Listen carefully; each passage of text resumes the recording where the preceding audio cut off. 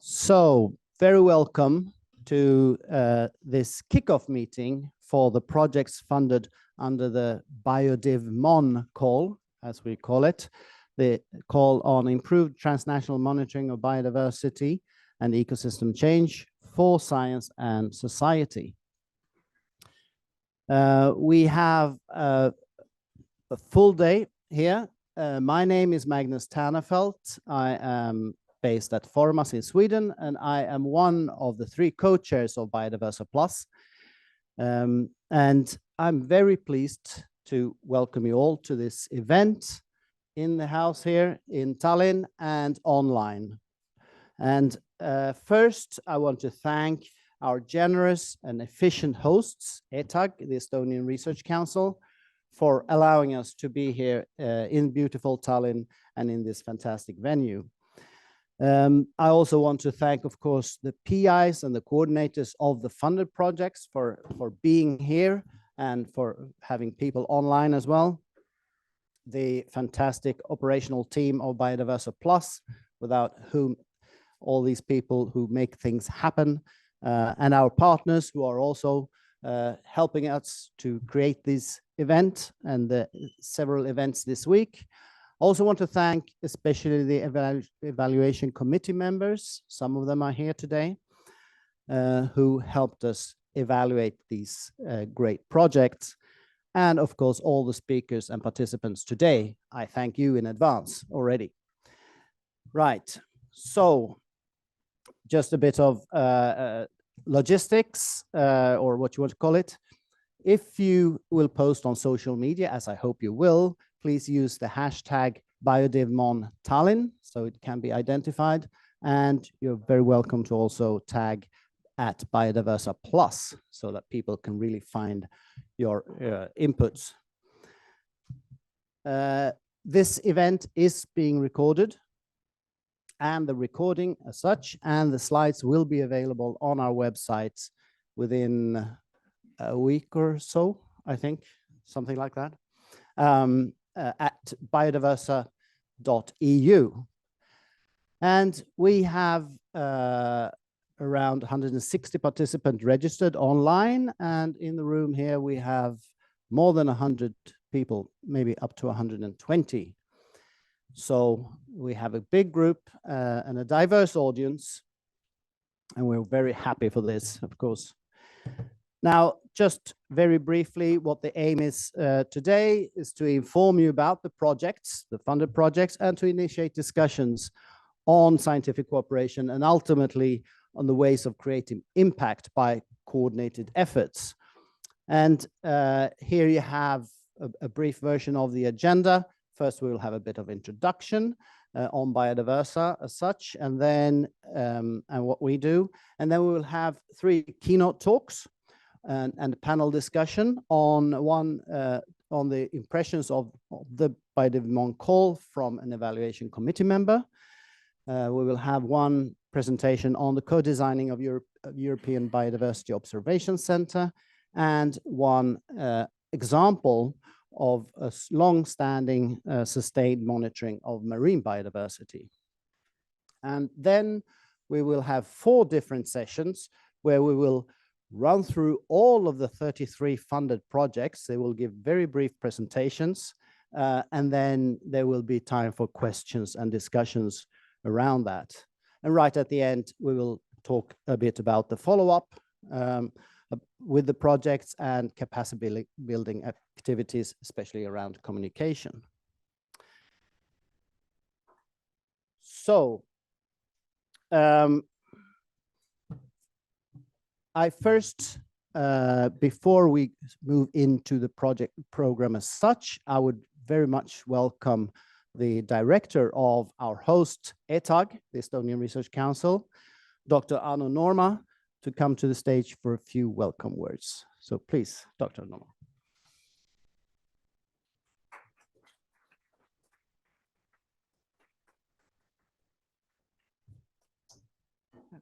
Thank you, and I am really honored to welcome you here on behalf of Estonian Research Council.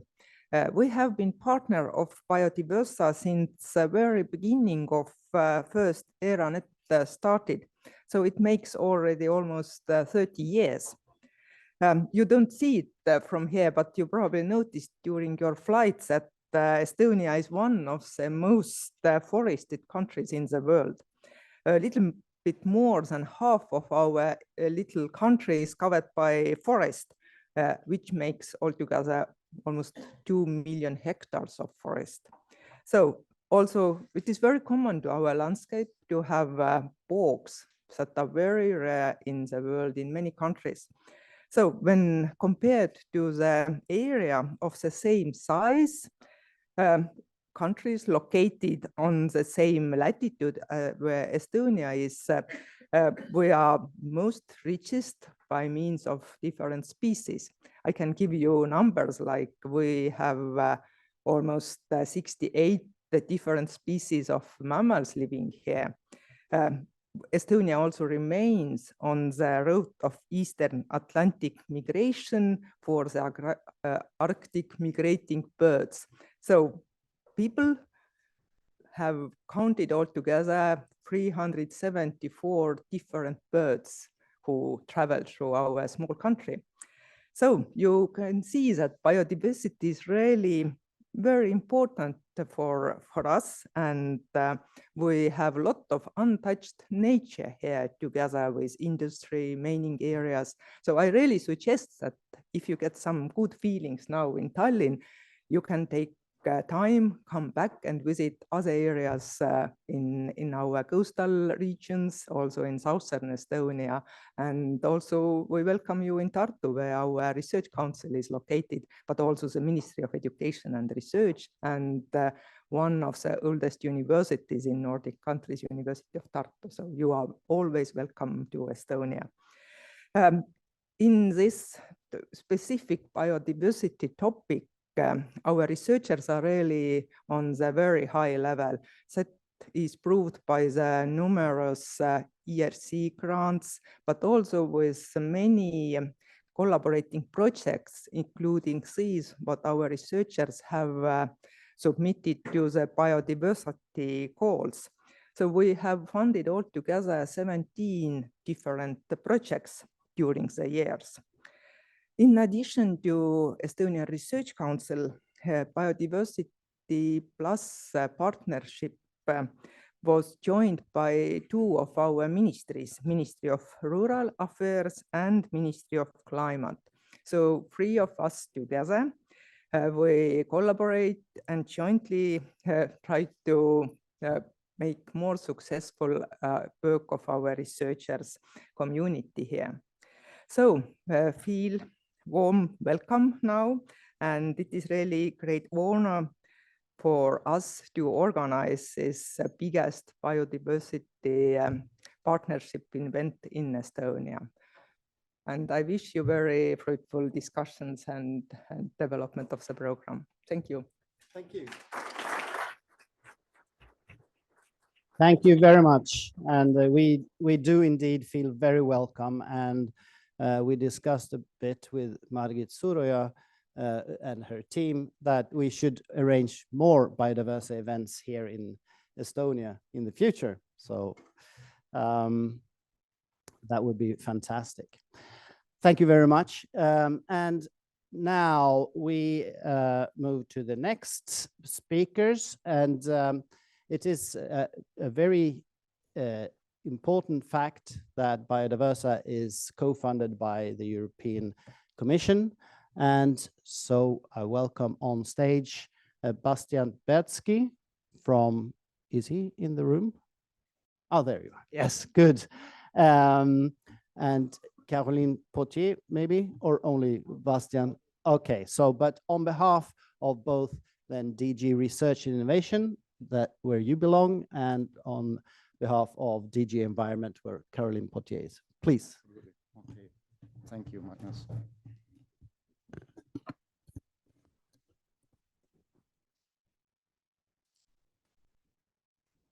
Yeah, good morning, everyone, and very warm welcome to you all, also from the European Commission. I guess most of you were probably already here yesterday and saw us on stage before, my colleague Caroline and me, from the two policy DGs in Brussels that work with Biodiversa, that are responsible for Biodiversa. That's the DG Environment and the DG Research and Innovation that I'm from.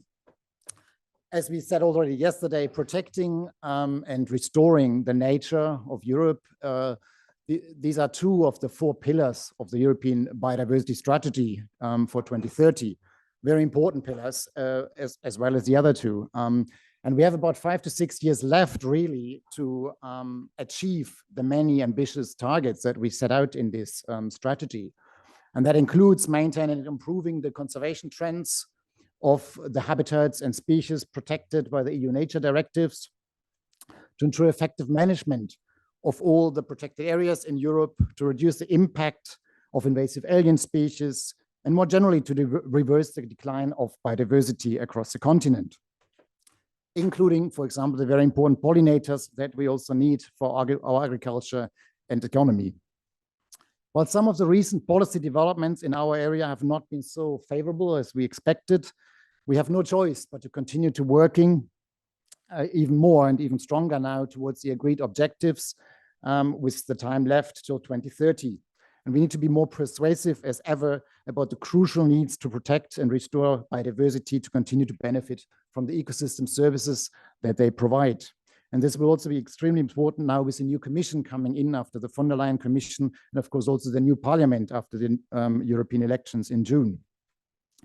For all of this, biodiversity monitoring is absolutely essential to guide and measure progress on these ambitious targets of the European biodiversity strategy, but also other EU legislation. And we had a list of relevant legislation, policies and strategies there yesterday in our talk, and I won't be repeating that, but it goes from the Common Agricultural Policy and Fisheries Policy to the Water Framework Directive, Marine Strategy Framework Directive, and so on.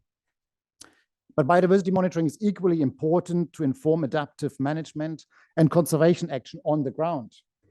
And that's where some of you also come in, and the agencies Biodiversa involves as partners, and to support monitoring and reporting under multiple agreements and frameworks up to the global level. Biodiversity data is also crucially needed to build models that will, for instance, help to develop impact assessments for us to assess ex ante the possible impacts of new policies at European level, and also to evaluate policies in all economic sectors. In this context, it is that the Commission has worked with Biodiversa Plus to co-develop and co-fund this BiodivMon call, as Magnus said, on improving transnational monitoring of biodiversity and ecosystem change for science and society. Very important also for us, the second element. It is fascinating to see the diversity of approaches, methods, species, and taxa, other taxa, habitats, ecosystems covered by all the selected projects in this call. And we very much hope that all the funded projects will contribute to the development of a better transnational system of biodiversity monitoring and ecosystems monitoring biodiversity and ecosystems in Europe, in line with the objectives of the strategy. The results of the projects are ultimately expected to serve also the interests of the European citizens by leading to concrete action.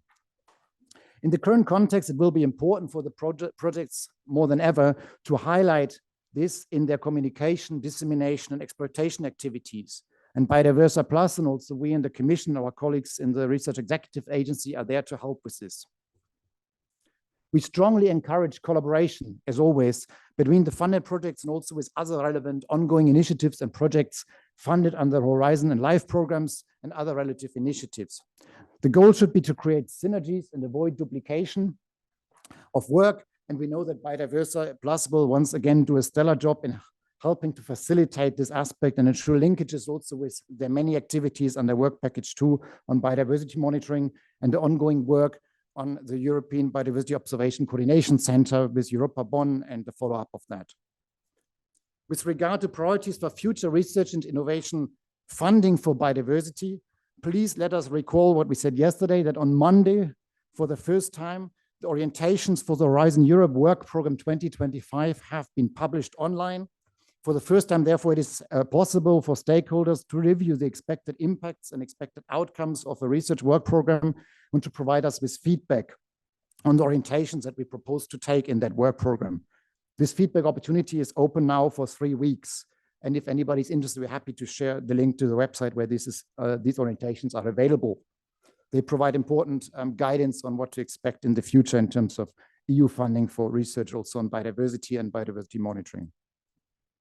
Let us conclude by thanking the partnership for coordinating and implementing the BiodivMon call, all the partners co-funding the call, all those involved in the evaluation process, which is a real strength of these calls, and of course, all those that replied to the call with a record-breaking number of eligible pre-proposals received. We also thank our Estonian hosts for their hospitality and having this meeting here in Tallinn.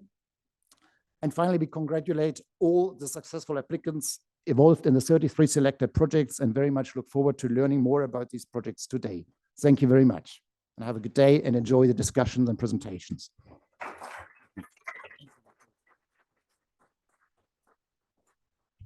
Thank you so much. And we really appreciate not only the economic support by the European Commission, but all the support that we have and the really constructive and good dialogue almost on a daily basis, actually, with you and your colleagues. So thank you. Now, many of you are well aware of what Biodiversa Plus is, but there are also many people who are not so well aware. And just to put us all on the same page, I'll just give a brief introduction to what Biodiversa is and who we are. And we will also hear more specifically about the monitoring activities that we do from colleagues. So first, what is Biodiversa? Well, we are the European Biodiversity Partnership, co-funded by the European Commission under Horizon Europe. And the aim is to support excellent research on biodiversity with an impact for society and policy. Looking at the calls, the research calls that have been launched by Biodiversa Plus and its predecessors, Biodiversa, we have launched a total of 13 calls since 2008, some in collaboration with other organizations such as the Belmont Forum and JPI's, FACE and JPI Water, and most of them together with the European Commission as a co-funder. And we have in total funded more than 200 projects with thousands of researchers being involved in these projects. And in total, we have channeled 214 million euros to research. And we continue to do so. So who are the Biodiversa Plus community and the partners? Well, we are 83 partners now from 41 countries. We actually added 2 partners very recently, including from the UK. We have NERC now on board, which is really nice. And we are research actors in the form of ministries in charge of research and research funding organizations, and then policy actors in the form of ministries in charge of the environment and environmental protection agencies, primarily.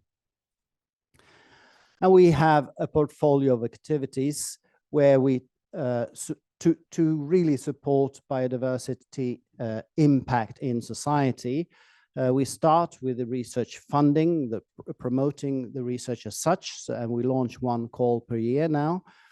And we work to also promote research and science and knowledge into policy and decision making.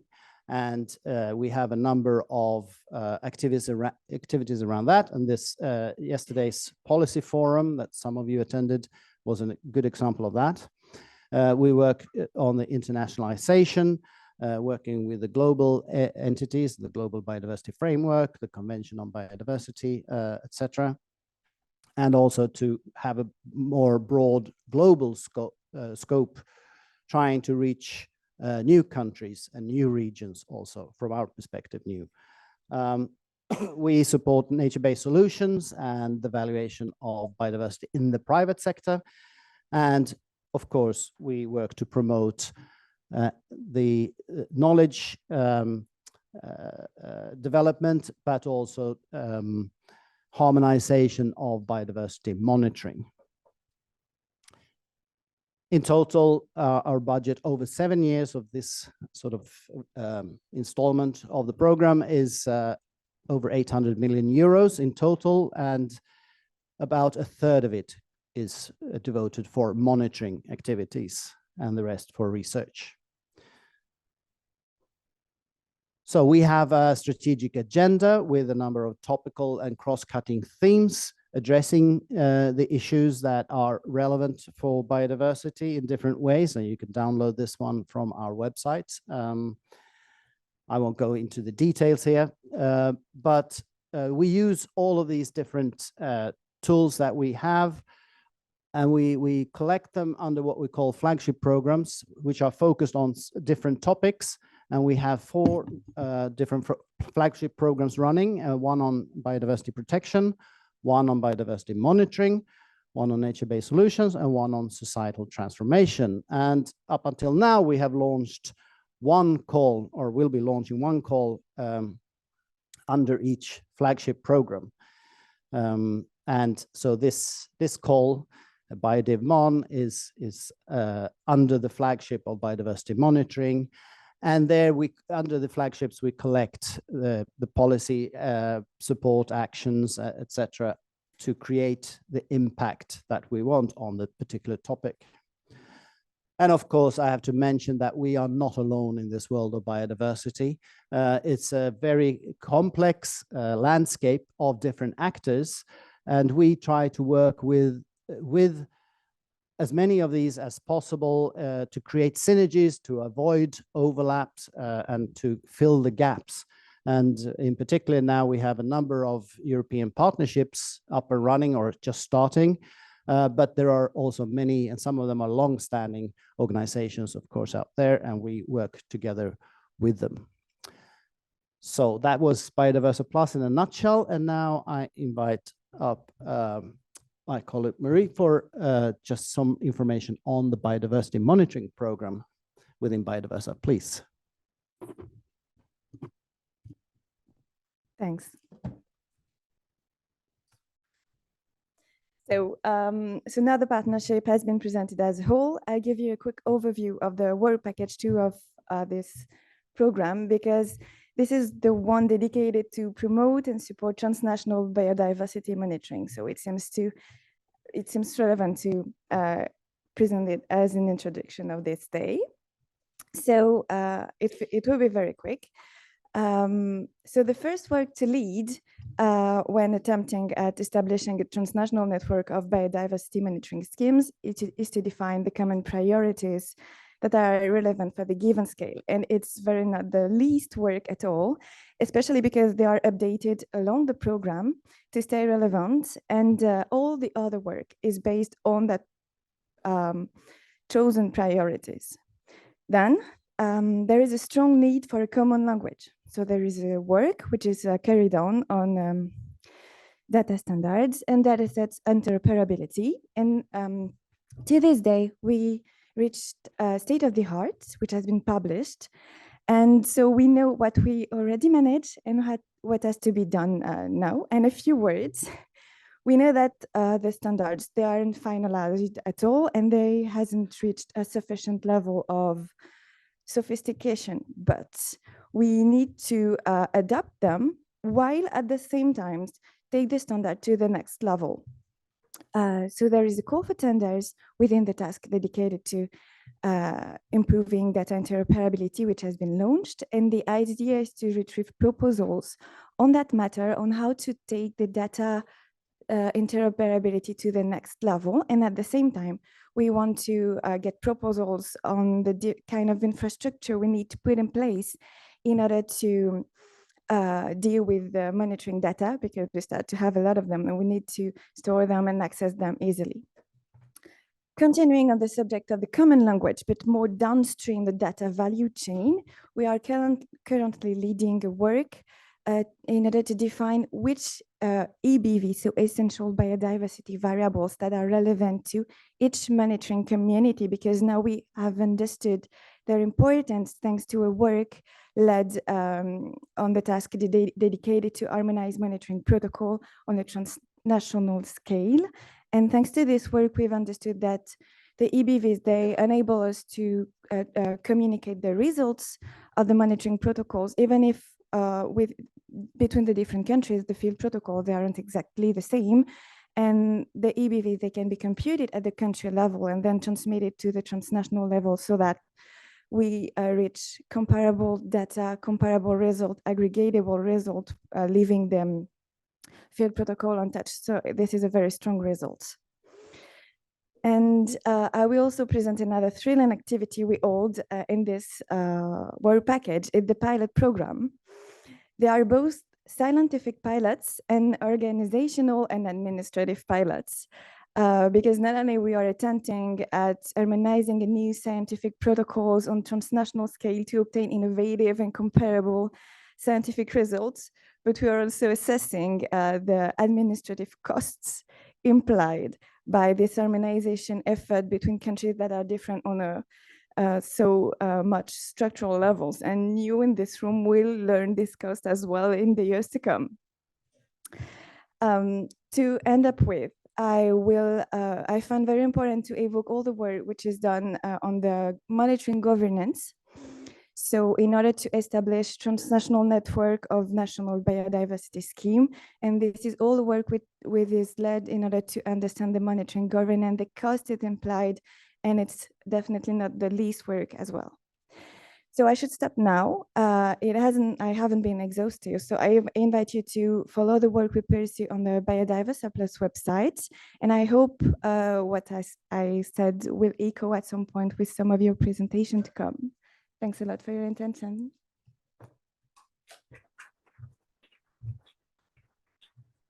Thank you very much, Marie PIERREL.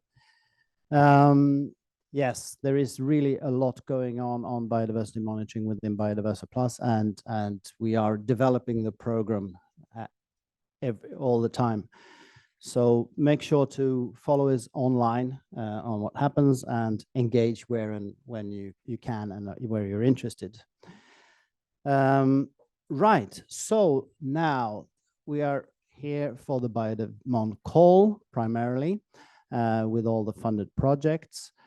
And these 33 projects have been selected from hundreds of projects. So they were the ones you are the ones who had the best projects in our view and in the view of the evaluation committee.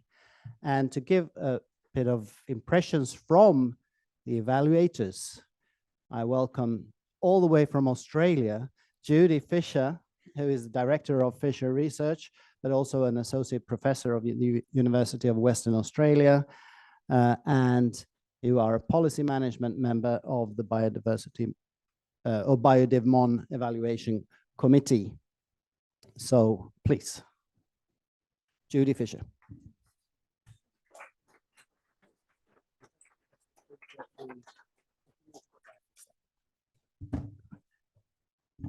Well, thank you very much. And it's an absolute pleasure to be here and to be with you all.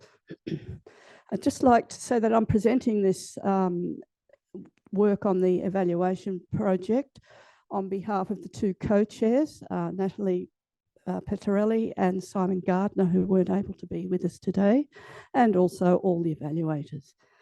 So thank you for the opportunity to do that. So let's now just have a look at what has happened and how you have all come to be in this room. So at the beginning, there was a call, which you'll all be aware of. And I think what's very important here in the call for once you start to implement your project is the title. And that title is we really need to understand from our monitoring about ecosystem change. So please keep this in mind when you are working on your projects. How do we measure change over time?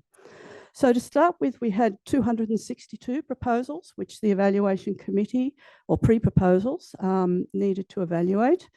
So we worked in two steps. And then through that process, we ended up with 108 full proposals submitted. And then from that, 33 of those projects, of whom you are in the room, were those who were successful. And this is a large funded project of 46 million euro. So just having a look at the themes, there were 3 themes which you were asked to sit within or put some relationship to the 3 themes. And of those 3 themes, with the full proposals which were submitted, you can see 44% were in that theme 1 about innovation and harmonisation of methods and tools, which is really, really important if you're listening, following on from our talks yesterday. And then theme 2 was about addressing knowledge gaps. And we also have heard yesterday, we have many knowledge gaps. And how do we use those knowledge gaps and how do we overcome them? But then also there's a huge amount of existing biodiversity data, which we have also heard about, and how do we make use of that? So they were the 3 themes. You can see from the full proposals and the funded projects that those themes remained fairly consistent from theme 1 of 44% submitted, 44% funded, theme 2, 31, but funded 29%, and theme 3 also up a bit from 25 to 28, but remained fairly consistent. Now, this is just showing you the different environments from which proposals were received. So there was no request for specific environments, but this is how it panned out from the project proposals. So you can see the large number of pre-proposals the pre-proposals are in the dark blue. The light blue is the full proposals, and the funded projects are in green. Pretty consistent throughout, but you can see the drop-off in coastal. So we'd have to wonder why that happened. Perhaps some of the coastal projects in their full proposals weren't quite as close to the evaluation as some of the other projects, but interesting to look into in the future. So where did all these applicants come from? So there were, of the participating countries within Biodiversa Plus, 96.1% of the applicants or project proposals came from those participating countries, with a small number coming from other areas. So this is interesting in terms of the budgeting and the financial success. So having a closer look at this, you can see the countries which had the greatest financial success are sitting at the top: Germany, Estonia, Belgium, Switzerland. So they had the greatest success in a financial perspective in terms of the money requested and the money received. However, there were a number of countries who submitted proposals at the beginning, but were not successful to go to step 2. And so those countries have not been funded. And they are the ones sitting on the bottom axis: Brazil, Bulgaria, Ivory Coast, Latvia, Lithuania, Moldova, Morocco, Slovakia, and South Africa. So you can see there was a huge interest in this from across all countries, but there were some who did not proceed to step 2 and so have not been funded as part of this call. So where did the coordinators come from? Which countries? And as you can see, once again, there are some dominant countries, but Germany, Italy, etc., but also a large number of countries from which the coordinators were based. So that also is extremely important to understand, that we are getting these proposals from a wide number of countries. So when we come back to the funded projects, once again, we can see that same balance, but a little stronger, with countries Germany, Norway, Denmark, Spain, France, and Italy being the dominant, Switzerland, and then the other countries falling in as well. So that's where the coordinators have come from for the funded projects. Now, you can find more information on the BioBoost call process and an overview of the 33 projects in the brochure, which is available here, and it just gives you an outline of the different projects which were funded. And here we have just an example of 3 funded projects: Antenna, which is really looking at technology. And you can see in brackets the transnational value of these projects, because it outlines the countries in which the projects will be conducted. So we have technology, the functional one, and the biomes issues about the Congo Basin is a very important one as well, looking at what is happening in the Congo Basin and the forest there. Once again, 6 countries involved, and the FUNDIV on the fungal diversity and how we monitor that spreads across a very wide number of countries. So let's come down now to the evaluation phase of this. So the evaluation committee members, we are a very diverse group of people. So what I've put actually here is the countries from which the evaluators have come. So it's large. In all, there are 27 countries represented across both the scientific and across the policy management evaluators, and you can see those there. So your evaluation has been done from experts from across the globe and also many from outside of Europe. So just going back, I will go back, just so that people understand a little bit about the evaluation. We had a scientific evaluation committee and a committee evaluating your projects on policy and management. So here is a list of those who were involved in the scientific evaluation, and you can see those names within that document and where people have come from. So the 28 members from the evaluation committee were from the scientific committee, and 25 people from the policy management societal evaluation. Also, their names are present if you would like to look more closely at that in the document. So how did we do this? How did you come to be sitting in this room, I suppose, is the next question. So we went through a step 1, and you will be aware that there were 2 steps because you were part of the second step. But for step 1, there was a pre-proposal stage where people were asked to submit a pre-proposal. So once those proposals were submitted, the evaluation committee then started its role. And that role was evaluated by 2 members, each project, and there were over 200 projects. Each project was evaluated by 2 members of the scientific committee and by 2 members of the policy and management committee. And for each of those, 1 person was a rapporteur and 1 was a reader. So these were done in a very, very organised and systematic way.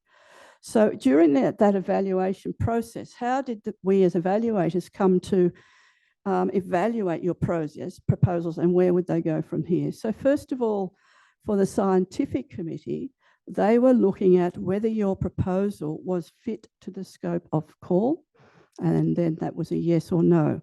And then also at the novelty of the research. And then policy and management people, and you can see a threshold. So if the score was below the threshold, it was not able to go forward. And then the policy and management people also were assessing with a threshold of 3. And just for your information, if one project got a score above the threshold, say in science, and below the threshold in policy, or vice versa, that project was not able to go forward. So projects had to be above the threshold in both science and policy and management. So at the second review phase, second stage, when you're asked to submit a full refusal, an external reviewer is then part of that review process for every project, 2 scientific and 1 policy management external reviewers.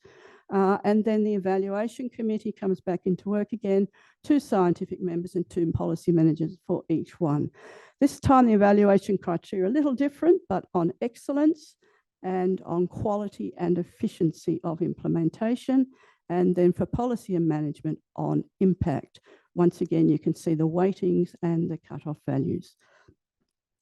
So that is how this process went through, and it's very, very comprehensive. So what are the outcomes from this process and from yourselves as new researchers? Well, the evaluators, I think the reviewers brought together a very high level of expertise and collegiality. It was fantastic working together with such people. There was a high degree of consistency between the rapporteurs and readers in how they evaluated. And we found these projects were funded across all non-exclusive themes and responding to a diverse group of ecosystems, terrestrial, inland waters, coastal and marine. The projects, and that's your projects that have been selected, are selected because they are innovative and transdisciplinary, which means it will require close working relationships across yourselves and across the wider scientific and stakeholder community, including policy people. So what is we are hoping your projects will deliver scientific research, which is relevant to policymakers at regional, national and international levels. So these outcomes, as part of the implementation of the Global Biodiversity Framework, there are these statements. What is success? And this refers to your projects now, as your projects are going to be part of that process. Your outcomes will be part of that process for the European Union and your countries. There must be political will. There must be stakeholder input to your policy. It's not just let's throw a little bit of policy here, but stakeholder input, recognition of the highest levels of government, and cooperation by levels of government and all actors of society. So you can see our scientific evaluation and our policy management is highly relevant to the outcomes which are desired from the Global Biodiversity Project. So all your projects all the successful projects have incorporated strong transnationality and stakeholder involvement, which must be critical throughout the whole research development, from the very beginning of your research proposal through the whole process, is that stakeholder connection and involvement in actually working towards how your project is delivered. So some added values which your projects and your work can bring to this call is monitoring, as we heard yesterday, is going to be critical in so many different areas. And some of those areas, we've just put a list here on just why this is going to be critical this is the policy and stakeholder end I've put here, and society, which really, please do keep this in mind. We have to make sure that those non-scientists understand why monitoring is important, and that can be difficult. How your work can contribute to the rapidly expanding science of biodiversity monitoring, the needs of monitoring to effectively implement new legislation, and new legislation is coming. So also there's a growing demand for biodiversity outcomes, for nature positive and natural capital accounting and other forms which are rapidly emerging. And we need to make sure the monitoring that you can deliver is going to be sufficient to actually meet those needs of many business communities. Governance is critical, and we have to have an understanding, provide an understanding for those who don't have this deep scientific knowledge, which you may have, but those other actors may not have that. So I just put a photo here of some work, of some biodiversity monitoring I've been doing in Western Australia over the last decade or so, of baseline biodiversity indicators. But I've put this here as a way of saying, how do we present to those non-scientists your information you are trying to achieve? And this is one very visual way, which we've done a lot of measuring on. This is particularly related to invasive species. If your area is very red, it's highly invasive. It's dark green, limited invasive species. You put that in front of a decision maker and it's easy to understand. So please do try to make sure the way you present your work can be presented to those who are not necessarily scientists. So thank you very much.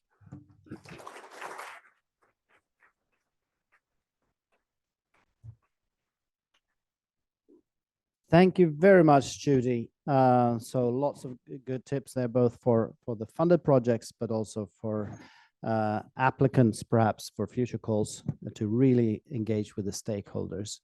And I really want to thank you and the whole evaluation committee, both the science and the policy management sides, and the chairs, Marie PIERREL for the science side and Simon Gardner for the policy management side. Without your work, really dedicated, hard work over a long period of time, several months. Without that, we would not be where we are, and we can't thank you enough for all that work you put into this. And they are really dedicated, I can tell you, in their work to find the best projects. Okay, so now it is time to hear a little bit more about observation centered possibilities. And I'm really happy to invite Henrique Pereira, who is a professor of biodiversity conservation at IDIV at the University of Halle-Wittenberg in Germany. And he's also an invited chair at CBO at the University of Portugal. And you will talk about co-designing of the European Biodiversity Observation Center and Network. Welcome, please, Henrique.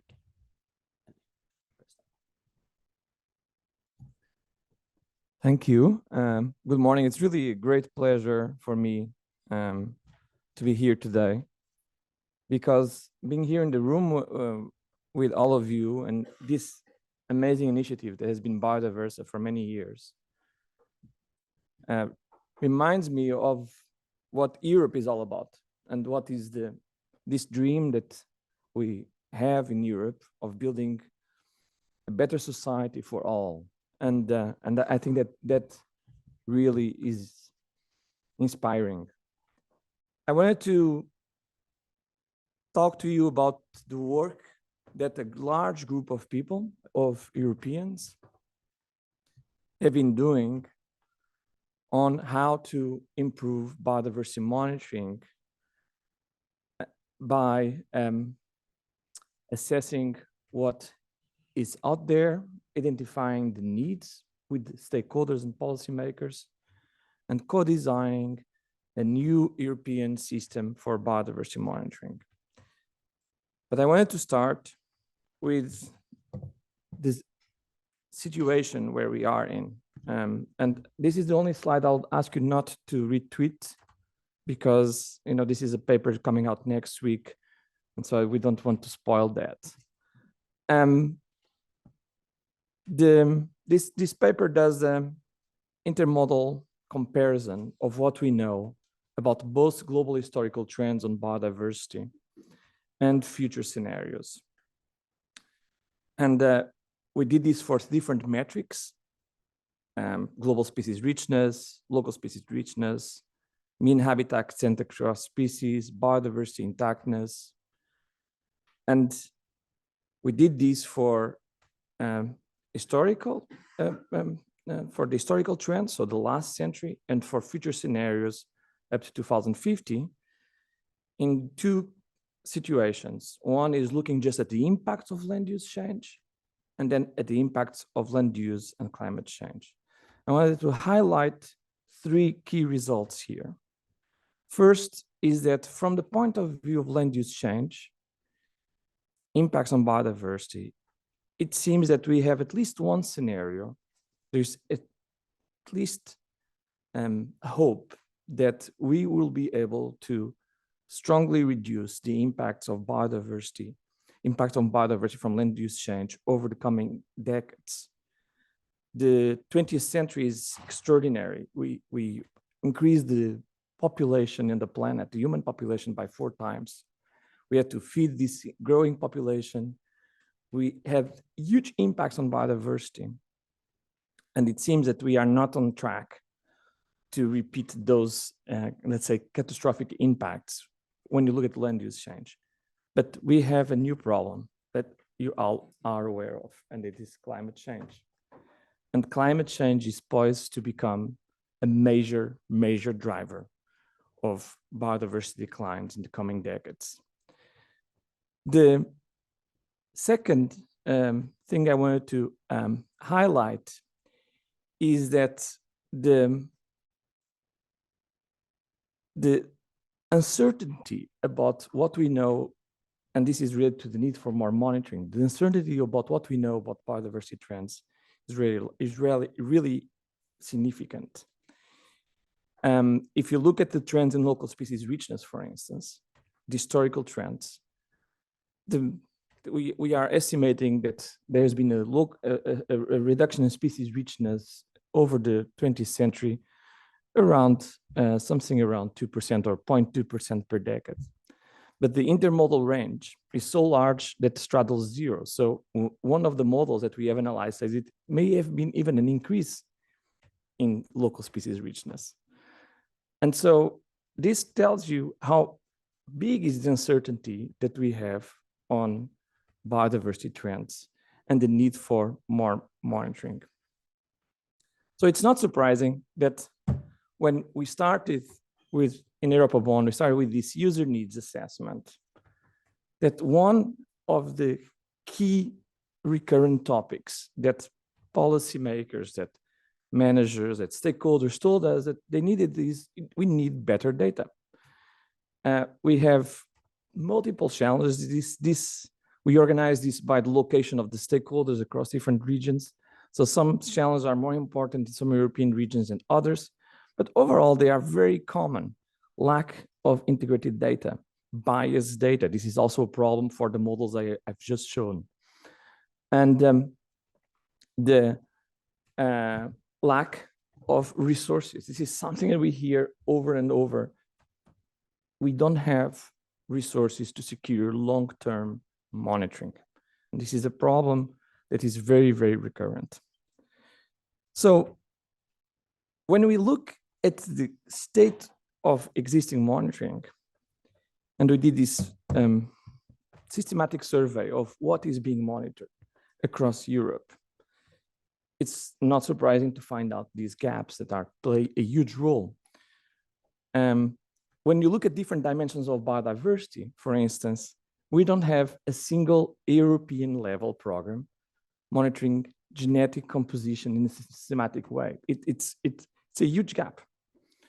But even for other levels of biodiversity, we have very significant gaps in many of the taxa and many of the ecosystems. Not only we have gaps, there is huge, even for programs that we have working very well, like bird monitoring. We have incredible data on bird monitoring. Some of the best information we have about biodiversity trends is on bird monitoring. By the way, done by volunteers, not by professionals, done by volunteers all over Europe. But even there, for instance, the access to the raw data is limited. And so there is challenges even in the best biodiversity monitoring programs we have. So this is the current situation. This is the assessment that BioBoost did. You can find out all of this information on our Rio collection of that has all our deliverables. This is also coming out in a paper soon, we hope. And so how do we go about improving this situation? So how do we go about designing a biodiversity observation network across a range of essential biodiversity variables that tells us about how different aspects of biodiversity are changing?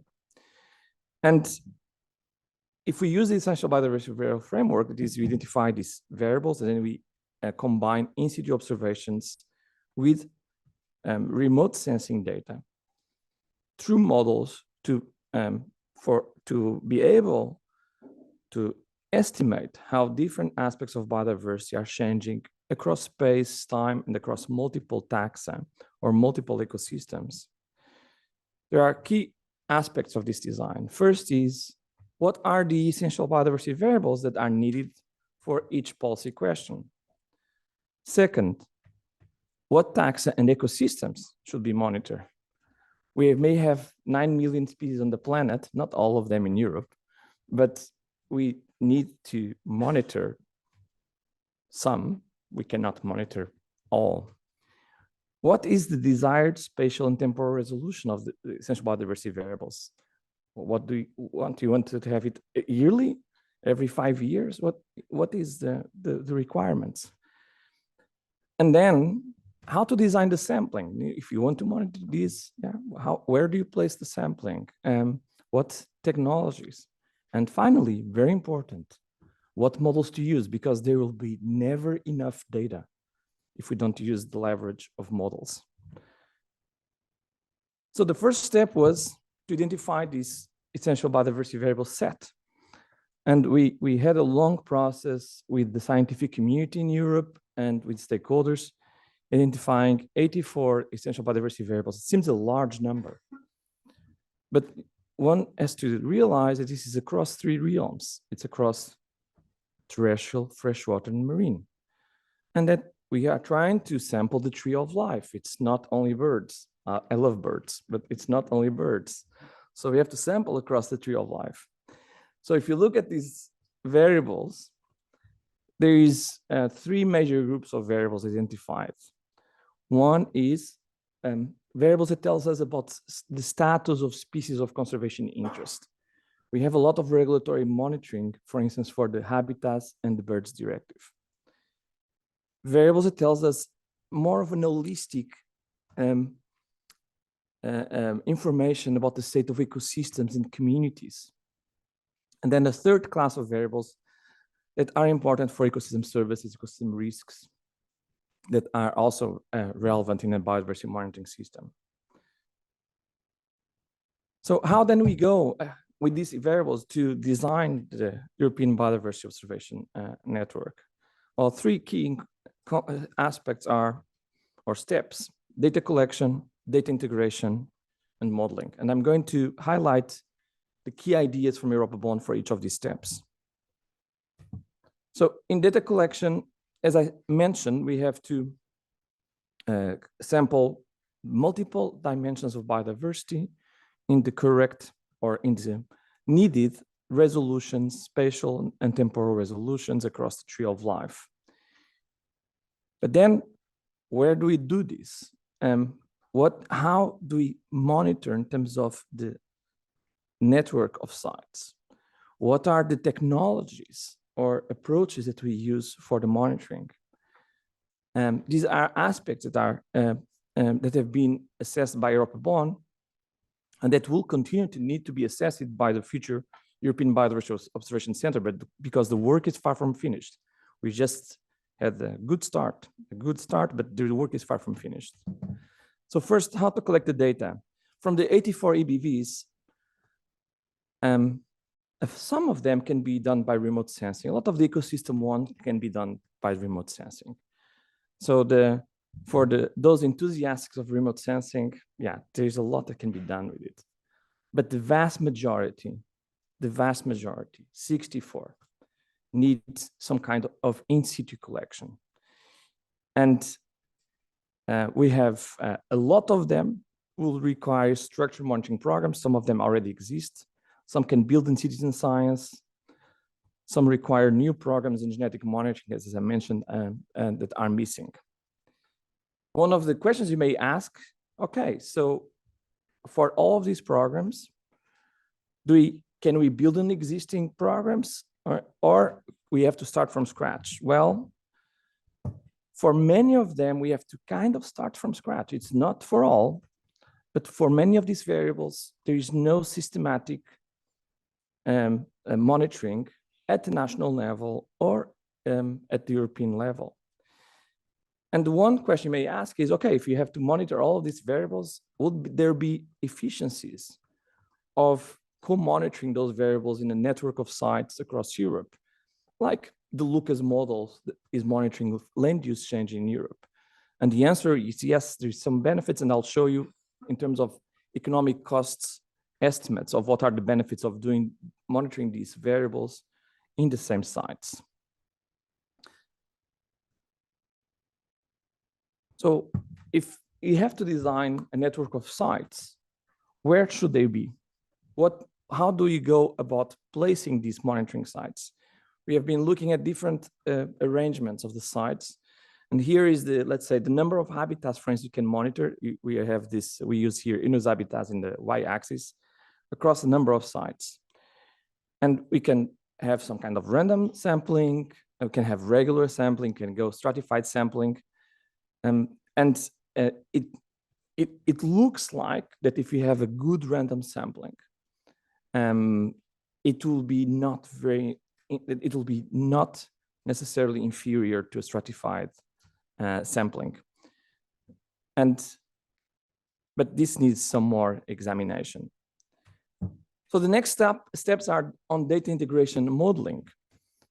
We have all this data that will be coming from different technologies and different approaches. It needs to be integrated. For instance, one major integrator from a lot of the data, not for all, but for a lot of the data is GBIF.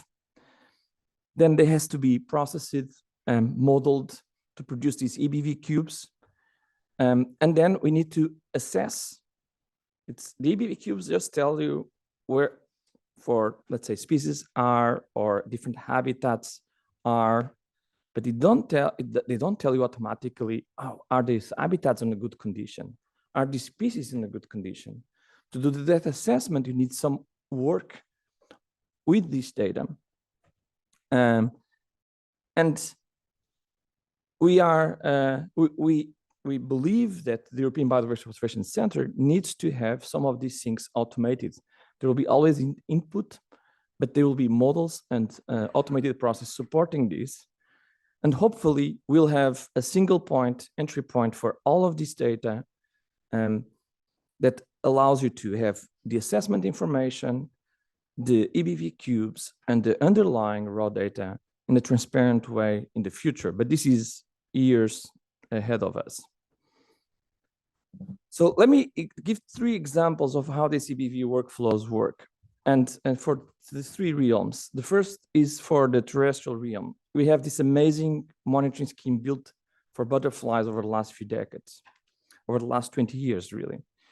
And it's, again, based on citizen science, and they have all these transects, and they are counting butterflies every year. This data needs to be integrated at the European level. It's first integrated at the national level, then at the European level by the Butterfly International. And then there is some modeling on this, because it's not enough to have the data. You always have to have the modeling on top of this. For the marine ecosystems, we have, for instance, seabed habitat mapping. And here we have key players doing seabed habitat mapping with a range of in situ monitoring techniques and also remote sensing techniques. And some of these key players are also doing the data integration and the habitat modeling across Europe. And the final example is for freshwater, where there's been a huge effort to monitor freshwater quality because of the Water Framework Directive that had very strong requirements and ambition of have all the freshwater ecosystems in Europe in a good condition. So there is a huge number, tens of thousands of sites that are being monitored for the freshwater. And the raw data there is very, very useful also for biodiversity. And one of the things that we have been highlighting is how it is important to have also the raw biodiversity measurements available. But then we need to integrate them in things like the WISE, the Water Information System of the EEA. And you also need some statistical modeling, of which has been very little so far with this data. And so the power of the raw data has not been really fully used in this analysis. Now, not all of the integrations will be the same. Here I give an example of how the butterfly monitoring, for instance, where all the data from butterflies, transects are integrated in each country, and then at the European level, is different from the diversity of networks that we have for freshwater monitoring, where different aspects of the freshwater monitoring are integrated into different nodes. And we will have to embrace a bit of this diversity. It's not going to be a top-down system where everything works in the same way. So this, in any case, this calls for coordination. We have to have this coordination of these efforts. And EuropaBon has proposed that a European Biodiversity Observation Coordination Center is created. And incredible, this is really maybe, personally for me, is the biggest achievement in my career, is that the European Parliament embraced this and approved a preparatory action to set up this biodiversity observation center. And in a time where there is these political divides and there is, let's say, a lot of contrasting opinions, it approved by unanimity in the environmental committee. All the parties said yes to the establishment of a European Biodiversity Observation Center. This is what is really extraordinary. What are the missions that this center should have? Well, it should have coordination support functions. In the future, should support, not with the initial budget, it's just 5 million euros to start. It will have to be increased. It will have to support data collection, mobilization, integration, and sharing, analysis and reporting to support stakeholders, and analysis and reporting functions to support stakeholders. How much will this cost? Well, 120 million euros a year, over 5 years, I'm sorry, around 20 million euros a year just for the coordination functions. The implementation of the monitoring, we estimate, will cost between 6 billion and 40 billion euros over 10 years. So we're talking about between $500 million to 3 billion euros per year, but with advantages of of collocating the monitoring that can get you cheaper 60%.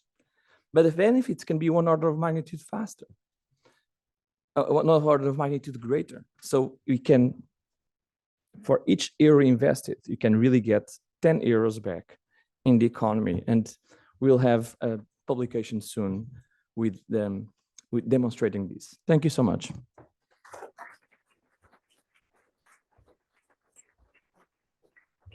Thank you so much, Henrique, and for ending on that positive note when it comes to the possibilities for the funding, but also putting it all into sort of perspective of scale.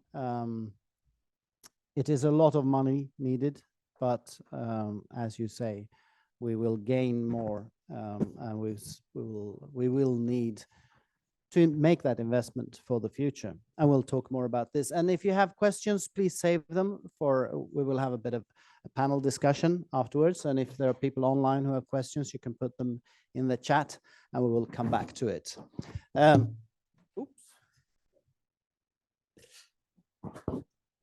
Sorry about that. Right, so with this, we move to the next presentation, and now we will hear from an example of actual monitoring. In here it is about marine biodiversity from a long-standing observation scheme. And to present this is Steve HAWKINS from the Marine Biological Association of the UK in Plymouth. And you are Emeritus Professor of the School of Ocean and Earth Sciences at the University of Southampton, and you are also a scientific member of the Biodiversa Advisory Board, so you know us well. Please, Steve. Okay, it's great to be here at the launch of this meeting. As a committed European, I'm very pleased to see just how well this program is going.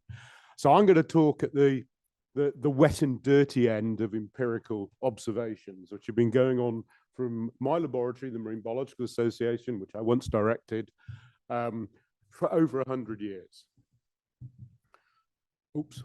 And lots of people have been involved in this, but probably the most important people are the ghosts of past generations, particularly the fabulous French biologist Fisher Piette, but also CRISP, Alan Southwood, my mentor, from whom I inherited these time series, and Jack Lewis. And following up from the previous speaker, I'm going to talk about the twin crises of climate change and biodiversity loss, how they're interwoven.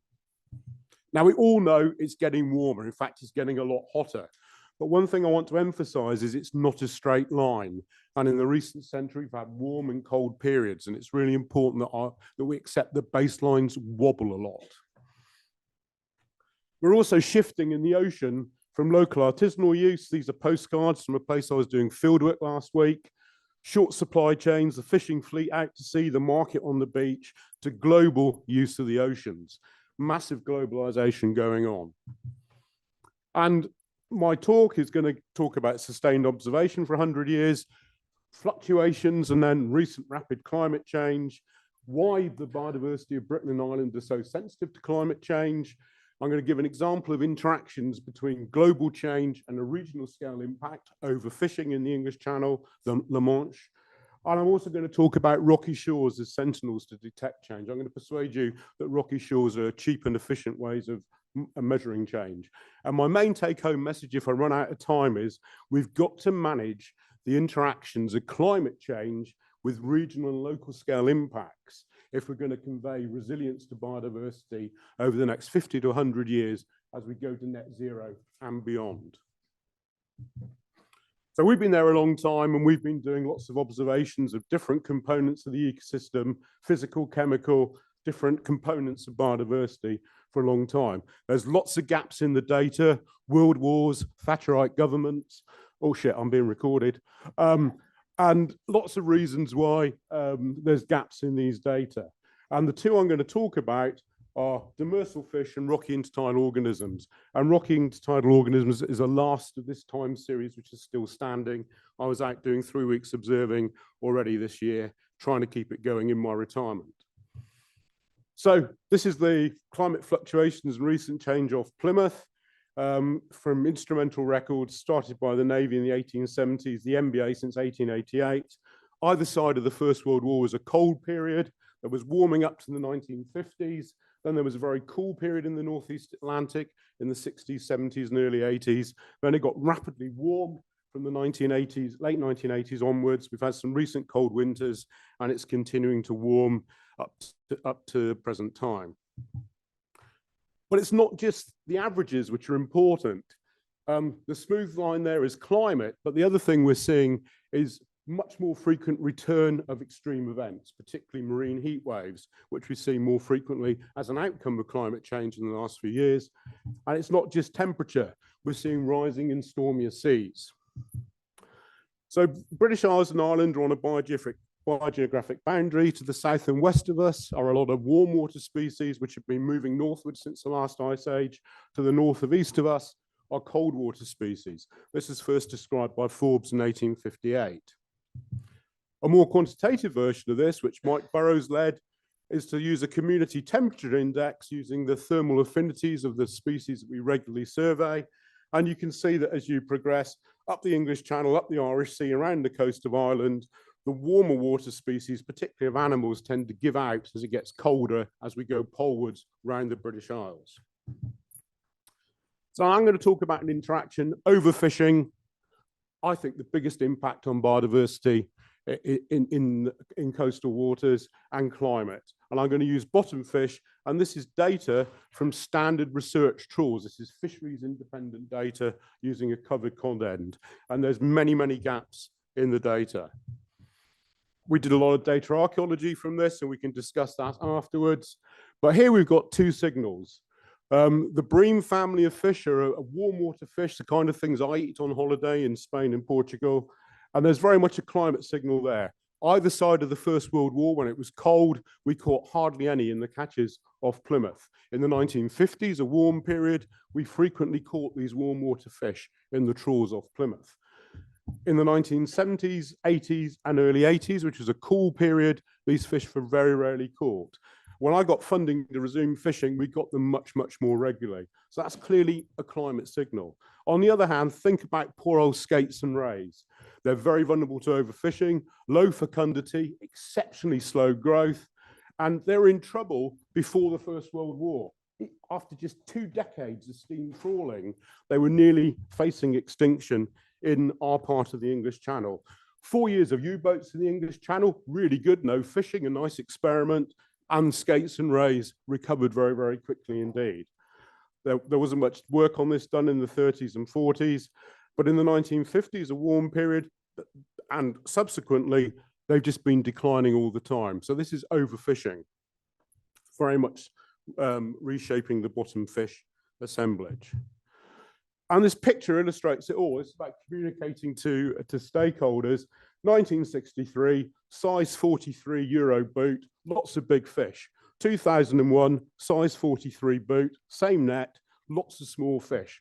The assemblage completely restructured by overfishing, and also on top of that, a climate signal imposed as well. We published this very strong temperature signal on the fish assemblage. It's a shame we didn't have any funding for a few years from the 1980s onwards to actually look at the period of rapid change. With a few more years fishing, Martin Jenner did a really nice analysis, which was able to separate out sea surface temperature and fishing pressure using total fish catches in the whole of the English Channel as a marker of regional fishing pressure.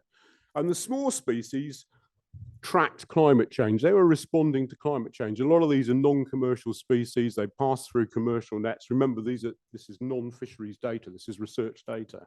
But the large species showed no signal at all. And Martin did a really elegant analysis. He looked at the change in the slope, the change in mass over 100 years of different species of fish, and related it to the theoretical maximum body size of the fish. From fish base, from databases.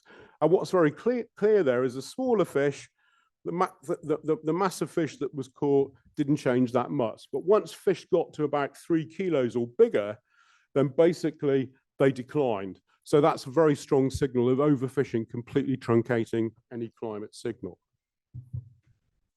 So we've got massive changes in assemblage composition. We've got a strong interaction of climate and fishing. Climate's influence the advance of some southern species. Overfishing completely overrides climate in larger fish. And we also know in the pelagic realm that there's been switches between pilchards, also called sardines, which are a warm water species, and herrings going back to the 13th century from historical work done by my mentor, Alan Southwood. So now to rocky shores, which I've been working on for 49 years. And this is just a quick update of work that we've been doing on this. Why are rocky shores such a great sentinel? They're easy to sample. We know lots about processes from experimental ecology done on the seashore. There's no major taxonomic problems. There's good ID guides. There's excellent baselines from the 40s and 50s, the warm period of the 50s. There's north and south pairs of species, which are great for looking at fluctuations with time. And they're cheap. They're inexpensive. And we also know that changes on the seashore reflect those offshore, but they're just a lot easier to sample. So we've got lots of time series to work on, which go back a long time. We've got lots of spatial coverage, including all the way around Ireland, which was done by Crispin Southwood in the 1950s. So we've got this great baseline. So what's happened since it got warm from the late 1980s onwards? Well, this is the 1958 baseline published in JMBA for some common barnacles and molluscan species, and most of them stopped either by Portland Bill or by the Isle of Wight. By 1980, there were no real changes in range, but some of these are all southern species reaching their range edges around the British Isles. There was some reduction in abundance within range. And part of this is due to habitat, because not only is there a temperature transition up the English Channel, there's also changes in habitat, and there's also hydrographic barriers off headlands like Portland and the Isle of Wight. With Roger Herbert at Bournemouth, I helped co-supervise a student who did some larval release experiments, virtual experiments, modeling what would happen to larvae being released at this range edge. And she showed pretty spectacularly they get swept offshore, and the chances of coming back on shore for habitat further up the English Channel was a lot less if they were released from their range edges. So what's changed other than the names of all the species due to the wonders of molecular taxonomy? So in 2000, we got some funding and we started showing the gray blobs are range extensions. We showed range extensions which are differential between different species. Some species spread really well, some species spread less well.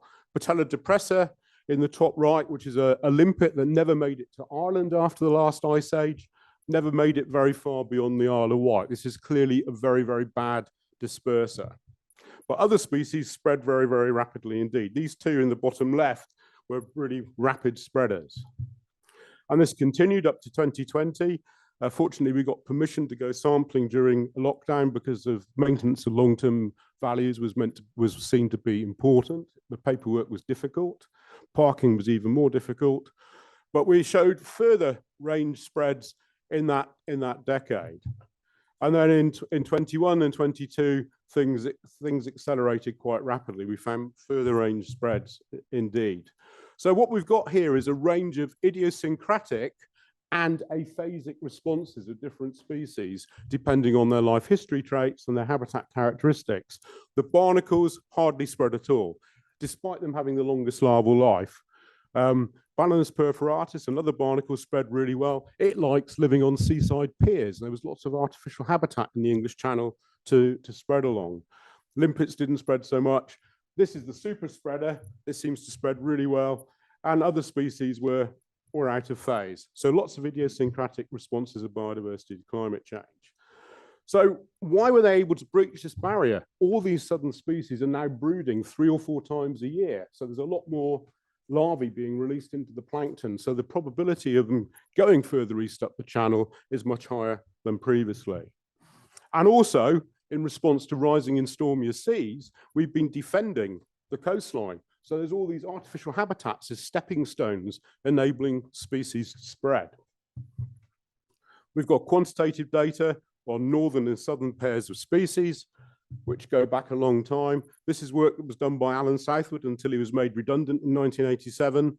And I took the work on with his training subsequently. The warm water species are in reds. They were very common in the 1950s. They decreased in the 1960s when it was cold. The cold water species came in the 60s and 70s.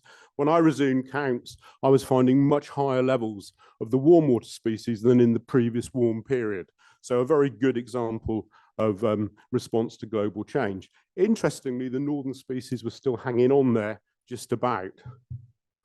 So one of my very bright PhD students, Mike Burrows, did some statistical analysis of this, and he showed there was a very strong direct effect, negative effect to temperature on the northern species, but not on the southern species. But what's actually happening here is colder weather favors the northern species, but warmer weather doesn't. And with warm weather, the southern species is released from competition from the more dominant colder species, and that lets it go. So there's a combination of physics and biology going on here, driving these changes. This allowed us to make some models. The models on the left are just with physics, and they didn't work for the warm water species. The models on the right included competition, and this allowed, these are much more plausible. This allowed us to do some modeling with different emission scenarios. And it's very interesting because in the last week or two, which is here, we've been doing some field work and our predictions were more or less right. I really struggled to find the previously dominant northern species in the English Channel on various sites that I've surveyed in the last month. So lots of change, but climate change is not a monotonic line. Species responses are idiosyncratic and aphasic. They're modified by biological interactions. Clearly, temperature is the ultimate factor driving these patterns, but proximate effects like hydrographic barriers and dispersal are very, very important. And hence, we need to understand much more about connectivity in understanding responses to climate change and how species can recover. But there's two things going on here. Sort of climate shuffles the pack through ecological processes, the green line, in terms of community composition. But extreme events are probably much more important, particularly as they kill habitat forming species. And I think this is the biggest realization about climate change impacts of biodiversity in the last 10 years or so, is it's the extremes that are much more important than the average. And once habitat formers are lost, there's all sorts of community consequences for biodiversity. And you can see this on the seashore. These are fried up seaweeds, which are very important habitat forming species supporting lots of biodiversity, and it's happening everywhere. And this is much more prevalent on artificial habitats because there's no nooks and crannies to provide refuges for species. So this is an interaction of global change and inappropriate coastal development influencing biodiversity. So we're basically stuck with climate change. Even if we hit net zero in 2050, the inertia in the climate system means that the world will start warming for a bit before it starts cooling. So I think in the next 25 years or so up to net zero, we've got to really concentrate on managing the interactions of climate change with the things that we can actually control much better, which echoes the points of the previous two speakers. And that includes climate with another global change phenomena, which is non-native species from different biogeographic worlds. And we need to learn from New Zealand. You try going on holiday in New Zealand, you end up with no shoes. They're really, really strong on biosecurity there. We also need to manage climate change with regional impacts. This is where European Union policies are so important. We've got to really manage overfishing, reform the common fisheries policy. We've got to really reform eutrophication impacts, reform the common agricultural policy, and we've got to deal with sediment loading, which is mainly from agricultural inputs. So we've got to really manage those things, which we can do. And there's real will in Europe to do this. Unfortunately, not in the UK. Sorry, I'm being recorded. So, we've also got to deal with climate and local issues, point source pollution, and to my mind, the biggest second threat to marine biodiversity is inappropriate coastal development and increasingly offshore installations as well, so-called ocean sprawl. And I think the final big challenge is we've got to really ensure that going forward that climate change mitigation, renewables, particularly offshore renewables, and also onshore renewables, and adaptation, things like new sea defenses and on land, flood barriers, reservoirs, changing irrigation systems, don't have adverse effects on biodiversity. That's going to be a real challenge as we sprint towards net zero over the next 25 years. So, and then just to finish, because I managed to get it done in time, despite all predictions, these are just a few things to think about over the next few days and in the panel discussion. And this is the most important point. Time series are very, very fragile. Very, very fragile indeed. And the other thing is, one size does not fit everybody. You really have to have monitoring or sustained observing driven by questions, ideally hypotheses, because only then will you get rigorous experimental designs and survey designs that give you the power to distinguish signal from noise. And biodiversity, particularly in the sea, is very noisy. Thanks very much for your attention.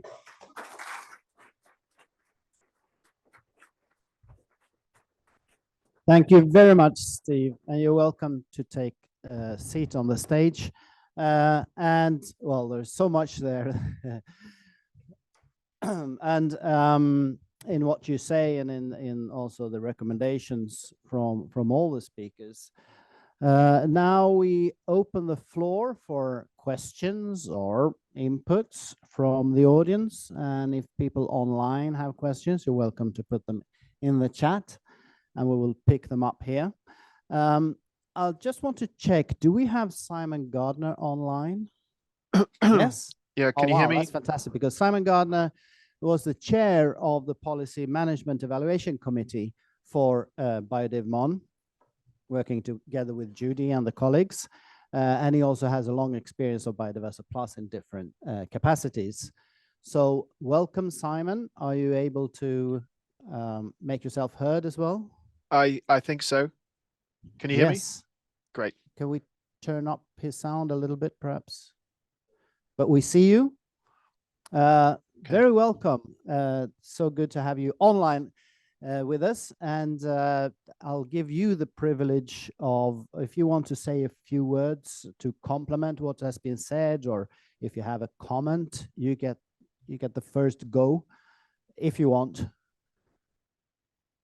Yeah, well, I'm quite happy to let the discussion unfold. If Magnus, really, just to reiterate some of the things that I'm sure Judy has mentioned earlier in the morning in terms of the BiodivMon evaluation process. I thought it was superbly hosted by ZSL in London. It as you've sort of alluded to, really, it's a well-rehearsed evaluation process over the last decade. I think this particular call went very smoothly. Indeed, there was a really good collegiate atmosphere across more than 50 panelists over 3 days, which were held in plenary. And I think that shows in terms of some of the projects that were awarded as a result of those sessions. I think in general, we also saw an increasing quality of the proposals submitted, particularly from a policy management dimension. There were, I think we had the highest number of proposals scored 4 or higher during this particular call, which was really gratifying to see. Yes, thank you very much. And just following up on that, now you both represent the policy management side of the evaluation, of course, but you have had also discussions with the science side of it, and the evaluation is then a combined one. Of course, the ranking. Of course, yes.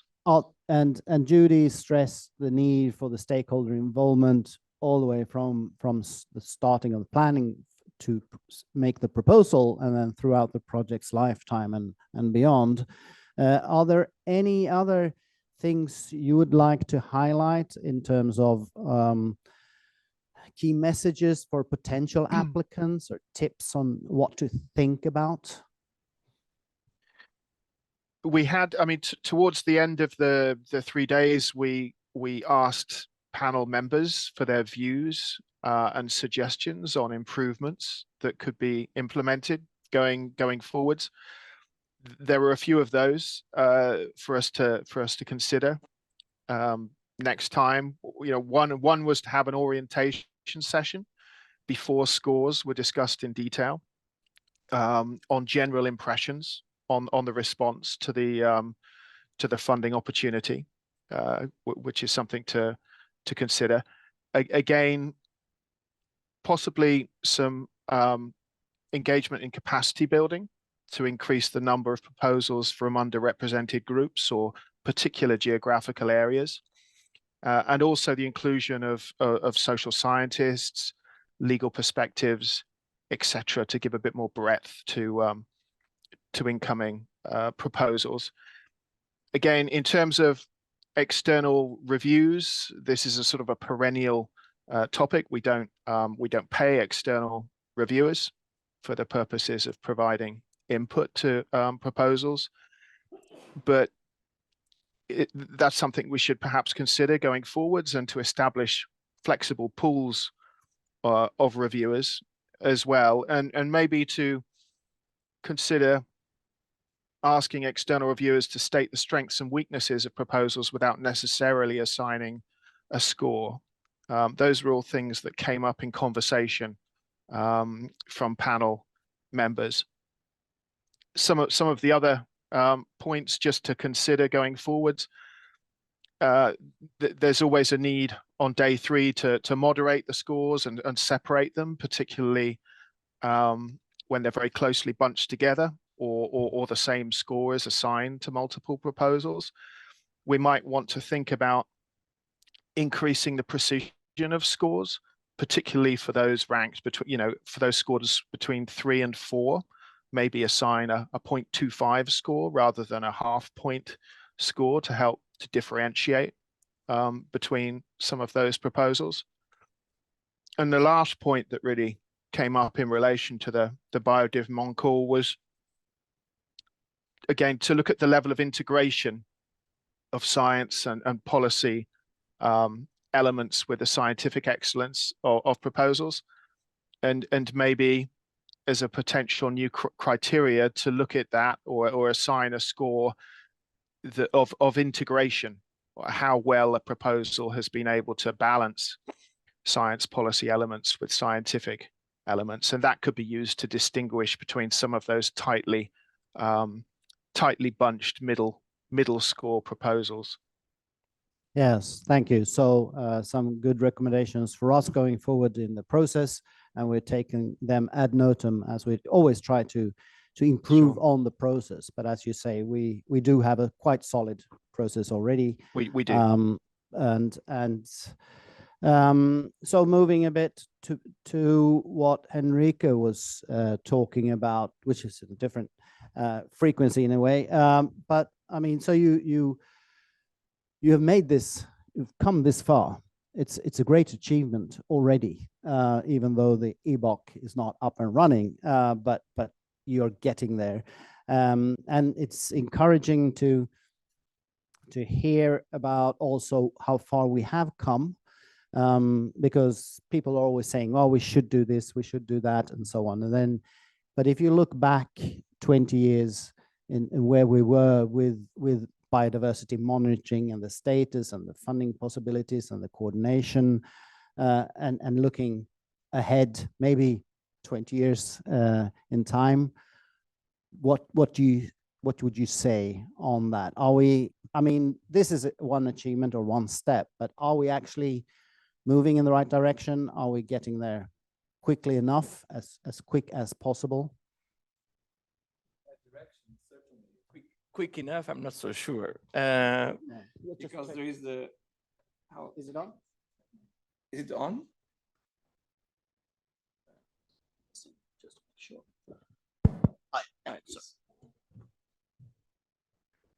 So when I look back at the last 20 years, we are at a much better position now. So my interest in monitoring started when I participated in Millennium Customer Assessment. So I was one of the scientists in the Millennium Customer Assessment between 2000 and 2005. And I had to write a chapter summarizing the conditions and trends of biodiversity customer services across subglobal assessments. The Millennium Customer Assessment had these subglobal assessments all over the world. And I found out that we could get, at that time, some good data on some ecosystem services, water quality, food provisioning, timber, and so on. But the data on biodiversity across the assessments all over the world was really not good. We had like list of species or something like that. How do you know it's the biodiversity trend and condition with list of species? That was not really possible. So at that time, I wrote with a colleague that I had worked in the CBD that is currently the executive secretary of the Convention on Biological Diversity, David Cooper, a paper on trends in ecology and evolution that says towards the global biodiversity monitoring. It was kind of a dream, you know, it's so very far from where we are, where we were at that time. There was nothing like national biodiversity monitoring centers or national biodiversity monitoring programs. They didn't exist at that time, 2005. Fast forward to today, several countries have now national biodiversity monitoring programs, not only in Europe, but also outside Europe. Several countries are establishing national biodiversity observation, national biodiversity monitoring centers. And Europe is now establishing the European Biodiversity Observation Center. So if we continue at this rate in the next 20 years, certainly we will have the data and the information for better biodiversity policy and better biodiversity management in the future. Yes, thank you. Just to check, are there any questions from the audience? Yes, please. You'll get a microphone there. Thank you. I have also a question for Henrique. Stefan Schindler, Environment Agency, Austria. So yesterday we heard about the more than 100 CBD indicators for the Global Biodiversity Framework, and some of them are still under construction. So you presented us now your 84 EBVs, and my question is, how do they match? Do we need some kind of translation, some Rosetta Stone? And another question is, the CBD indicators, they always depend a lot on the CBD targets and the policy targets. So these targets might change 2030 and they might change again later on. Are your EBVs eternal forever, or do they also build upon specific policy targets or specific research trends? And you think that they might, it might be needed to change them in 5 or 10 or 15 years? Those are excellent questions. Nothing is eternal, I guess. So, but we do hope that they will be around for more than 20, 30 years. So one of the approaches that we developed in GeoBond, essential biodiversity variables, one of the definitions was they should be sufficiently general that will be independent of the specific targets of the CBD.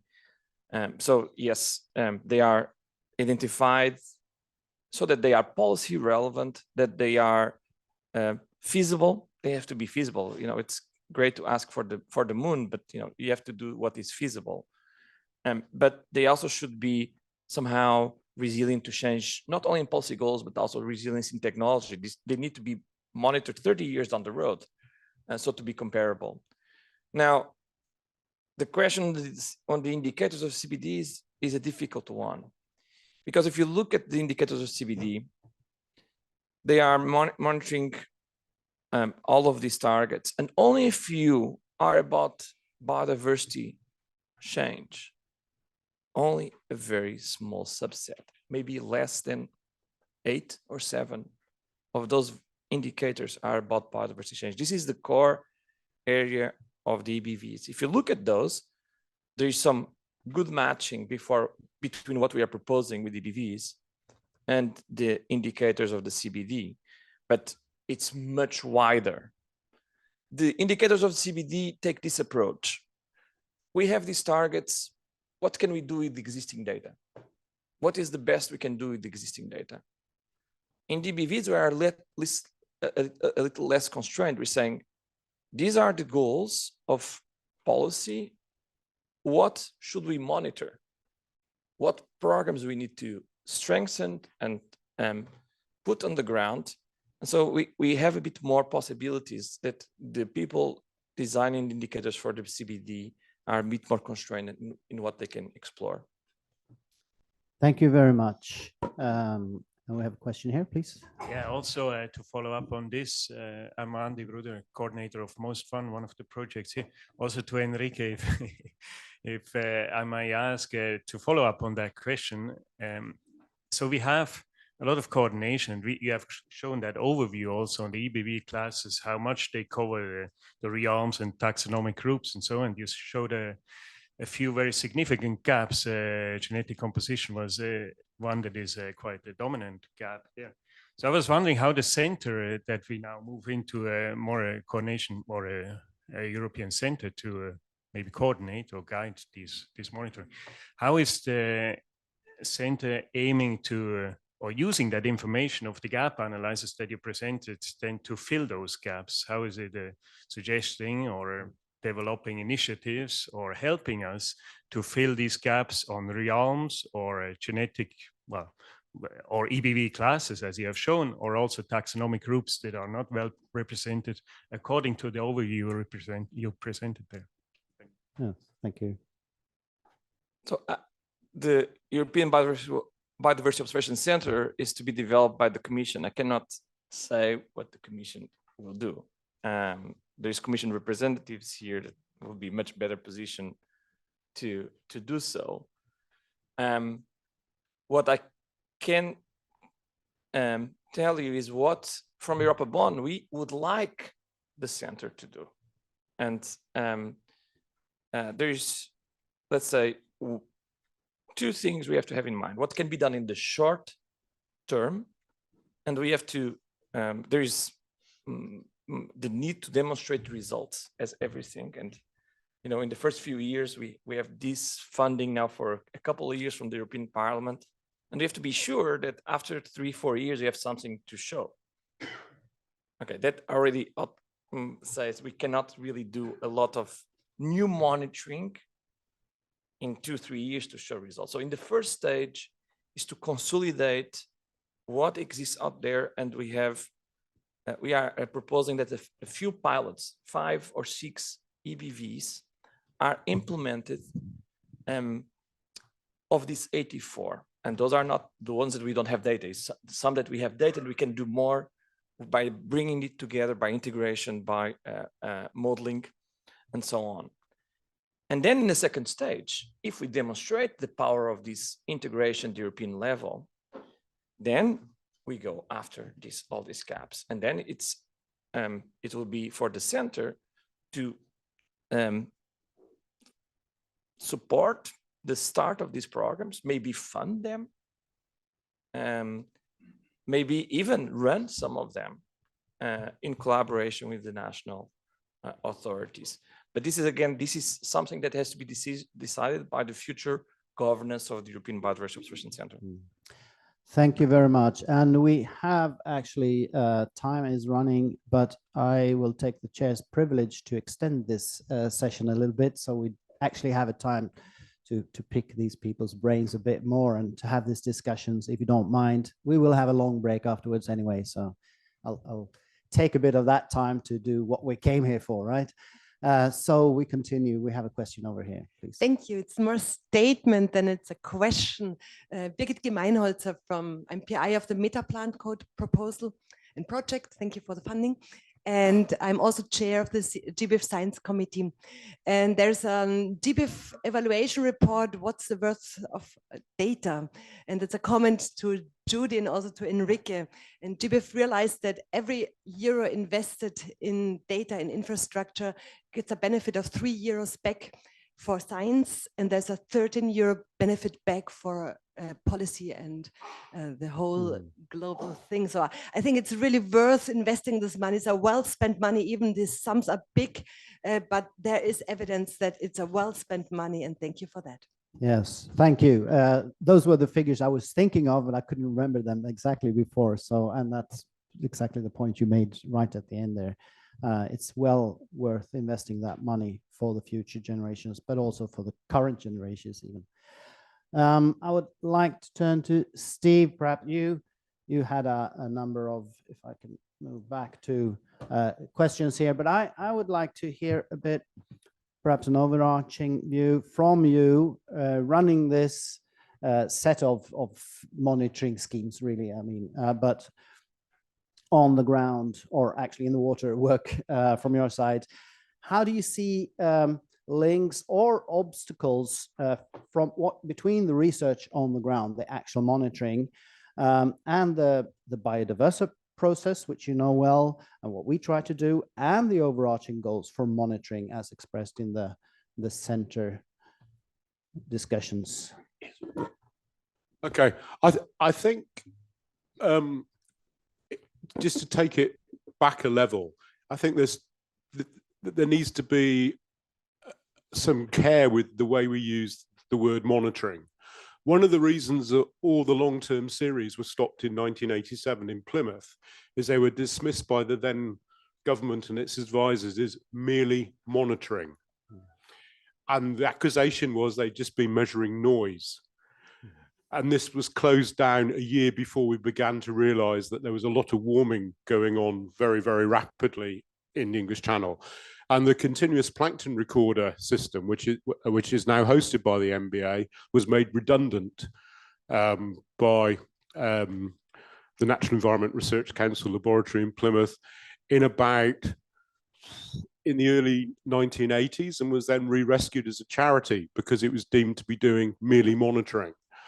So I think there's sort of two levels of what I would call sustained observation.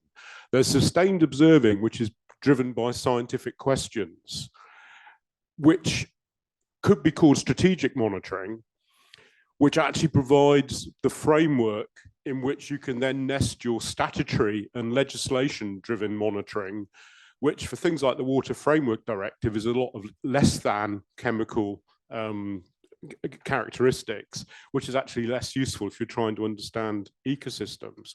So the work that was done in Plymouth was firstly started to inform the early ICES process, understanding the seas. And then Alan Southwood and his predecessor Russell kept it going because they were interested how climate fluctuations, alternative periods of warm and cold, were driving the English Channel ecosystem and further out in the Northeast Atlantic. So they had a question.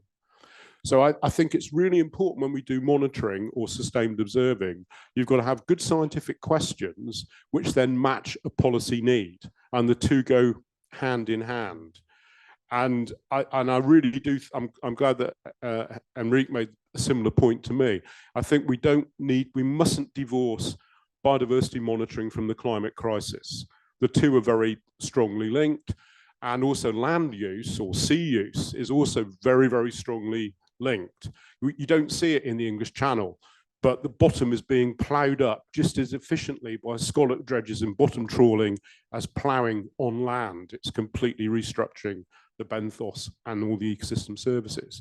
So we need to think very carefully of the questions and the issues which address our monitoring.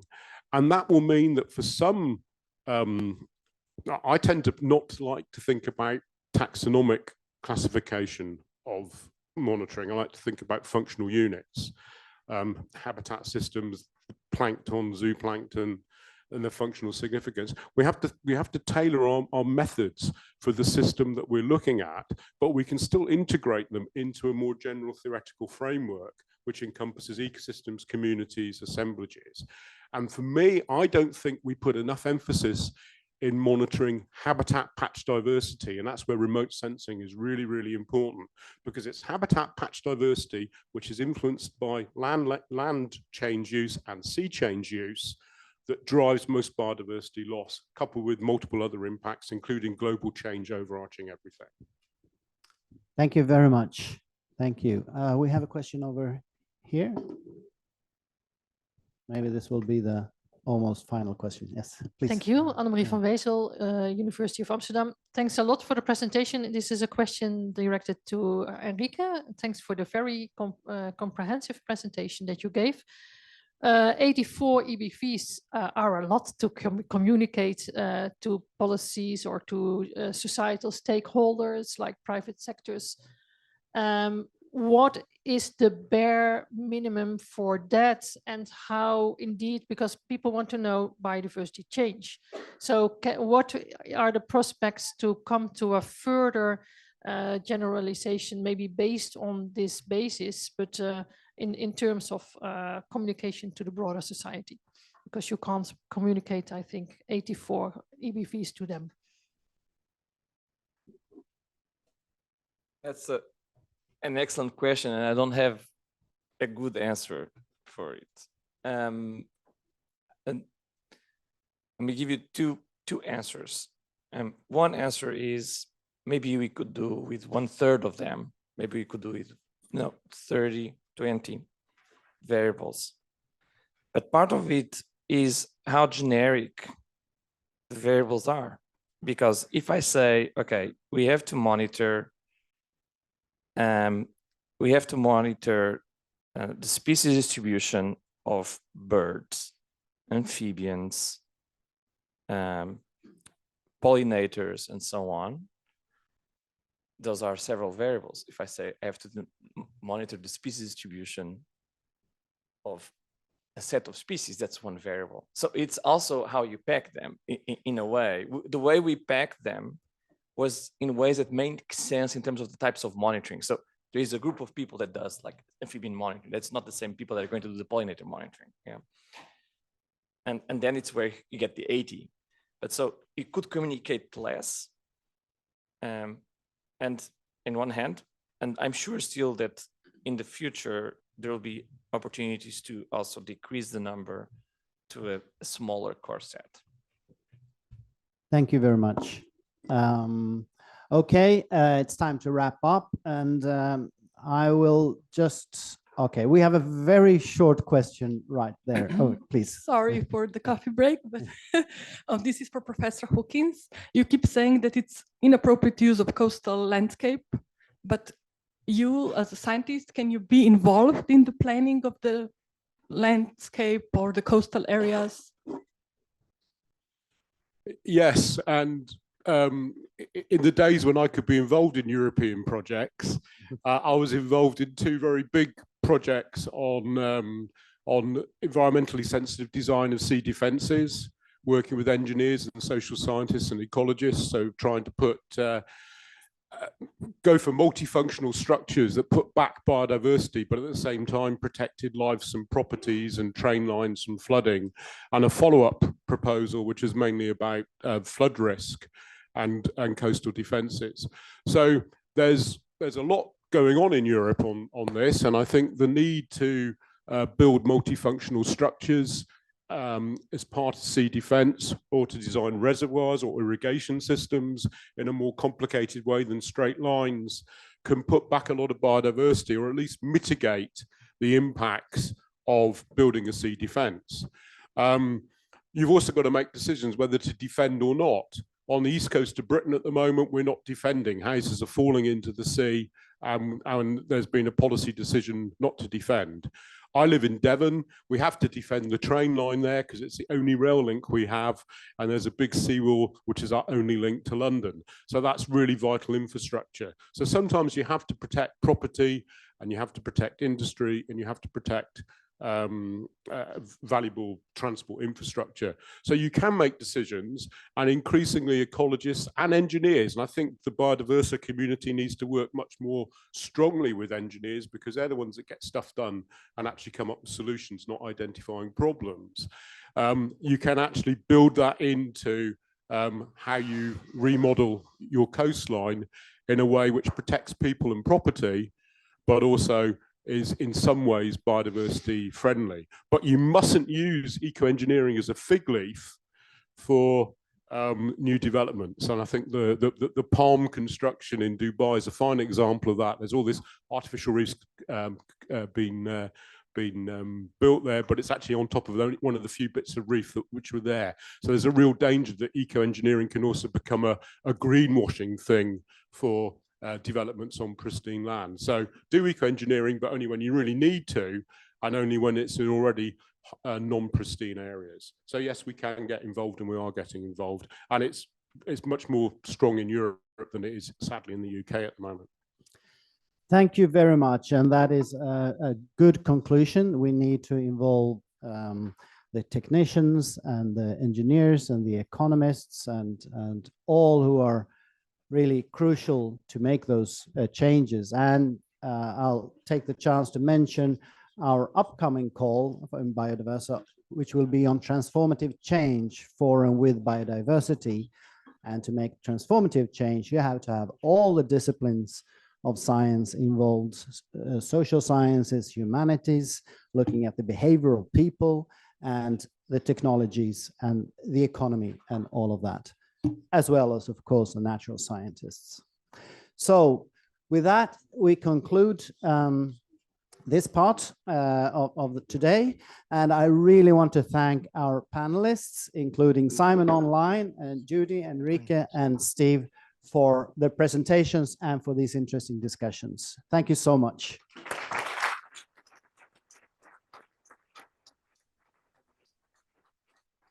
I will now take a break until 25 minutes past the hour for those online.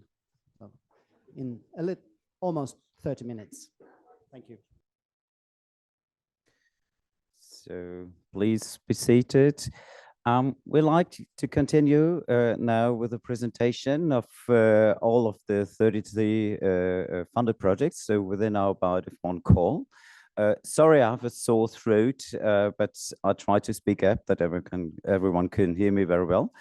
Let me give you first a short introduction how we will organize the next 4 sessions. So we will give the room to all of the projects and a joint discussion. There will be 4 sessions of presentation, actually, with up to 9 projects in each session, where each project representative is expected to do a 2 minutes presentation, actually, of its project, so it's very tough. And this will be followed by a joint session for questions and answers of around 20 minutes. So I'd like to invite the 7 principal investigators of the first session to come to the stage here, and also our moderator, Maura Aronson. The first session will be the investigators of the BioBoost project, Lisandro Benedetti, CAM-Biomed, DNA Sense, Emphatic, MUBIF, Nordtrack, and WOBEC. And for the joint discussion, we'll have Maura Aronson with us. He is advisor at the Swedish Species Information Center at the Swedish University of Agricultural Sciences in Uppsala, Sweden. I will say a few words like, oh, maybe now. So Maura, you are a biologist with a focus on terrestrial botany, as I've heard, and a vast and long-term scientific experience. And you was, among others, a coordinator of monitoring and assessment program of biodiversity at the SLU University in Sweden. You are a member of terrestrial circumpolar biodiversity monitoring program, focal point for invasive alien species, member of the European Topic Center for Biodiversity, and many other things. So really impressive. And of course, you are a member of our evaluation committee of the policy and management panel. So very welcome to have you here, as well as all the PIs, of course. As I said, we'll only have 2 minutes presentation. There will be timekeepers helping you to keep the time. Bérangère and Julia will do this. Thank you for that. And of course, during the session, we will have a look at collect questions from you in the auditorium and also online questions we might have.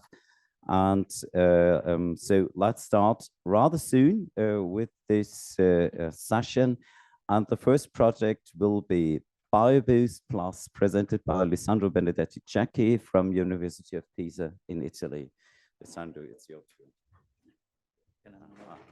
I don't have the presentation here. I'm sorry, but I think you can look it up there. But there's no way to change slides. The slides will be. Okay, here. This one, the green button. Okay. Steve, look at me. Okay, good morning. 2 minutes is quite a short time, so I will boost. So this is a BioBoost Plus project. The project aims at improving cost-effective and high-frequency sampling and identification of marine plants and animals by integrating state-of-the-art artificial intelligence with digital imagery. We'll use different sources of data, including annotated images that are available already in the consortium to train AI algorithms, but we'll also sample and generate novel data using cameras, underwater cameras and drones that will monitor biodiversity at case study sites in marine protected areas and inactive restoration sites.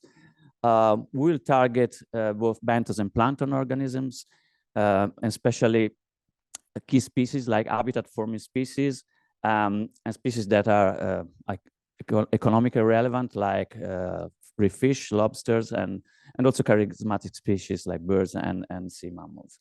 In addition, we also target and study group like mesograzers that live up the intermingle to the fronts of macroalgal forest. So there are 8 partners in the project that are distributed across Europe, and this provides us a nice way to also allocate sampling site and case study sites along latitudinal gradients from the Mediterranean to the North Sea. We'll address large-scale challenges by 30 seconds by interacting with stakeholders, especially citizen science program like the Reef Flight Survey program that provides global data and global images of marine biodiversity using standardized methods. So by boosting marine biodiversity observation, our project aims at providing additional understanding of changes in the ocean and increased ability to predict large-scale changes, and also the effects of multiple stressors under the essential biodiversity viral framework. Thank you.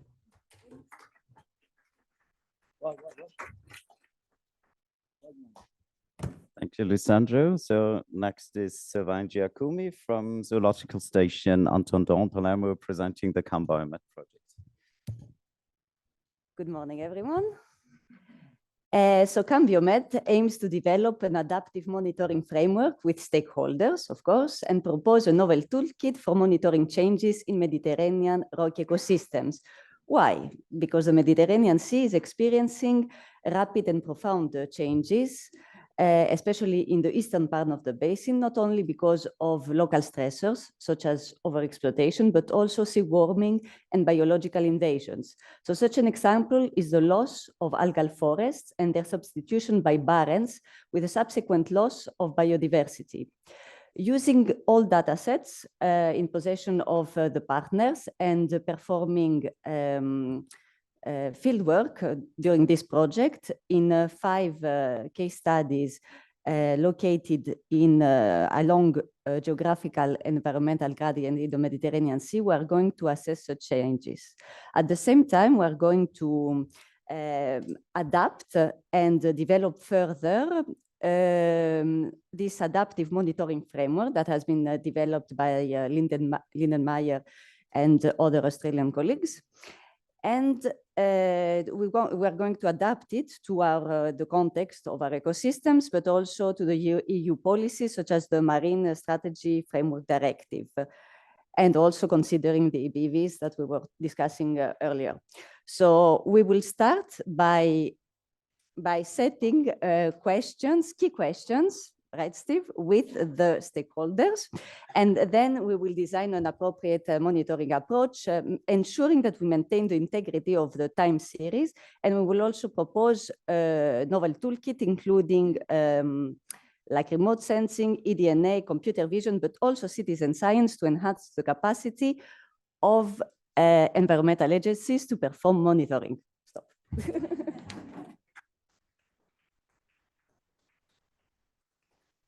Thank you, Sylvaine. Next is Francisco Nascimento from Stockholm University in Sweden, presenting the project DNA Sense. Yes, thank you very much. Yeah, so I come from Stockholm. Francisco Nascimento is my name. I'm the project coordinator for DNA Sense. This is a project that combines 7 partners and 5 different countries. And our focus is actually to address some of the things that came up in the keynote lecture. So genetic functional gene diversity, groups that are underrepresented in monitoring programs like meiofauna, benthic fungi, and prokaryotes, and also this foundational species that create environments in benthic ecosystems like macroalgae. So for this, we are trying to combine both eDNA and remote sensing to address these 2 questions. And this is how we plan to do it. We have 5 work packages where the first one is assessing spatial and temporal trends of biodiversity of these groups that we are focusing on. And then we will use remote sensing for Macrophytobenthus, focusing on the Baltic Sea. And we have a work package that is focusing on developing methods, PCR-free methods for eDNA. So the big part of the work is then to integrate all of this data into indicators that exist already today and develop new indicators that can be used by managers into the monitoring of biodiversity. And of course, we will have a continuous dialogue with our stakeholders on how to develop all these 4 work packages. And that's about it, I think. Yes, stop. Thank you.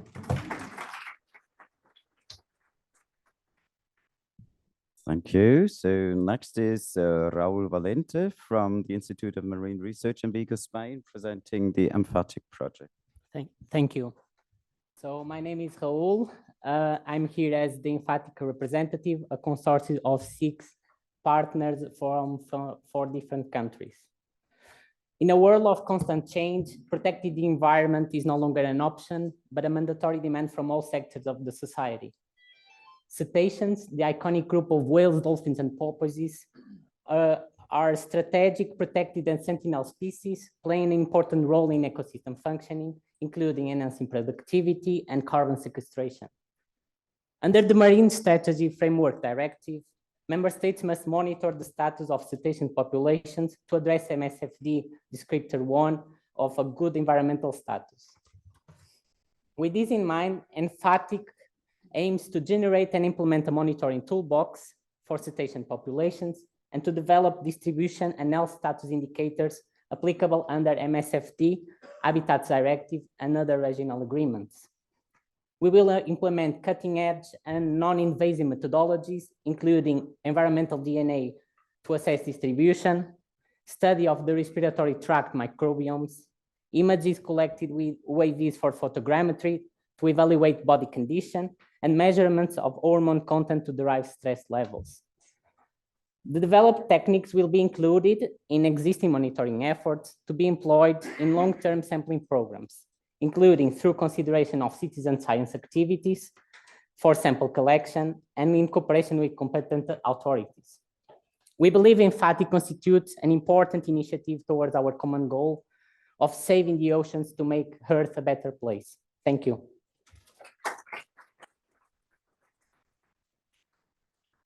Thank you, Raul.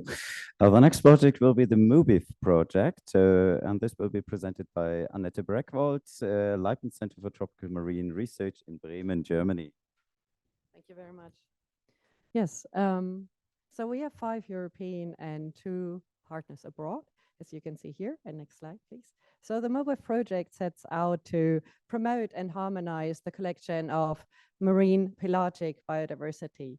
And this is by, if we can see the next slide, please. Oh, I have to click this, sorry.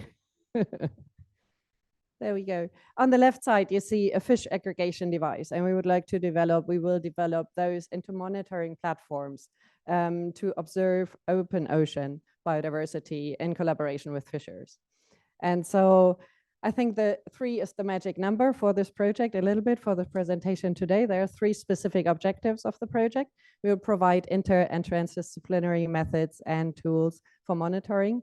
We will produce indicators that will be relevant for the conservation of marine biodiversity, and we will do so in collaboration with fishers from the outset. The research will be based on 3 Indian Ocean island settings. And we will focus in this project on 3 taxonomic groups of pelagic species, and this will be teleost fish, elasmobranch sharks and rays, and also cetaceans, of course. And on the right, lower right side of the left picture, you see 3 turtles. Just for fun of it, they come by and out of curiosity see what we're doing on one of those fish aggregation devices. And so I invite you to do the same and find me during those days here. Thank you.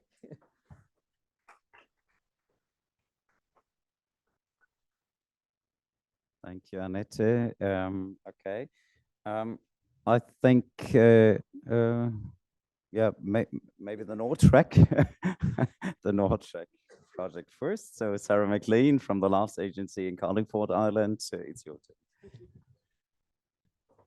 turn. So Nordtrack is a consortium of 9 partners from across the, Nordtrack is a consortium of 9 partners from across the Northeast Atlantic region, which encompasses the Irish Sea, the English Channel, and the North Sea. All of the partners on this project are also members of the European Tracking Network. This is a highly biologically diverse area, and it is one of the most vulnerable ecosystems in the world. This area is particularly susceptible to the impacts of climate change. It's also one of Europe's most productive fishing grounds and has vast strategic and economic importance. Humans use the NEA for things like fishing, renewable energy, trade, and oil drilling. All of these activities require space and will impact on the marine environment to varying degrees depending on location and the time of year. These activities and their impacts are also not mutually exclusive. We know very little about the complexities of their cumulative impacts on biodiversity. To appropriately manage this space, we must find mechanisms which acknowledge that these are shared waters. We not only share these waters with each other, but also with the marine life which is resident and migrates through. There is a need for evidence-based collaboration to ensure environmental protection whilst promoting sustainable human use of these shared resources. Collection of relevant biological data is a necessity for sustainable development, human use, and marine spatial planning. However, there is a void in our understanding about how highly mobile and migratory species use these areas. Nordtrack aims to use acoustic telemetry to track mobile animals in the NEA and to establish locations and seasonal importance of essential habitats which key species are using for spawning, feeding, and migration. We want to create data sets which which will aid stakeholder needs and produce biological data, which will inform a holistic approach to sustainable management of these shared waters.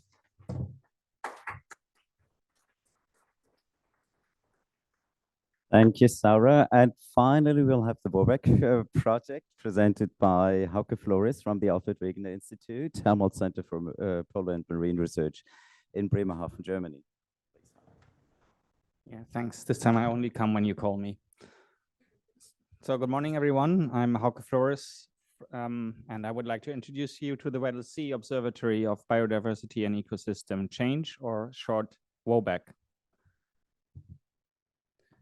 So this will take you to a very faraway place, the ice-covered Antarctic Ocean, which has very recently experienced an acceleration of rapid and widespread environmental change caused by the climate crisis. However, there we have the same problems that we have here in Europe. There's a rapid environmental change, and the data that we need to assess the effect of this change on the ecosystems is spread in multiple hosts, and there's also often a lack of consistent standards for both data collection and data archiving. And with WOBEC, we want to make a monitoring framework that can potentially persist for decades after the Biodiversa Plus funding has ceased. If you will, it's going to be the DNA of an observation framework. And we want to make all data that we can get hold of publicly accessible. And we want to make a co-design process that is new to the Antarctic domain to make an observation framework that is actually effective. And this observation framework will apply both traditional and advanced sampling methods, including eDNA and remote sensing and imaging, so that we can cover all the relevant scales from local to regional and from daily changes to multi-decadal changes. I'm happy to talk more about WOBEC in this meeting and in the coffee breaks. Thanks.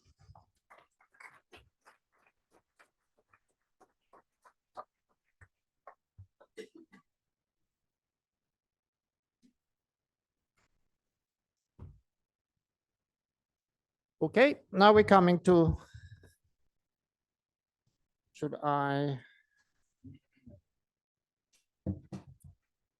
what is,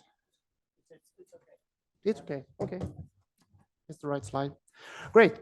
Okay, as you understand from the introduction, I'm not a marine person at all. Terrestrial botanist, I perhaps is as far away as possible.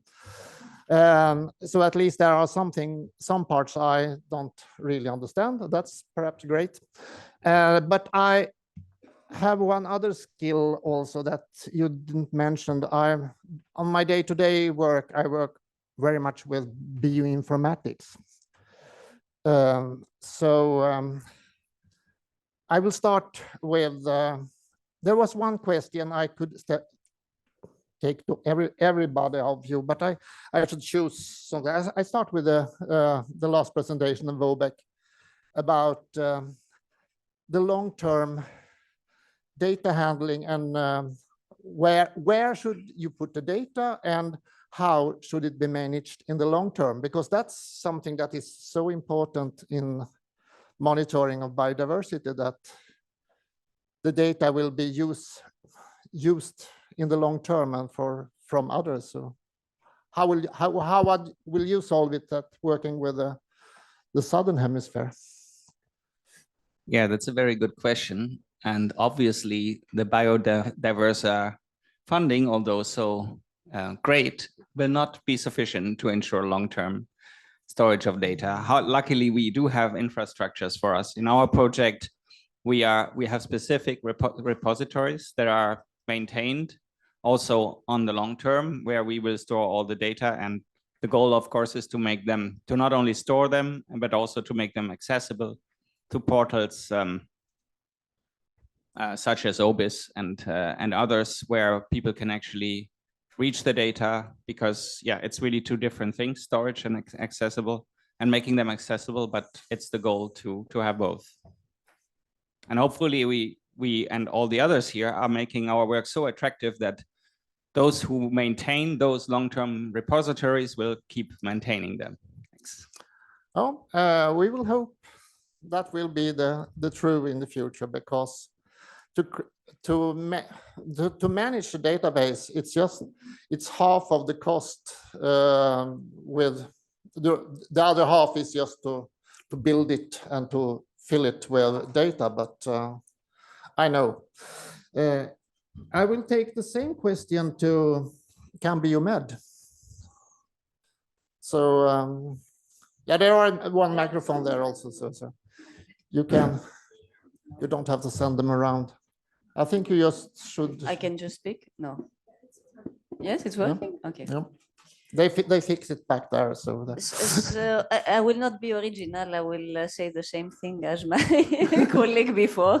This is what we have promised as well, to make it accessible to some publicly available repositories and platforms like OBIS and or EdmonNet. I'm not sure right now what we wrote in the proposal, to be honest, but the intention is to put it like in a repository and to make it accessible. And because we don't have the possibility to maintain it ourselves, so we are going to use some already existing platforms. Okay, that was a little bit of a vague answer, but okay. Yes, I will know more when I will have funding from the Italian funding agency, and we will start officially the project, which is delayed. Thanks. I don't see any question at the moment, so I take one more of mine, and we can go for the DNA sense, and a question I called "How avoid the camel?"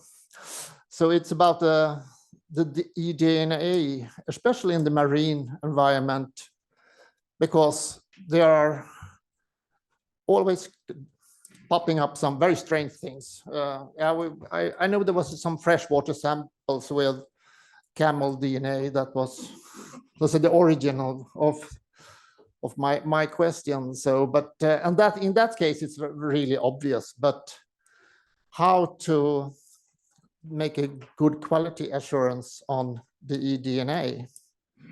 So please. Yeah, very easy question to answer. Yeah, so yeah. So how we have approached it so far is to actually curate the data set to taxa that are known to be, for example, benthic taxa, which will be our focus of the focus of DNA sense. Then, of course, it's difficult to balance then with new things that you are hoping to find specifically in less known groups like we are investigating. So I'm sorry, I only have a vague answer. We don't have a very good strategy to deal with that, but I think perhaps we can use the forum here to come up with good standards to do that independently of system and project. Yeah, because this is one of the really interesting thing with eDNA, that you can found the unknown or the unexpected, but you have to sort it out from what really is camels. Exactly. Okay, we have the question there. Microphone, please. It's coming.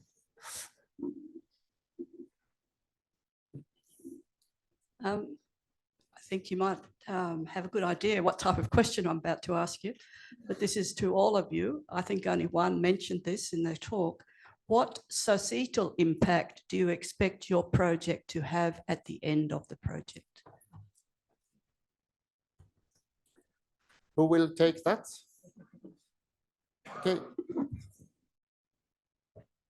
Hi. So what we hope to pull out of NORTRAC is important temporal and spatial data on how mobile and migratory species are using this area of the sea. What we want is to be in a position where that data will inform policy things like marine spatial planning, particularly development of offshore renewable energy. The data that comes from NORTRAC will also feed into wider initiatives in Europe, like the digital twin of the ocean, all of which is information that's being used as evidence bases for policy. And we also aim to work very closely with key stakeholders in the Northeast Atlantic region, particularly commercial fisheries, looking at how our data can help more sustainable practice. Do you think, okay, over there? Thanks. Hello. Actually, partly you asked my question, but a bit more. I would like to know if all of you, do you have a staff dedicated to data management in your project? And I would like to ask also what you expect from Biodiversa Plus about your data management. Do you need help from Biodiversa Plus about education of your staff or data harmonization, putting your data in online system, etc.? How do you feel about your data management system?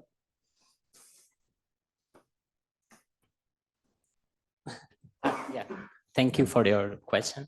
In case of emphatic project, yes, we will have a data management plan, and we already settled a data manager coordinator and data steward for each partner institution.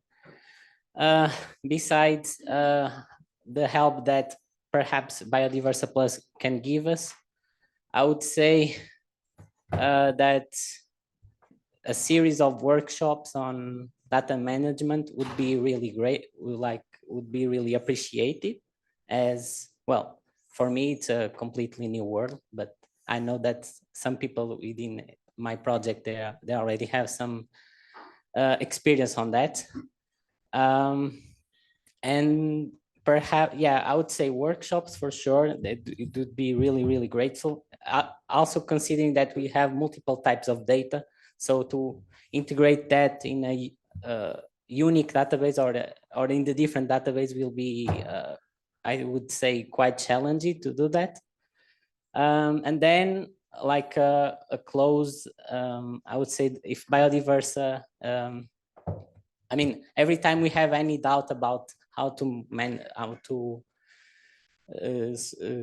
certain type of data, if they are open to help us, yeah, in a close contact, I think we would be also grateful from our side. I don't know if anyone has something. Any of you had others that wants to answer that question too? Yeah, happy to. Okay. Great. Also, thanks for that question. I think it's a fast developing target also in our own respective research institutes that are part of the consortium, to have research data policies and management policies. So for us, the research data management plan is also part of the work package 8, the management plan, the project management plan. We will have very diverse data, so it's developing, and I'm both afraid and really intrigued and looking forward to it. We will have qualitative and quantitative data, for example. So there will be sensitive data as well. So it is in there. We had already a first meeting internally in the institutes with our research data officers, and to really look and spin it tightly from the beginning on how we can, fulfill the requirements for all the institutes, for all the partners, but also for other stakeholders. And it is a very open process still that we see. Really keep a tight eye on how it develops along the first month and years. So it's nothing that is set in stone, really. And I would love to answer quickly Judy's question as well, if I may. Try to be quickly. Twofold. Of course, there will be more, but one is the conservation of marine biodiversity, also for the sustainable use of the resources. That is one very important point, and I think there are so many perspectives on this for for society as well. But second is one very important one for us. It's the agency of the fishers as well and of the fishery to be able to do decisions, know where they get the information from, how they handle it, with whom they partner during this process. And I think to shed more light on that, that's really one of our targets. Yeah, thanks. We have 3 people on the list now, so we start over there. We have actually a question online for all panelists. The question is the monitoring data collection aligned with the needs of Destination Earth project, into bracket Earth Digital Twin, as it would be an important data source for the digital twin given the scope of the monitoring presented here. So it's open for all panelists. Okay, who wants to take it? Okay. Yeah, please. I can make a start, but it's going to be vague.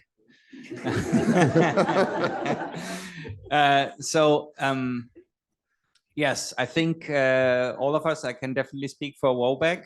Our aim is to make the data accessible in the way that they can be also machine read and can be incorporated in global models and also in such thing as a digital twin.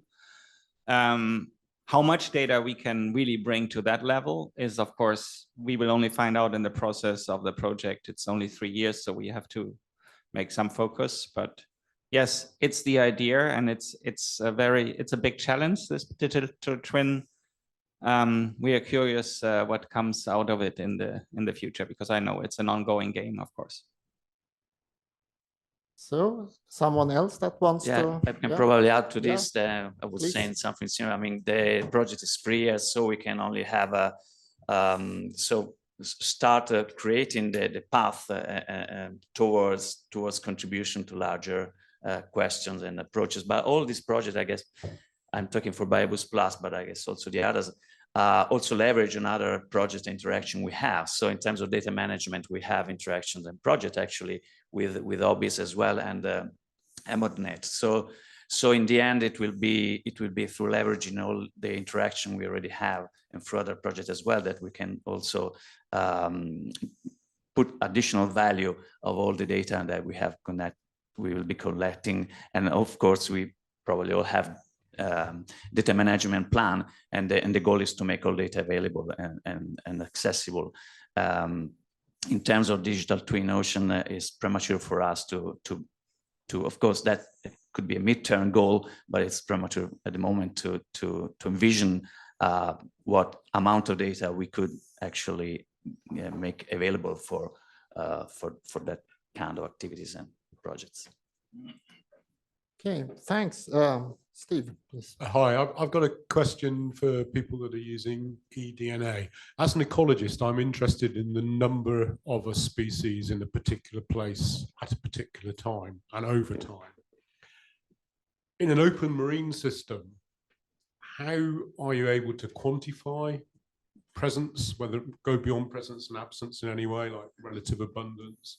And also in an open system, how do you deal with the problem of advection of material, particularly from top predators that might come from 10 kilometers away and poo in a particular place? So please, who take Thanks for this excellent questions. This is basically at the heart of the discussions we had in the WOBAC project, and probably many of you too, when we started planning the project. And I think the answer is, it's also an answer that came out of a recent International Zooplankton Forum, is that these new methods, such as eDNA, they are excellent to cover certain spatial scales, and they will provide excellent biodiversity information in terms of presence, absence. But they operate at different scales, and they do not replace traditional sampling. Because if you want to make biomass estimates, for instance, and also if you look at resilience, you need to look at the developmental stages of organisms. So you need those traditional methods still. And the challenge that we particularly have, because we will be able to do only minimum sampling effort in an area that is 2,000 kilometers in latitudinal extent alone. And what we try to achieve is to use the traditional net-based and also hydroacoustic sampling to kind of calibrate all these new methods, imaging, eDNA, and so on, to a level where we can kind of make a connection between different scales that these things operate. But yeah, it's an ongoing challenge, but we hope to make some progress. Biodiversa gives us the opportunity to finally focus on this. Maybe I can quickly add as well for. Yeah, please. For MOBIF, I think, yeah, exactly. It's adding to the methods that we need to come up with in the speed that we need marine biodiversity conservation as well, but it's about triangulation, I think. So it's not about finding one method that then will cover everything and find all the solutions. For example, I think one can add as well microacoustics. There's been so great technological advancements, and if that then adds, I think hopefully also within MOBIF we'll get a really good picture through the combination of methods. Yeah, I can add perhaps something to that also because we are perhaps a little bit different. We'll be focusing on groups of organisms that are not possible to monitor otherwise. But we will try, our answer to that is to try and validate with microscopic organisms and see in terms of monitoring in the same stations, at the station level, in the same places, and at the same time, and see how, in terms of ecosystem health, what type of answers we get. Is it very different from what we get in terms of microscopic animals compared to the microscopic organisms, and how we calibrate these things? If you use frequency of occurrence, we take lots and lots of samples. You can then use frequency of occurrence as a proxy for abundance. Yeah, so we will try both presence and absence or relative abundance based on sequencing counts. For some groups, we have an approach also where we can try to correlate sequencing counts with actual biomass, but that's only possible for a few. Lots of discrete samples. Yes. And then sequencing in each of the discrete samples. Yes. Yeah, that's that is the samples are already sequenced actually. So, yeah. Okay, we have the next question over there. Please. Yes, thanks a lot. First, to comment on the camel. So I think we have lots of DNA and eDNA projects here, and the camel will show up from time to time. And maybe the camel is around actually. What I would encourage is that we try to not find individual solutions to the camel and the camel problem, but maybe Biodiversa can provide a forum where we think about quality assurance, standardization, etc., in order to, there are good solutions around actually to avoid camels. We cannot 100% avoid them.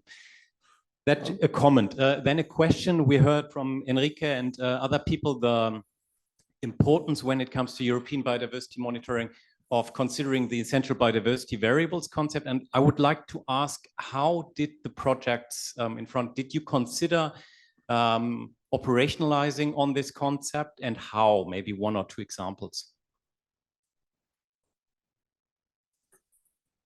Well, I can start this because I mentioned EBVs in the end of my 2 minutes and 5 seconds talk. We refer to that in the proposal, and actually, because it's a hierarchical framework, right, the EBV. So you can tackle, I mean, they're not, most of the variables indicated there are variables that ecologists have been measuring forever, since centuries. Like the EOV framework, I'm part of the panel of the bioeco panel of the goose, and the essential ocean variable was the other side. They are related. And again, I start any discussion on these frameworks emphasizing the social relevance because they focus on feasible variables that can measure cost effectively, but most of them are not new, variables that ecologists have been measuring, marine biologists for decades or centuries. So an important aspect of the EBVs is the hierarchical framework they provide. So you can have measurements at different levels of biological organization. So I think that we have integrated that hierarchical framework in our measurements. Some of the variable actually may come, some of the measurements will be take in the project might add possibly new EBVs. For example, we know that in Mediterranean, which is boiling probably at a faster rate than anywhere other place in the world, we are having invasion of herbivorous fish from the Red Sea. And so with cable cameras, underwater cameras, one variable we can measure and track is the frequency of grazing on seagrasses, macroalgae. So that's something that probably can scale up to some simple indicator. And so one of the goals is to also demonstrate as proof of concept end-to-end pipelines from data acquisition to desktop deployment, near real-time updated indicators or simple indicators. And I think the framework of BEs is really useful in that respect because it allows you to partition across different levels of biological organization your variables. So we have structure in some way our response variables to match with that framework. Okay, some else who wants the last word on this? Or, yeah. We're heading for lunch now, so we are sorry for that. On the end. And maybe also already sorry, but not really sorry for answering vaguely. It's a very important point. And I have been starting to reflect more, being here since yesterday with the Science Policy Forum, on our situation in Mobile, where we have actually, and forgive me for not mentioning the exact island location, so it will be Mayotte on the Maldives and in Indonesia, to see with our stakeholders in those countries, which of the European aspects, policy, science, frameworks, and of the global ones, are we taking with us and inform where, whom, and discuss this. So this travel of knowledge and travel of information throughout our project will be a really important point where all of the scientists will be responsible to carry their backpacks. And we will see, because some information is differently important for governments, of course, on the islands, and some are more, and to which aspect to which point and in which aspect in the project. So it's something that is not at all defined, and we have been not, pointing towards it directly in the proposal, knowing that, there will be a very interesting information journey back and forth between Europe and the locations where we work. Okay, thank you. And just remember that research is not only to find the answers, it's also to find the new questions. So you will certainly find lots of new questions through your projects, as some or most of you are, so to say, a little bit in deep water to really don't know what you will find. So good luck with that. And thank you all for your presentations and your vague answers. So it's day one. So a final applause for.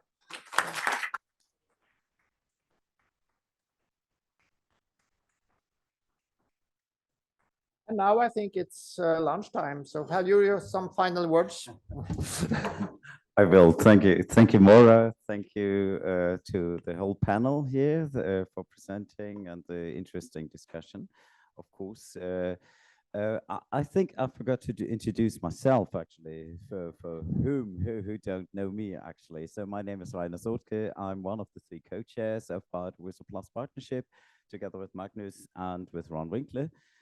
From the Netherlands, and yes, I'm based at the DLR Project Management Agency in Bonn, Germany, actually. So I have a few final words now. We will have lunchtime now until 1:30, so approximately 1 hour 15 something. And lunch will be served in the restaurant outside here. So for those of you who attended yesterday already know the room. You have to go left and then straight away into the restaurant. Please don't forget to take your badges with you because otherwise you won't be served lunch. And please make sure to sign the list of attendees because that's important for us to of course for the registering here for this event here. So please make sure to do this. And one additional thing, please get a copy of this call brochure, which is also available outside here. It's a very interesting brochure with all the projects presented today and which will be presented today here, and some additional information about the call statistics, etc. So please make sure to get a copy of this with you. I think I've said everything. So please have a good lunch, and we'll meet at 1:30 again, even the people online, 1:30 local time, I think to 12:30 Central European time. Okay, see you. Seated again. We want to continue in a few seconds. Thank you. Welcome back. Welcome back to this afternoon session. We now have the second session with the next bunch of projects funded in our BiodivMon call. We have now projects again related to different issues, but many of them according to freshwater related issues, but also marine issues. I like to invite all the PIs of the projects to come to the stage again. These are the projects HERAT, the Sea Ghosts, TABMON, Distress, DNA or DNA=MG, Impact, Most Fun, SubBioMon, and Transponder. So we'll have 9 projects now here presenting them quickly. And we'll have Wouter de Neuville as a moderator of this session, just sitting on the opposite here. Very pleased to have Wouter with us for moderating the session. Wouter is a geographer and an expert in climate change adaptation, actually. And as a geographer, he works at the European Environment Agency in Denmark. And as a geographer, he has a quite holistic view, I would say, from many different issues, from flood risk management to economic impacts, to social impacts, and the environmental impacts, of course. And he's also a member of our evaluation committee of the policy and management panel of the BiodivMon call. So yes, like we had in the session before, we like to have short presentations of our projects. Please be aware you only have 2 minutes, and we have again our timekeepers here, Julia and Bérangère. Thank you for this. And yes, we like to start with the presentations now, followed by 20 minutes joint discussion. And we'll start with the project HERAT, Silke BAUER from the Institute of Forest, Snow and Landscape in Böhmensdorf, Switzerland. Please. Where can I proceed?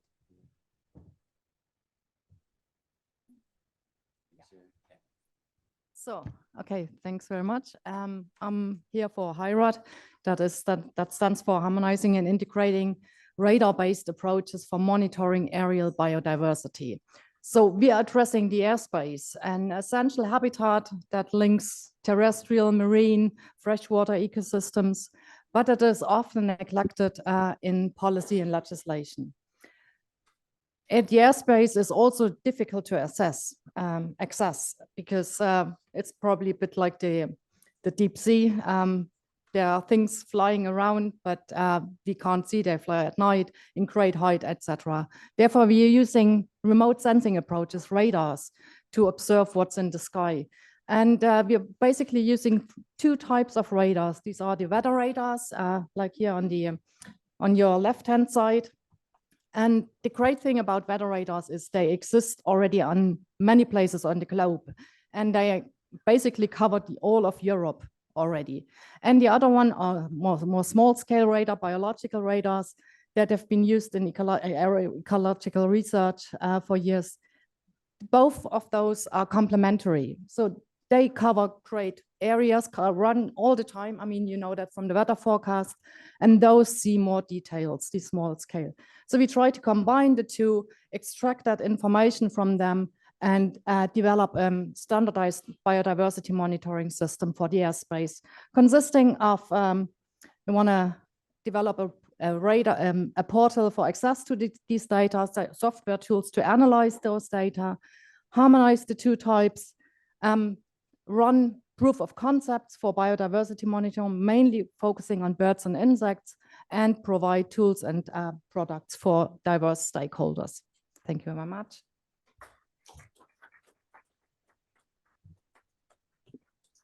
Thank you, Silke. The next is Raül Ramos from the University of Barcelona and Spain, presenting the project Seaghost, and he's collected online. Raül, it's your turn. Okay, thank you very much. Yes, my name is Raül Ramos. I'm from the University of Barcelona. And yes, first of all, I would like to apologize for not being there presently, and thank to the organizers for allowing me to present this remotely. Sorry. Yes, I'm the coordinator of the Seaghost project, which in fact includes up to 16 partners from 12 different countries, okay? Not much time to get into these details. So jump to the next slide, please. And the project, the Seaghost project, deals with the spatial distribution and the trophic ecology of a very poorly researched taxa, which are the storm petrels. Storm petrels are relatively unknown seabirds due to their small size and elusiveness at sea. One of the main or the most characteristic strategies they have, these storm petrels, is the way they feed on small fish and plankton. In fact, they walk on the water while feeding, and this is the main reason we include here a picture of Jesus Christ, because in fact, these storm petrels do walk on the water while feeding.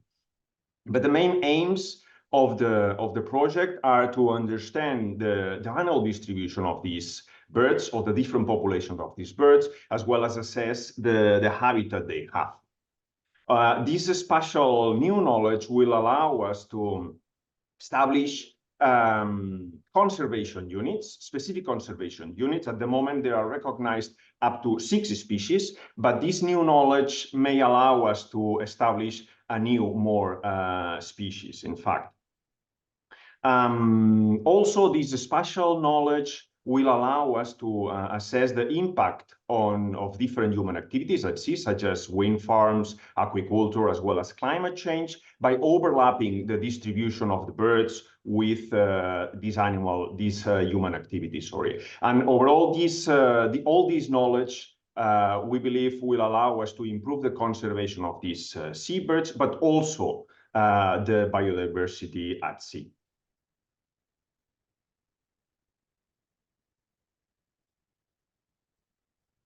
That's all from my side. Thank you. Thank you, Raül. The next will be the BiodivMon project, and this will be presented by Carolyn ROSTEN from the Norwegian Institute for Nature Research in Norway. Oh, no. So I'm not Caroline. correct? Yeah. Sorry. No worries. Okay, so 2 minutes, challenge accepted. Okay, so noise is actually a vital signal for a lot of species. So for instance, birds use vocalization to attract mates, but they also use vocalization for warding off rivals. So in BiodivMon, we'll be concerned about using these sounds to infer some useful metrics. So the BiodivMon project is composed of multiple partners spread over 4 countries: Norway, France, Spain, and Netherlands. So the project is divided into 3 integrated work packages. So in work package 1, we will deploy about 130 acoustic recorders over these 4 countries. So we expect to yield around 130 terabytes of data. So the acoustic recorders will be on for 24/7 for over 2 years. So this large amount of data need to be analyzed using automated tool.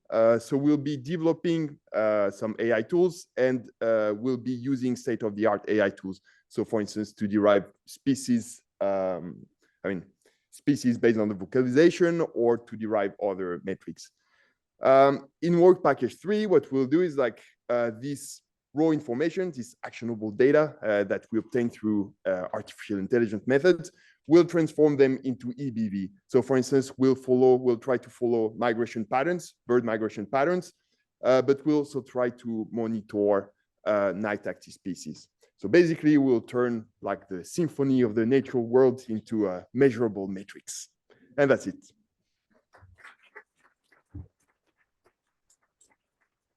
Thank you so much. Next project will be the project Distress, and this will be presented by Jes Jessen RASMUSSEN from the Norwegian Institute for Water Research in Oslo. Thank you. Just have to figure out which one to push. The green one. Yes, the big green one. Okay, thanks. Yeah, I'm happy to present Distress, a wonderful consortium with 5 partners.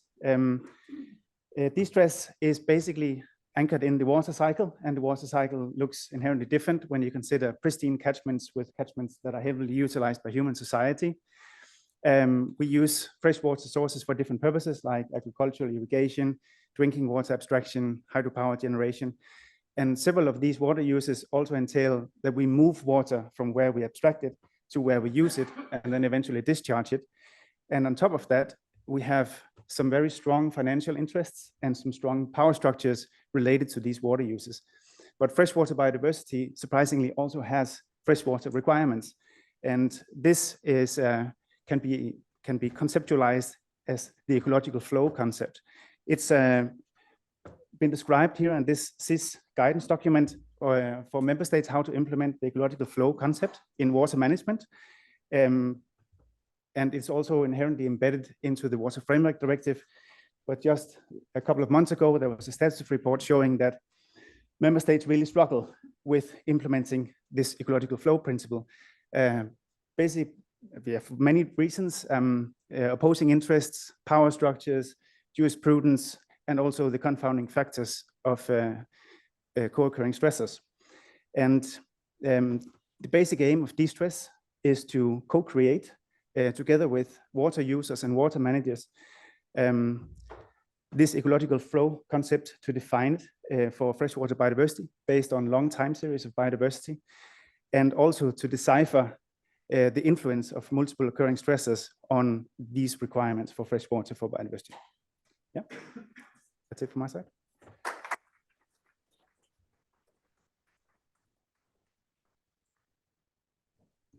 Thank you so much, Jes. The next project will be DNA equal MG, and this will be presented by Florian LEESE from University of Duisburg-Essen in Germany. Thank you. So in view of this morning's discussion, you could also call it the CAMEL project, maybe that's easier. No, the project acronym actually is DNAQUA Image, because it consists of DNA and image data. So what we would like to do in our project, which consists of 14 partner institutions from 11 countries, to innovate transnational aquatic biodiversity monitoring using high throughput DNA tools and automated image recognition. DNAQUA Image in the water.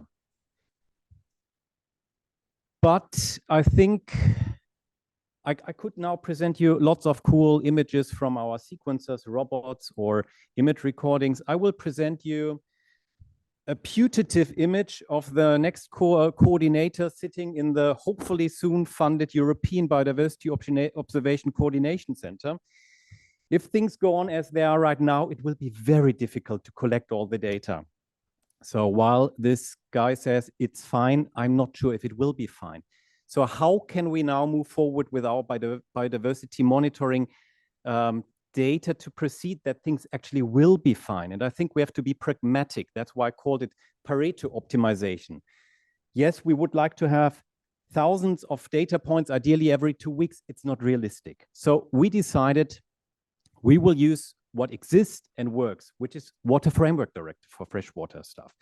It's not perfect, but it's fully operational. We would like to jump on this one and use high throughput DNA-based methods to identify invertebrates and diatoms, which are routinely sampled, and create much higher resolved taxonomic lists using these new novel techniques. And decide or test how we can implement it into a European transnational biodiversity monitoring context. Thank you very much.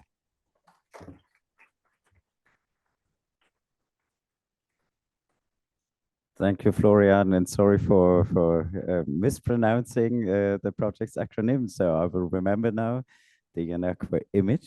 Okay, that's very good.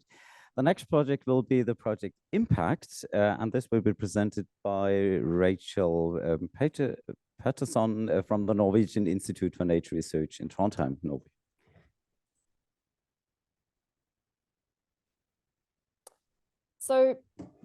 So parasites are typecast as biological villains due to the threats that they pose to human health and wildlife conservation. However, most parasites, or most metazoan parasites, actually pose no zoonotic threat and actually contribute an overwhelming proportion of current biodiversity.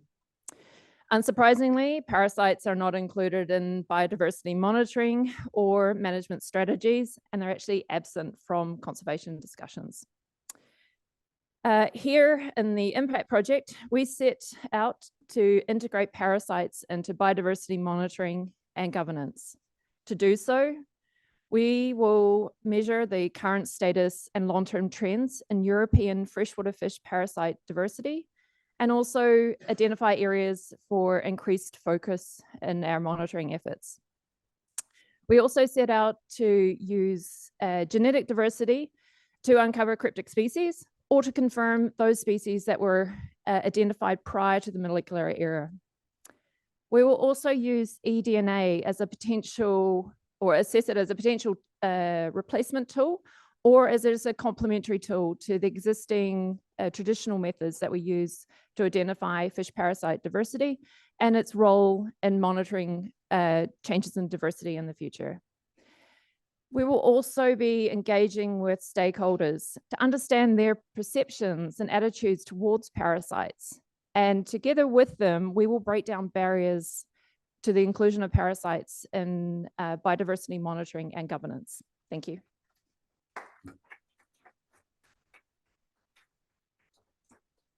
Thank you, Rachel. The next project will be the project Most Fun. I hope this will be most fun to listen about this one.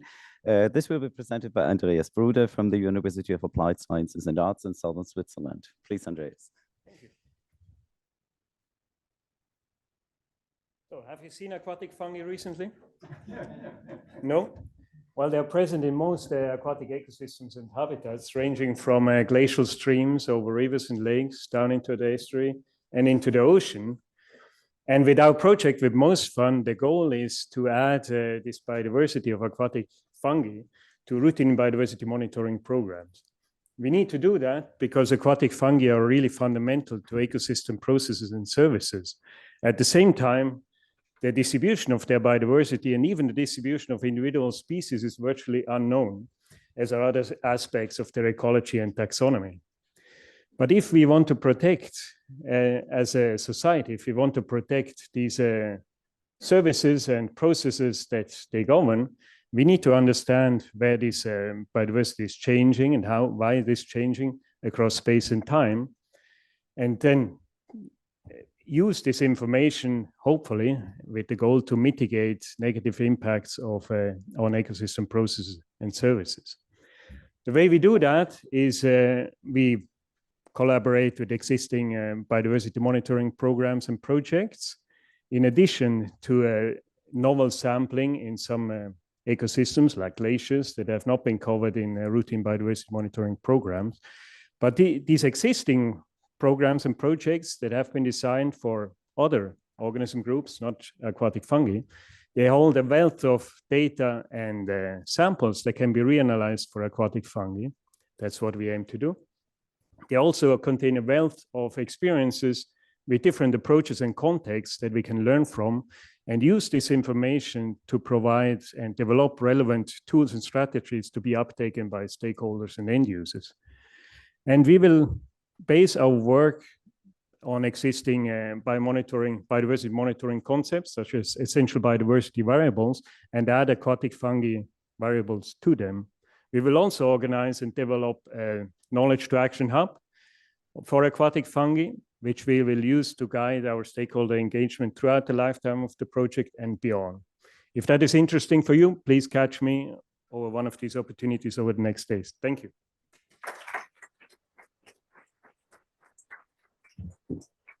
Thank you so much, Andreas. Our next project is the project SubBioMon, and this will be presented by Maja Zackmeister from the University of Ljubljana in Slovenia. Please, Maja. Okay. So hello from my side. I'm coordinator of SubBioMon project, which combines participation of 6 countries and 6 organizations. One of them is self-financed from Luxembourg. Are you aware that there is a hidden world below our feet, hidden in land, in the area of constant darkness, but at the same time home to very specialized animal species?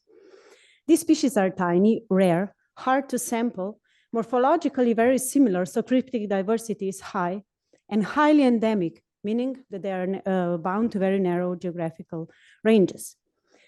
In karstic landscapes, caves are access points for humans to enter subterranean world. And caves are actually important habitats for some surface species. But at the same time, caves are actually windows into the extensive subterranean habitat, which is consisting of voids, crevices, accessible to tiny animals, but not to humans. Subterranean biodiversity is important and unique part of European biodiversity. Yet, there are no standardized monitoring protocols at all developed to monitor this overlooked biodiversity. And this is the challenge of SubBioMon project, which we are dealing with in the following approaches. We will define the approaches how to define sampling sites, sampling localities to even do this kind of monitoring, and develop minimal standards for fieldwork protocols. We can use latest data and approaches in using of DNA for species identification and eDNA for species detection. And of course, we will address the needs of stakeholders and include citizen science concepts as much as possible. Outcomes of the projects, we will support authorities who are obliged to monitor and report on subterranean biodiversity to international community. And we hope to set the ground, the basis for international network for long-term monitoring of subterranean biodiversity. Thank you.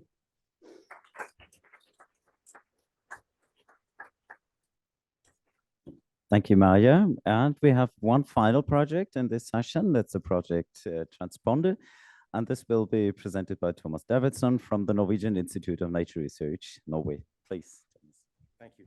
It's my pleasure. I'm from Aarhus University, actually, but it's my pleasure to coordinate the project Transponder, looking at transnational biodiversity and ecosystem assessment approaches for ponds and pondscapes. So we're studying small water bodies.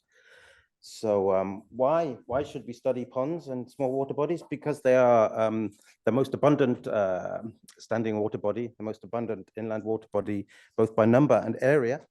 They are rich in biodiversity. They're biodiversity hotspots. They contain a higher proportion of rare, threatened, and endemic species than lakes and rivers combined. They have dense networks, but they are underrepresentative and they lack a standardized monitoring approach. So what we will do in Transponder is we will try and address these issues, the lack of a standardized monitoring approach, and we will try and develop methods which allow us to monitor pond biodiversity more effectively. And we will also be looking for camels in ponds. We will be doing eDNA analysis. Ponds are so numerous in the landscape that we will try and look at representativity of sampling smaller number of ponds, what that says about the wider pondscape in general. So that's one task. We will also try and develop eDNA techniques to look at macroinvertebrates and zooplankton. We will also look at the genetic diversity of selected species across the landscape. So we'll look at Daphnia and a couple of macrophyte species to try and look at regional scale population diversity. This will all be done in collaboration with stakeholders. So we will try and develop a network of stakeholders and in combination with the stakeholders, the main aim is develop new monitoring protocols and develop a standardized transnational monitoring protocol that can be applied across Europe. Thank you.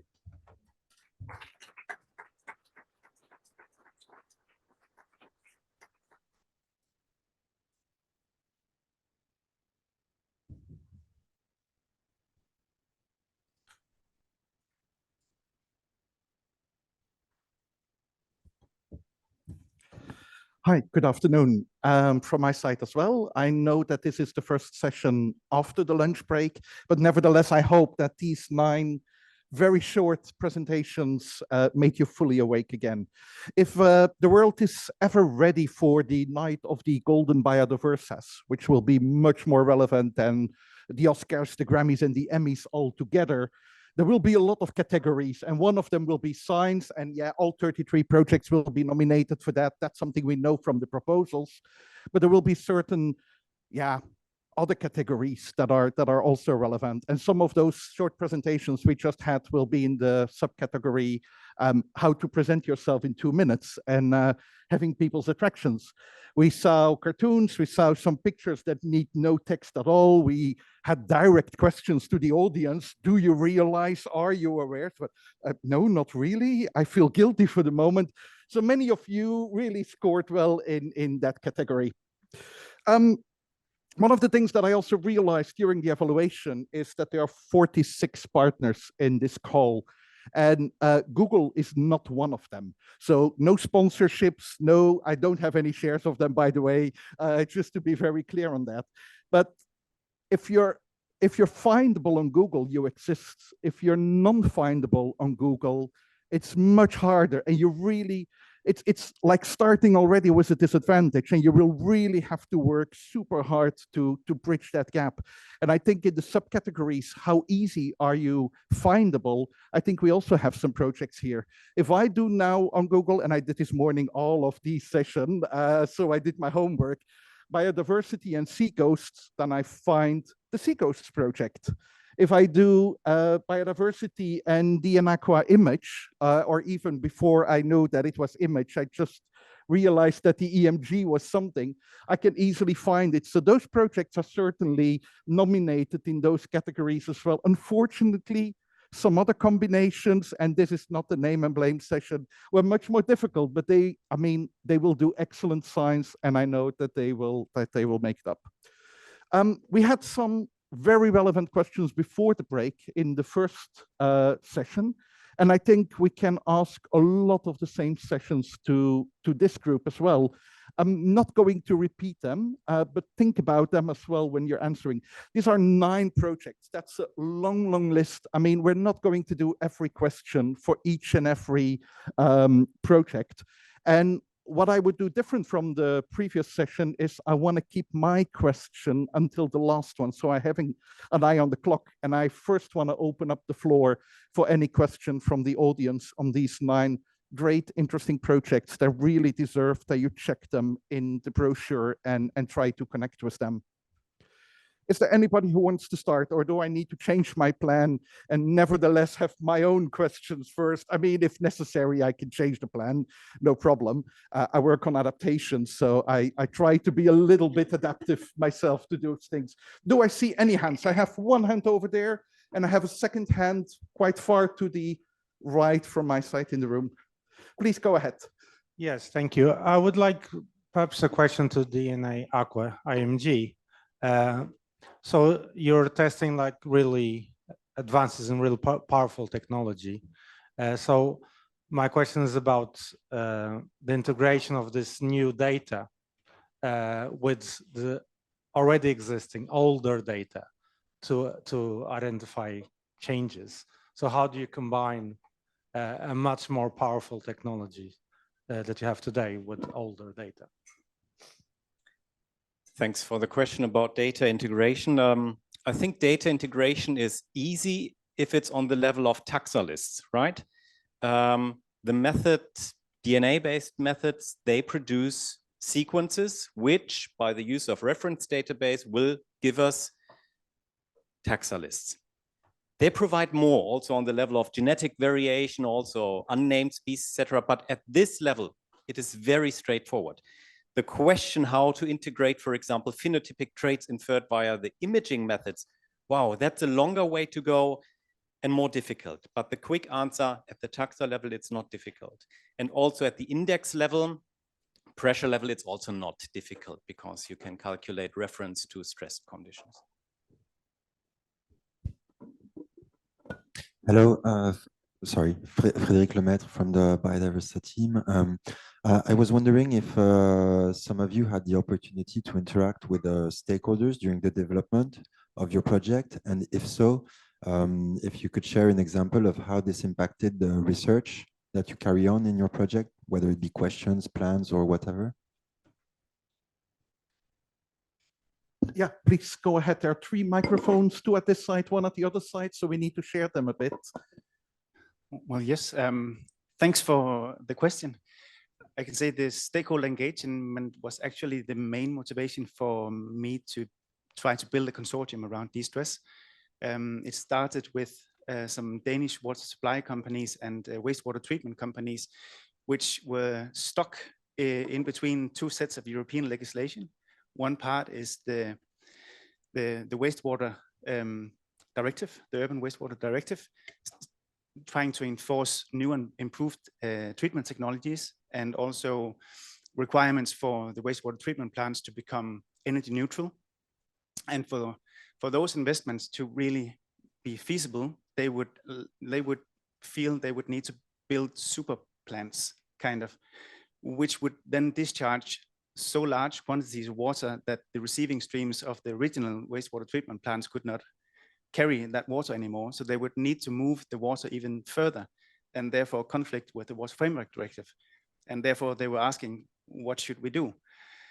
And then the easy answer is, of course, you need to pump back water. But then the remaining question back is, yes, but how much then, and where to? And this is like this is how the idea started, and these stakeholders have been included and involved all through the process, and will also here from the beginning and to the end be part of what we do. Okay. From the HIRAT project, I guess there was something additional, or in that impact as well, sorry. Or was that to give back the microphone? We have one over here.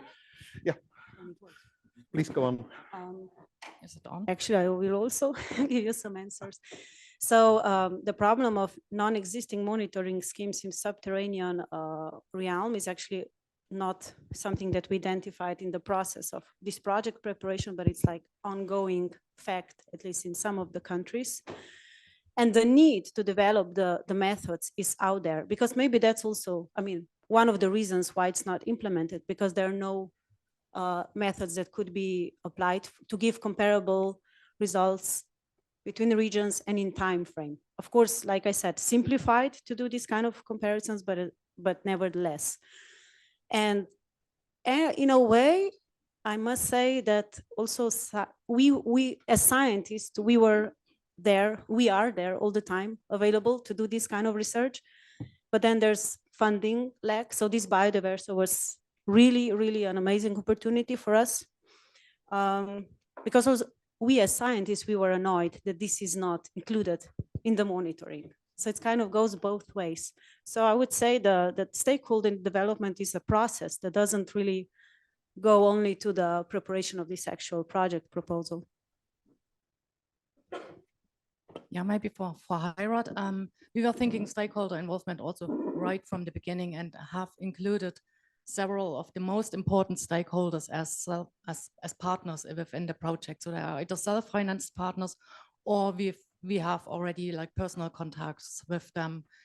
And that shaped actually also our proposal, because we were thinking the stakeholder needs and hurdles in using the data that we are producing and the analysis that we are providing right from the beginning. So we would like to keep them involved really at every stage of the project, also to know exactly what they want and what they need, and where are the hurdles for them to using the data that we and the analysis that we produce.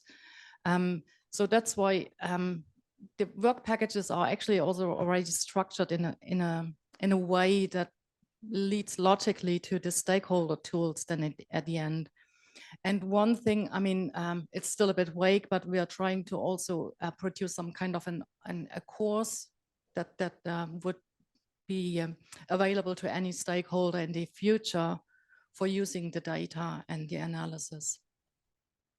Thank you. Oh, sorry. An addition, a very Yeah, quick one, a very because I quick one. already have several. So I said more than negative parts, but I have to say that a good side is that also from other projects, like currently in Slovenia, there's IP Live project, within which we were already able to develop the cooperation with stakeholders and the monitoring. So in this case, we can also bring something that is biodiverse. So I wanted to add some positive note also. Thank you. Good. We have a question. Okay. This is to the coordinator of HIRAD project. While one understands the use of a weather radar for various purposes, what is interesting and innovative is the use of your bioradar.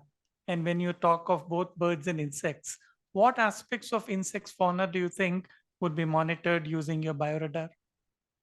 Sorry, I didn't get the last part. So what aspect of insects? Insect fauna that you would monitor using a bioradar? Yeah, well, it's quite implicit with the radars. We can only look into the air, so we don't see what's on the ground. We can only see insects flying, right? So, and if they have to be above a certain height to see them in the radar. But what we're trying to do is also set the relation between what we see in the radar and what's on the ground. So part of that proof of concept thing is to make that link between ground-based insect fauna and the aerial insect fauna. And I mean, if you know radars, really the implicit problem which made it also kind of, I mean, got it discarded from the biodiversity monitoring toolbox is usually it doesn't see species, right? And this is where also this biological radar comes into play, because it is more specific. You see individuals and you see specific characteristics of the individuals where you can at least go a bit into more taxonomic detail, not species most of the time, but at least functional groups perhaps. Okay, that is, I mean, sorry, that's completely new for me as well. I've done other things with weather radars, but never used them for biodiversity. Some great new techniques for sampling biodiversity, either greater volumes or in difficult places to sample. This is a generic question. Have you thought for the intercalibration phase of using either passive samplers or colonization samplers? They were very trendy in freshwaters in the 1980s and 1990s. You've got your sampling unit, you can use your different methods, and you know what you've got. And similarly, in aerial systems, some kind of passive sampler, like basically a plankton net on a kite, or some kind of thing like that, which you could then try to intercalibrate your radar images with, say, insects, which would be quite easy to catch in a passive sampler. I just wonder whether you're thinking about using these in your intercalibration protocols, because it does make it very tractable.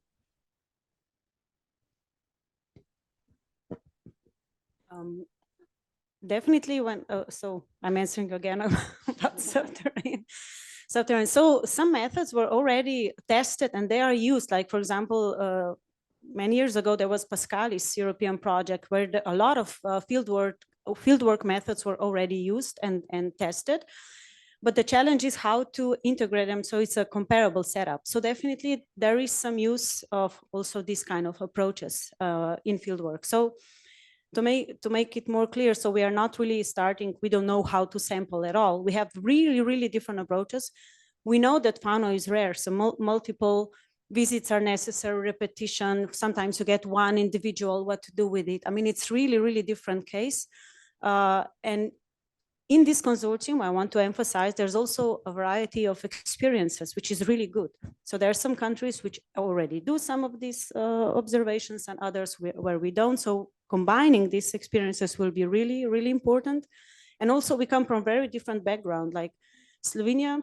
I'm from Slovenia. We are in the area of highest subterranean richness, in a hotspot of subterranean biodiversity. And then we have other countries which have less. So how to deal with these differences? But thank you. I definitely will go also in this direction. Sorry. Yeah.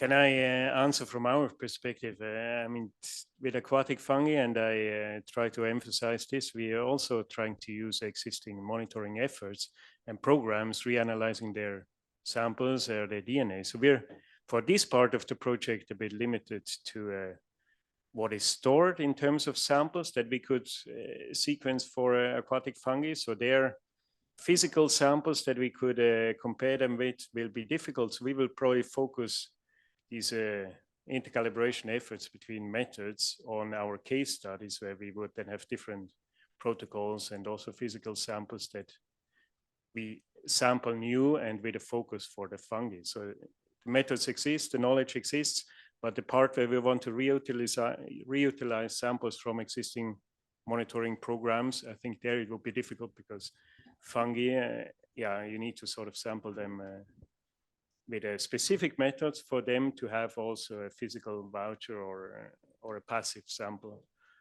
to look at them with a different method than with DNA. So we will have both approaches, but not all of them allow for intercalibration. Good. I don't know if you've seen the clock. Time is really running, and I try to have the last word.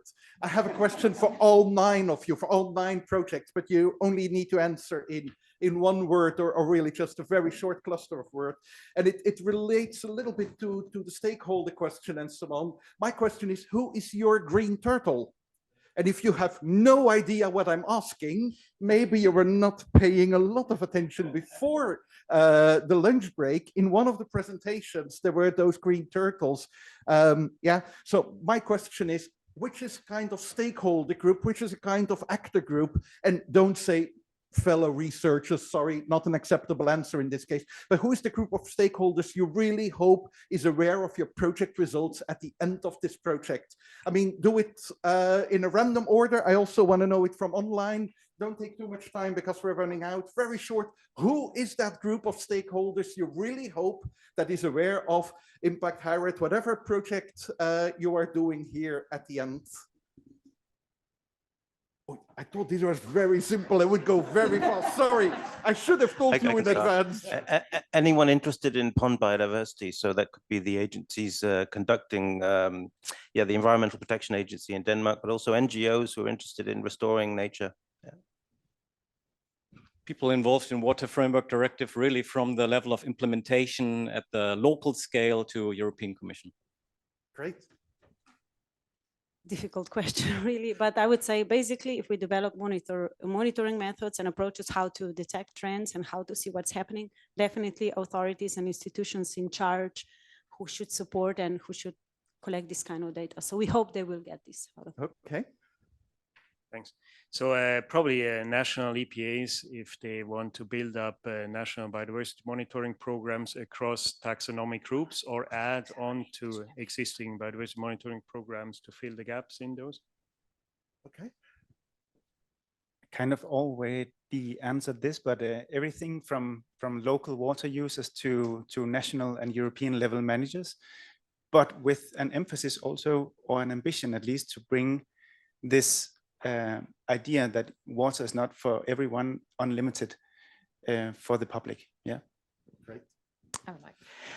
So for parasites, we're similar. We go from the local community right up to national environmental managers, make them recognize that parasites are important.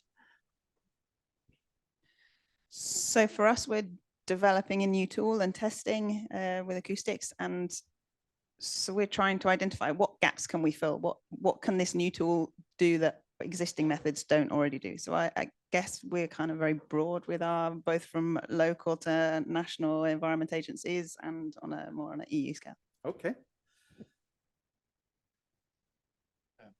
Yeah, Caroline answered, but like, I mean, same project. Yeah. If there was a difference in your answer, there would have been a problem. No, ideally, I would like everyone to know about the project, but like, yeah, I guess we're mainly, as Caroline said, like, we're mainly interested in making people aware of the new method that we're using, so that it can be used and it can be efficient, basically. Yeah, I mean, in addition to the stakeholders that we have involved from aviation safety and let's say wind energy and nature conservation, etc., I would hope to have more attention, like from farmers, agronomists, for the transport or migrations of pests and pollinators, and then on the other hand, public health for the dispersal of like zoonotic parasites or pathogens. And hybrid is always super difficult, so I'm happy to give the last word online.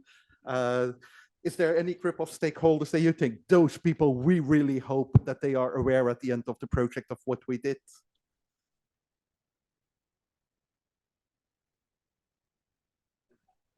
Our online connection is not ideal, but I'm pretty sure there are plenty of them.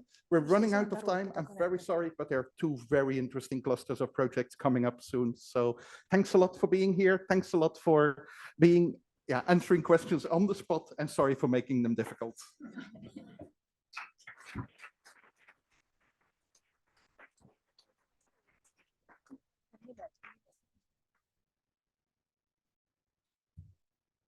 Thank you, Wouter. Thank you, all the panelists. Our next session will be done by my colleague Frédéric Lemaitre, who is our operational manager in Biodiversa for Science and Policy Impact, and you will be presenting the Biodiversa Prize for Excellence and Impact. So, Frédéric.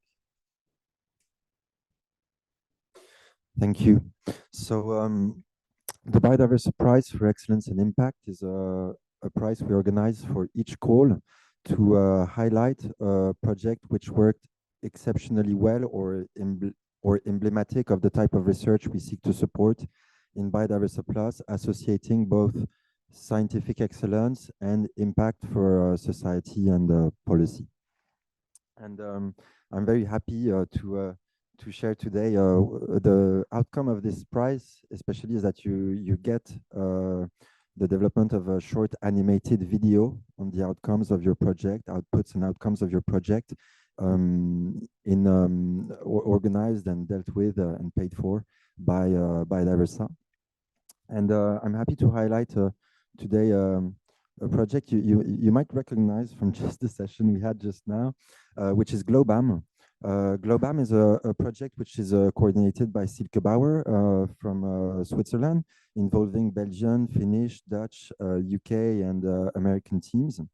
And it's working on movements of bats, insects, and birds in global airspace and the use of weather data to quantify migratory patterns in Europe and North America in terms of drivers, of abundance, etc. And thanks to this, they were able to look at the impacts of climate change, urbanization, wind energy installations, habitat fragmentation on these aerial flows. And they advanced the use of weather radar for monitoring and real-time assessment of aerial migrant flows. In practice, actually, GLOBAM, it's since 2019, it's 26 papers in peer-reviewed journals, 2 of which in science, 1 in Nature Communication, Frontiers in Ecology and Environment, Global Change Biology, 4 in remote sensing.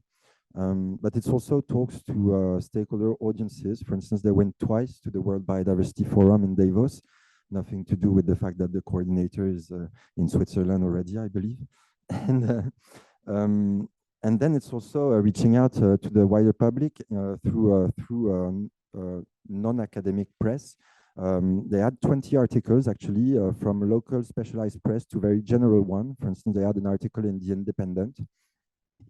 And one example of the outcomes of this work is maybe some of you are familiar with something called Tribute in Light at the World Trade Center in New York. They are following the terrorist attacks on 11 September. Every year they pop up big lights where the 2 towers used to be upwards.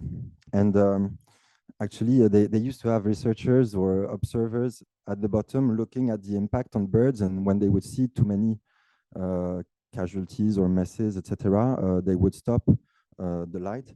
Just to give you an idea, in 20 minutes of lighting up it's 16,000 birds in half a kilometer radius that are attracted in there. Over 7 years, they computed 1.1 million birds were attracted like this. And actually, they added the use of meteorological radars to assess this impact in real time, and part of wider efforts to address this in the city of New York. Actually, New York City, following GLOBAM, but other efforts, have a request to reduce city building lights during bird migrations, it's the biggest city in the world to do this.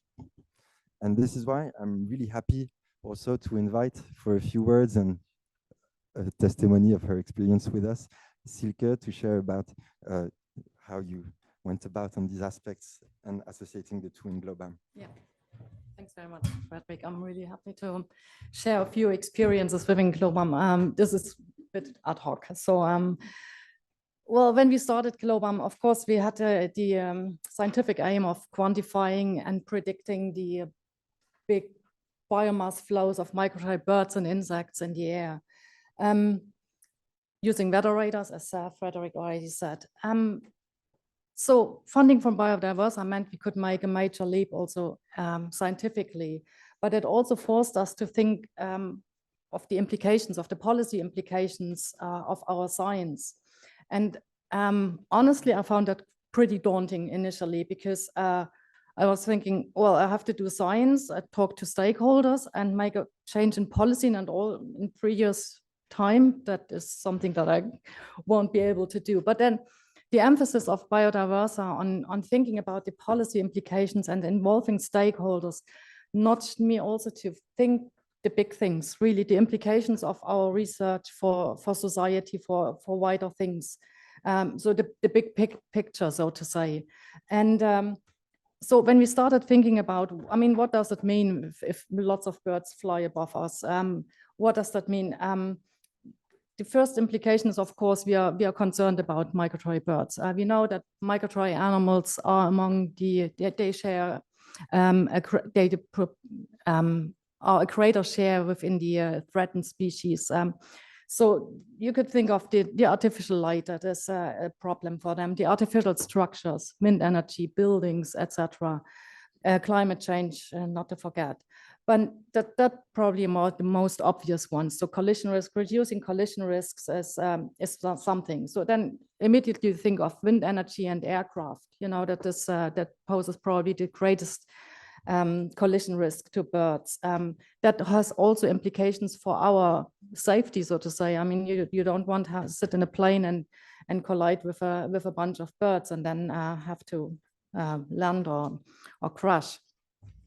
On the other hand, the same applies actually to wind energy. We all want climate change to halt, we want to make measures to stop climate change. On the other hand, we want to save biodiversity. So we have the transition to greener energy, and we need to save biodiversity. And it's actually two sectors that should go together and not against each other. But then what the reality is, we have a lot of discussions in the public, resistance against the expansion of wind energy, again, out of concern for wildlife. So one thing is also to think more than the science and think how can we bring those things together that seem to be contrasting, but that could actually find common ground. Other things that we thought were important are, again, what I just mentioned, the bird health, the public health things. So birds and insects bring a lot of things with their movements. Say they bring pathogens, parasites, they are crop pests. So, and then you're immediately to a whole bunch of other stakeholders, public health, that there might be, you know, just avian influenza has another epidemic right now. That is a potentially zoonotic disease. Crop pests, many insects are also crop pests, but then on the other hand, they're also pollinators. So you have another circle of stakeholders that might be interested in learning more about these movements and perhaps using predictions that we can develop from the science. So basically, this is what we tried then to do. I mean, we don't have to do all of those things initially. We tried also to use a lot of ongoing initiatives and contacts within GLOBAM that were ongoing. For instance, this Lights Out initiative in the US, that would not have been possible with already ongoing things in Cornell and related institutes. One big achievement was probably also that last year we could move the wind energy operators at an offshore wind farm in the Netherlands to stop operation during a night of predicted intense migration. That was something that I would hope, or it's my vision to develop further also in the future, that it becomes a standard thing, to not think contrasting things, but bring them together and find beneficial ground for both sectors. That's it. Anytime, if there are any more questions about our experiences in GLOBAM, feel free to come. Yeah. Thank you.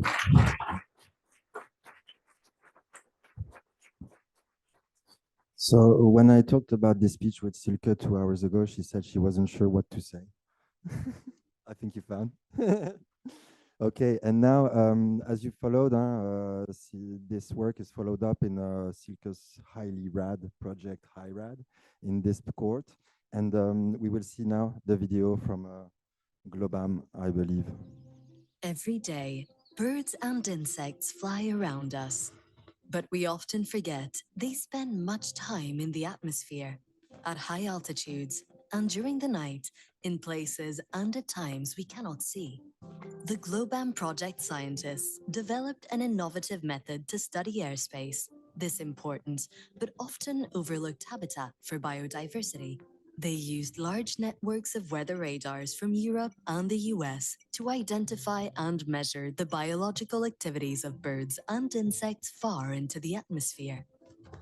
They found out that up to 5 billion birds migrate at night over the US every year. To put this into perspective, it is as if 2/3 of humans were moving over an area under the cover of darkness. They also observed incredibly large movements of over 80 million birds and trillions of insects flying over Europe on some nights. That's more than 1,000 times the number of people alive today. In an increasingly crowded airspace, full of buildings, aircrafts, light, noise, and chemicals, understanding these movements becomes essential. To ensure safe air travel, we must know where and when birds are aloft. Besides, wind and other vital renewable energy sources can impact and be impacted by the presence of avifauna.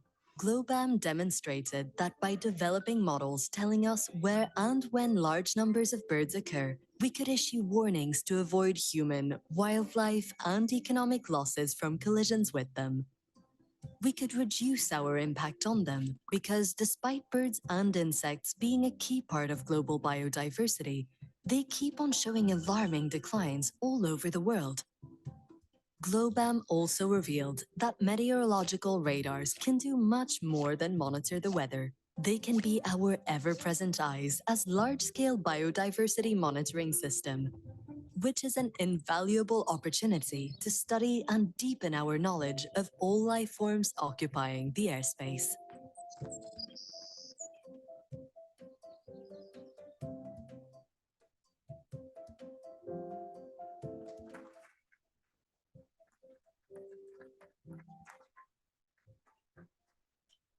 And just for information, some of these videos we've done, they reach over 10,000 views on YouTube, which is huge for a single project. So I hope with this, you will be inspired to apply when the opportunity comes to you. And I look forward to seeing all your project's implications. Thank you.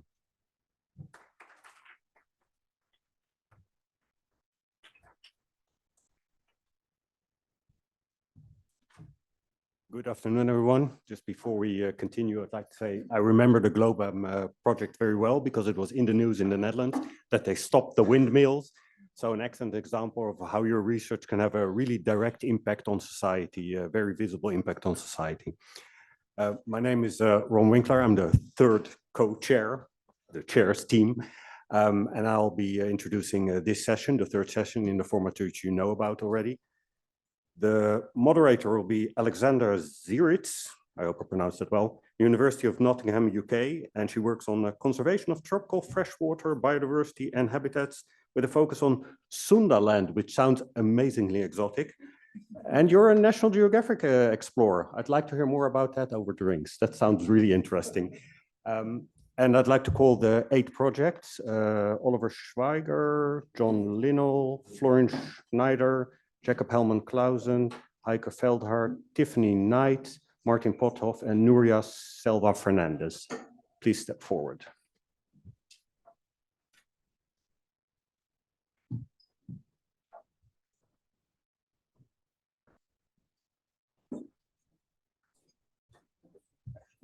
You're all sitting in the right order? I have no idea.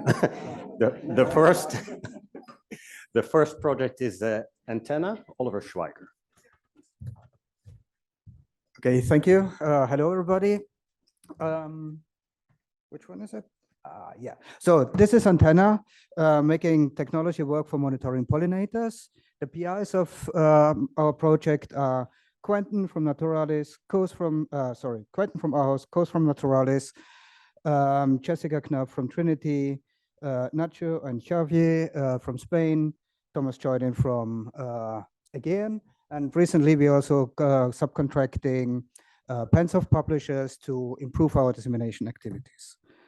So the major aim of antenna is to improve and test new methodologies on insect monitoring, pollinator monitoring, and how they best complement traditional efforts like they are implemented in the pollinator monitoring scheme of Europe, for instance. So we're focusing on computer vision for insects, on drones for the habitats, but also on automated sorting mechanisms, also barcoding approaches to support traditional samples.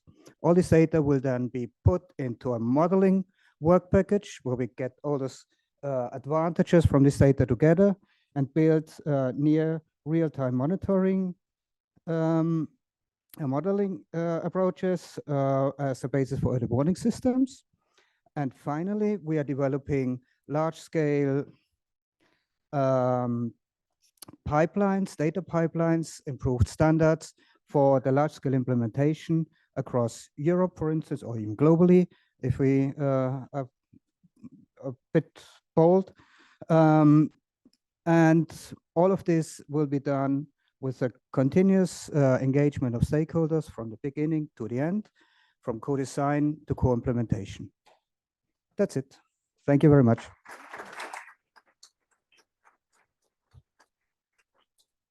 Thank you very much. Next one, big picture.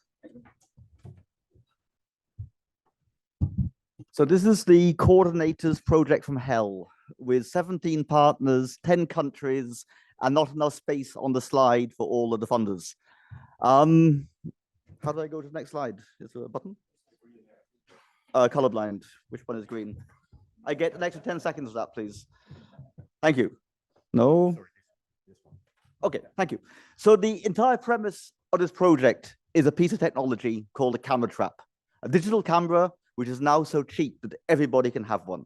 And it seems like virtually every landowner and hunter on the continent does have one. These cameras stand out there in the forest, taking pictures day and night. They are seeing the unseen. They see what happens in the forest when you go home.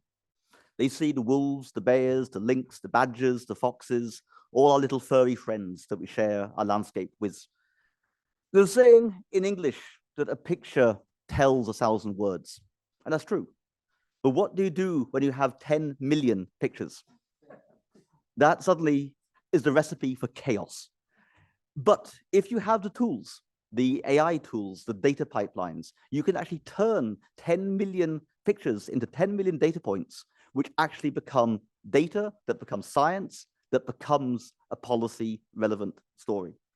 And that is the premise of our project, is to develop those tools necessary to harness those millions and millions of images which are collecting themselves all around our continent every day.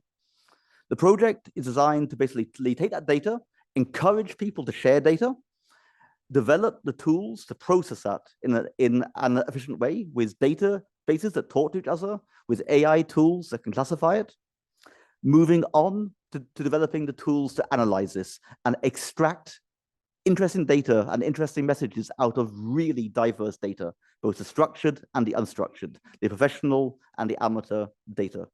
And out of this, extract the stories that really can actually have a policy impact on wildlife conservation in Europe today. Thank you.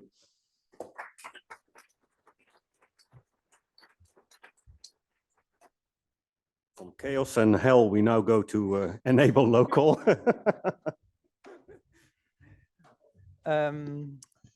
Yeah, this is a much more orderly project with just 3 partners in Germany, Czechia, and in Sweden.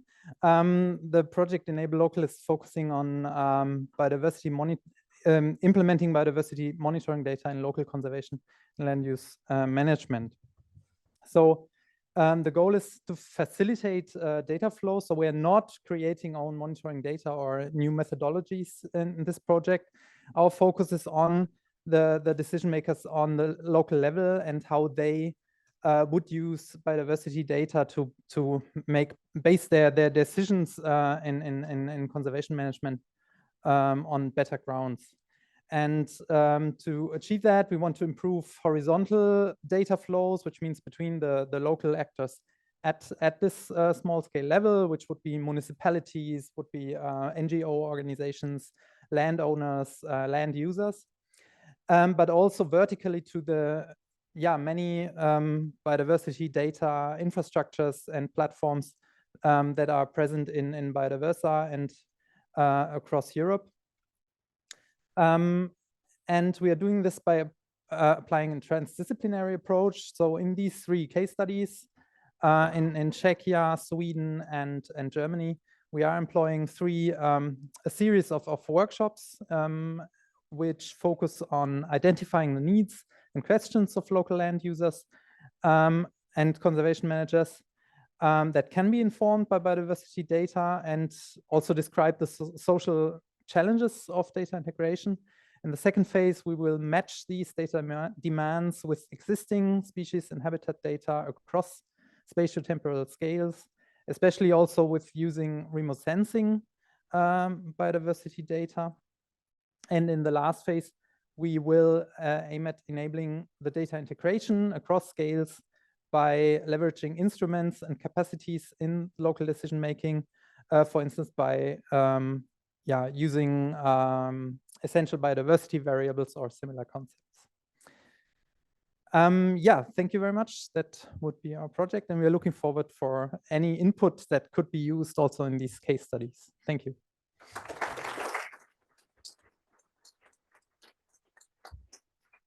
Thank you. And talk about diversity. We go from local conservation management to mapping fungal diversity, FUNDIVE. Yes, thank you. And we are going for something worse than hell with 26 partners in 18 countries, the fungal kingdom. So there's a lot to look at. Oh, is this? Here. So, I mean, fungi are incredibly important. Still, they are kind of not included in transnational conservation and monitoring, partly because it's difficult. And I mean, in the Habitat Directive, they were not included, even though there was a proposition to do so. And I think that's reflect that maybe we didn't have the tool to do it that time. But now we have eDNA, we have citizen science that are really interested in doing something, recording. We will work with both approaches, trying to find out how they can be combined. So we will develop better tools for citizen scientists. We will include them in the barcoding of specimens. We will provide picture recognition tools based on machine learning. We will also try to refine the tools to do eDNA. But we do have this issue that you often just get some OTUs, and this is not really fitting. So we have traditional morphological species concept, and we have eDNA-based species concept that are not fitting. So we'll do a lot of effort to barcode specimens from collections, and also involving citizen scientists in barcoding specimens from nature to be able to provide insights into conservation status of threatened fungi, and also to investigate biodiversity patterns for fungi across space and time, and trying to figure out how eDNA approaches and citizen science are complementary and to some extent maybe even supplementing. So that's fun dive, worse than hell in a nutshell. Thank you.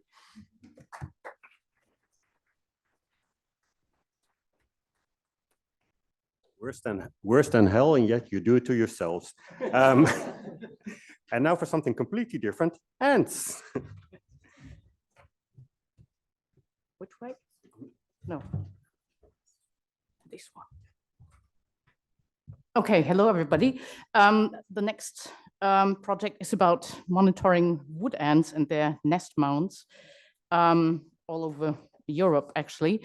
And most likely, anybody that's been to a temperate or boreal forest in Europe has seen one of those nest mounds. So they are quite iconic. And they're actually microcosms that house many other species that we know very little of. And although there's quite a lot of citizen science projects and monitoring projects going on, we still lack knowledge on population trends of the ants themselves, but also of all the species living in the ant nest that are sometimes very, very specialized. And in this project, we will develop a harmonized monitoring strategy for policymakers, but also for citizen scientists, because this is actually quite easy to observe these nest mounds. And yeah, that's about it.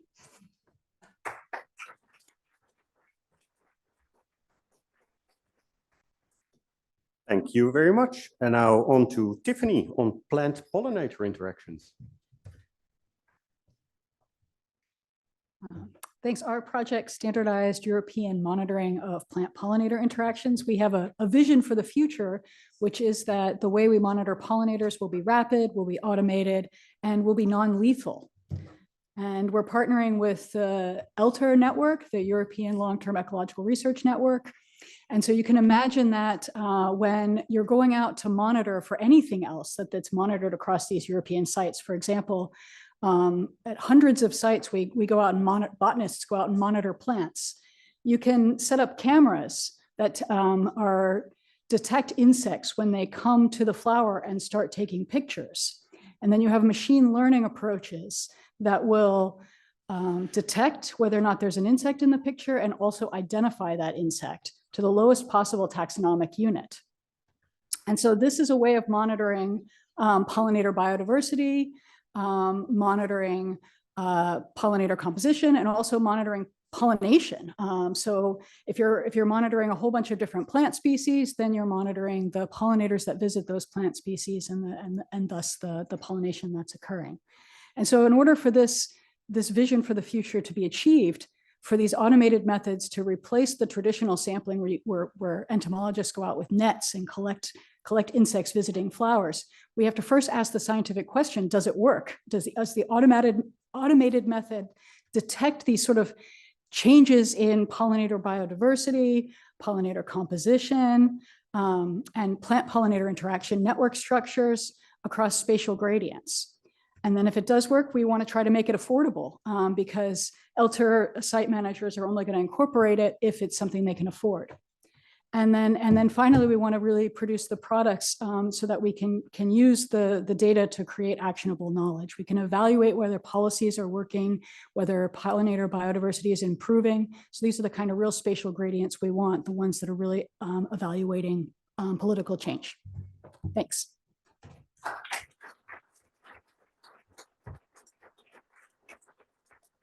Thank you very much. Martin, on soil biodiversity and student-based citizen science. Very curious. Yeah, thanks. Yeah, soil rise again. As I learned from a former project, I learned that 10 partners are enough. So we are now 6 from 5 countries. And more or less land use scientists, like you see Boku in Vienna, and also my facility is on biodiversity and sustainable land use, and so on. And yeah, what we oops,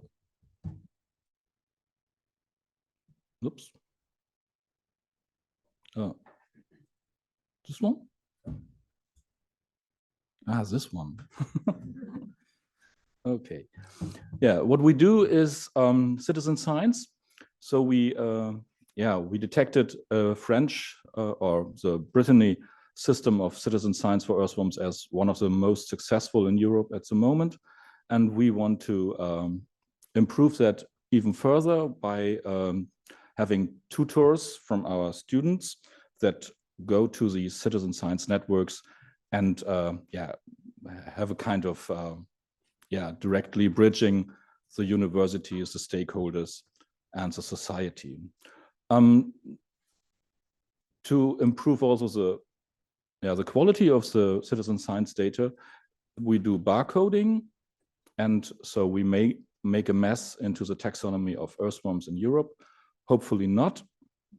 And the third thing we are doing is more social science. We are also following the citizen science approach from the perspectives that we do questionnaires and try to figure out if there is a change in the awareness and the attitudes of the people involved in the program. Thanks.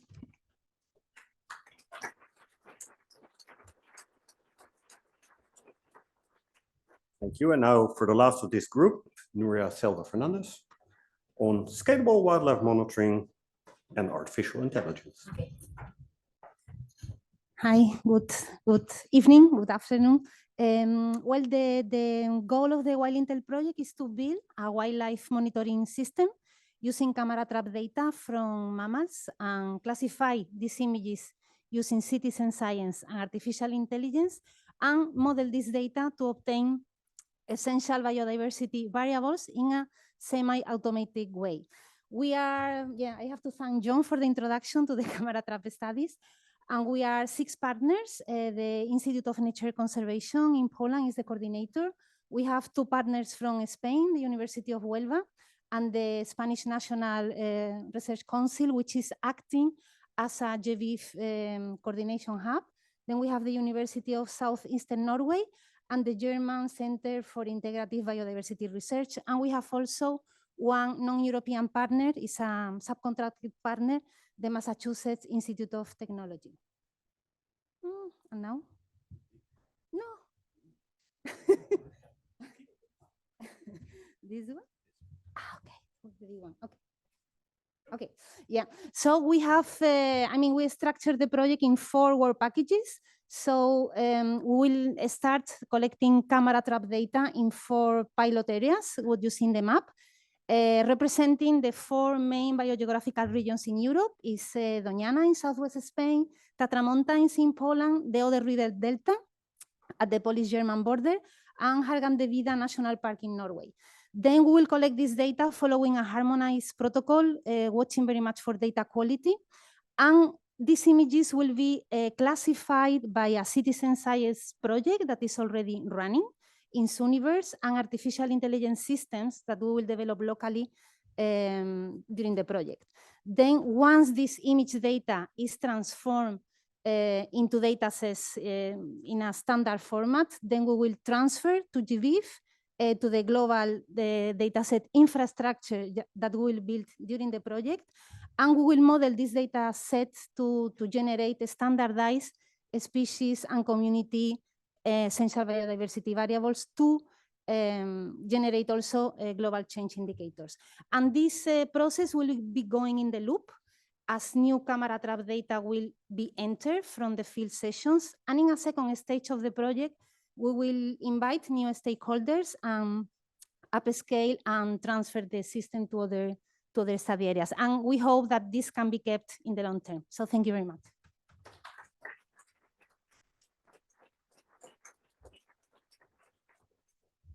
Oh, it's on there already. Time for the panel discussion. So please, Lisandro.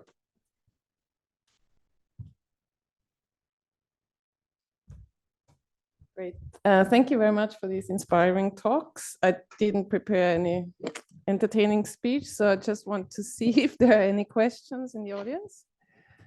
One question from the online attendants, a question for big picture. They're using camera traps for bear lynx wolf observations, and they found that there is no training data model for European carnivores, and they are using trap tagger to create such model. with the help of their field partners and historical images. The question to you is what do you use in big picture to automatically recognize those species? Well, in the team, I think there's 4 independent groups who are developing AI algorithms for species identification. So what we're going to do is we're going to pool all of our training data sets and retrain a new algorithm, which hopefully will be even better than the existing ones. So I think we estimate we already have 10 million training pictures to include in our work here. So within 3 years, there will be at least one really, really good algorithm, which will be freely available for any system to incorporate. Thanks. Another question there? In the front, first row. First row, sorry, what else?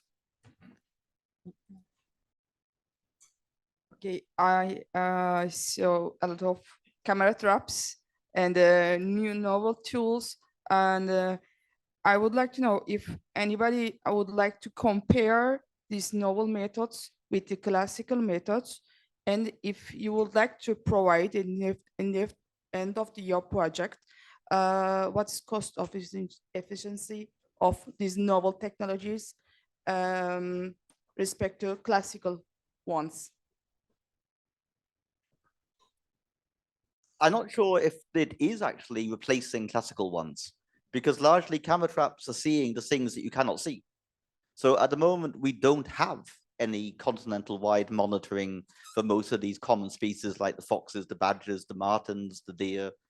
And for the larger carnivores, camera traps have become the standard for distribution mapping. So in a way, it's not replacing anything, it's actually adding something new to learn things that we really could not have known otherwise. Nuria, you have them?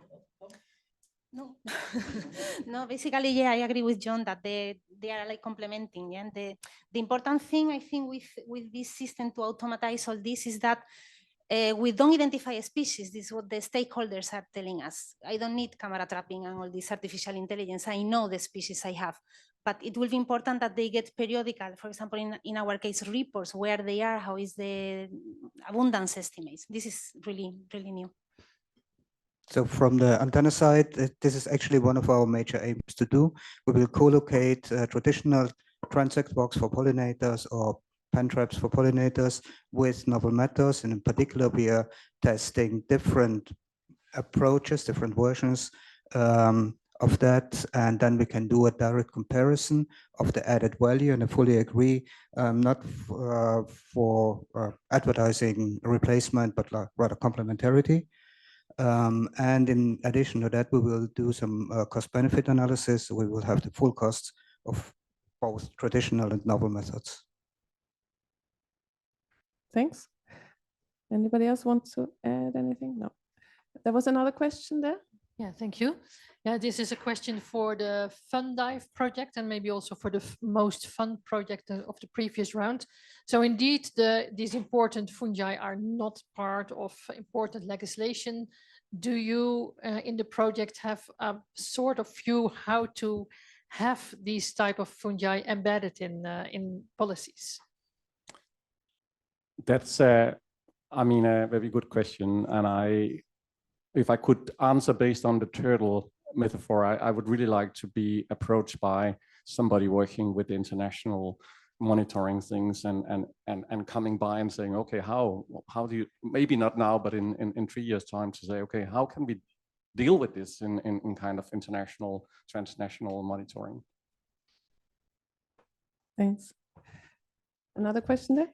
Yeah, a question from online. Do some projects include the identification or use of bioindicators to measure the ecosystem good health?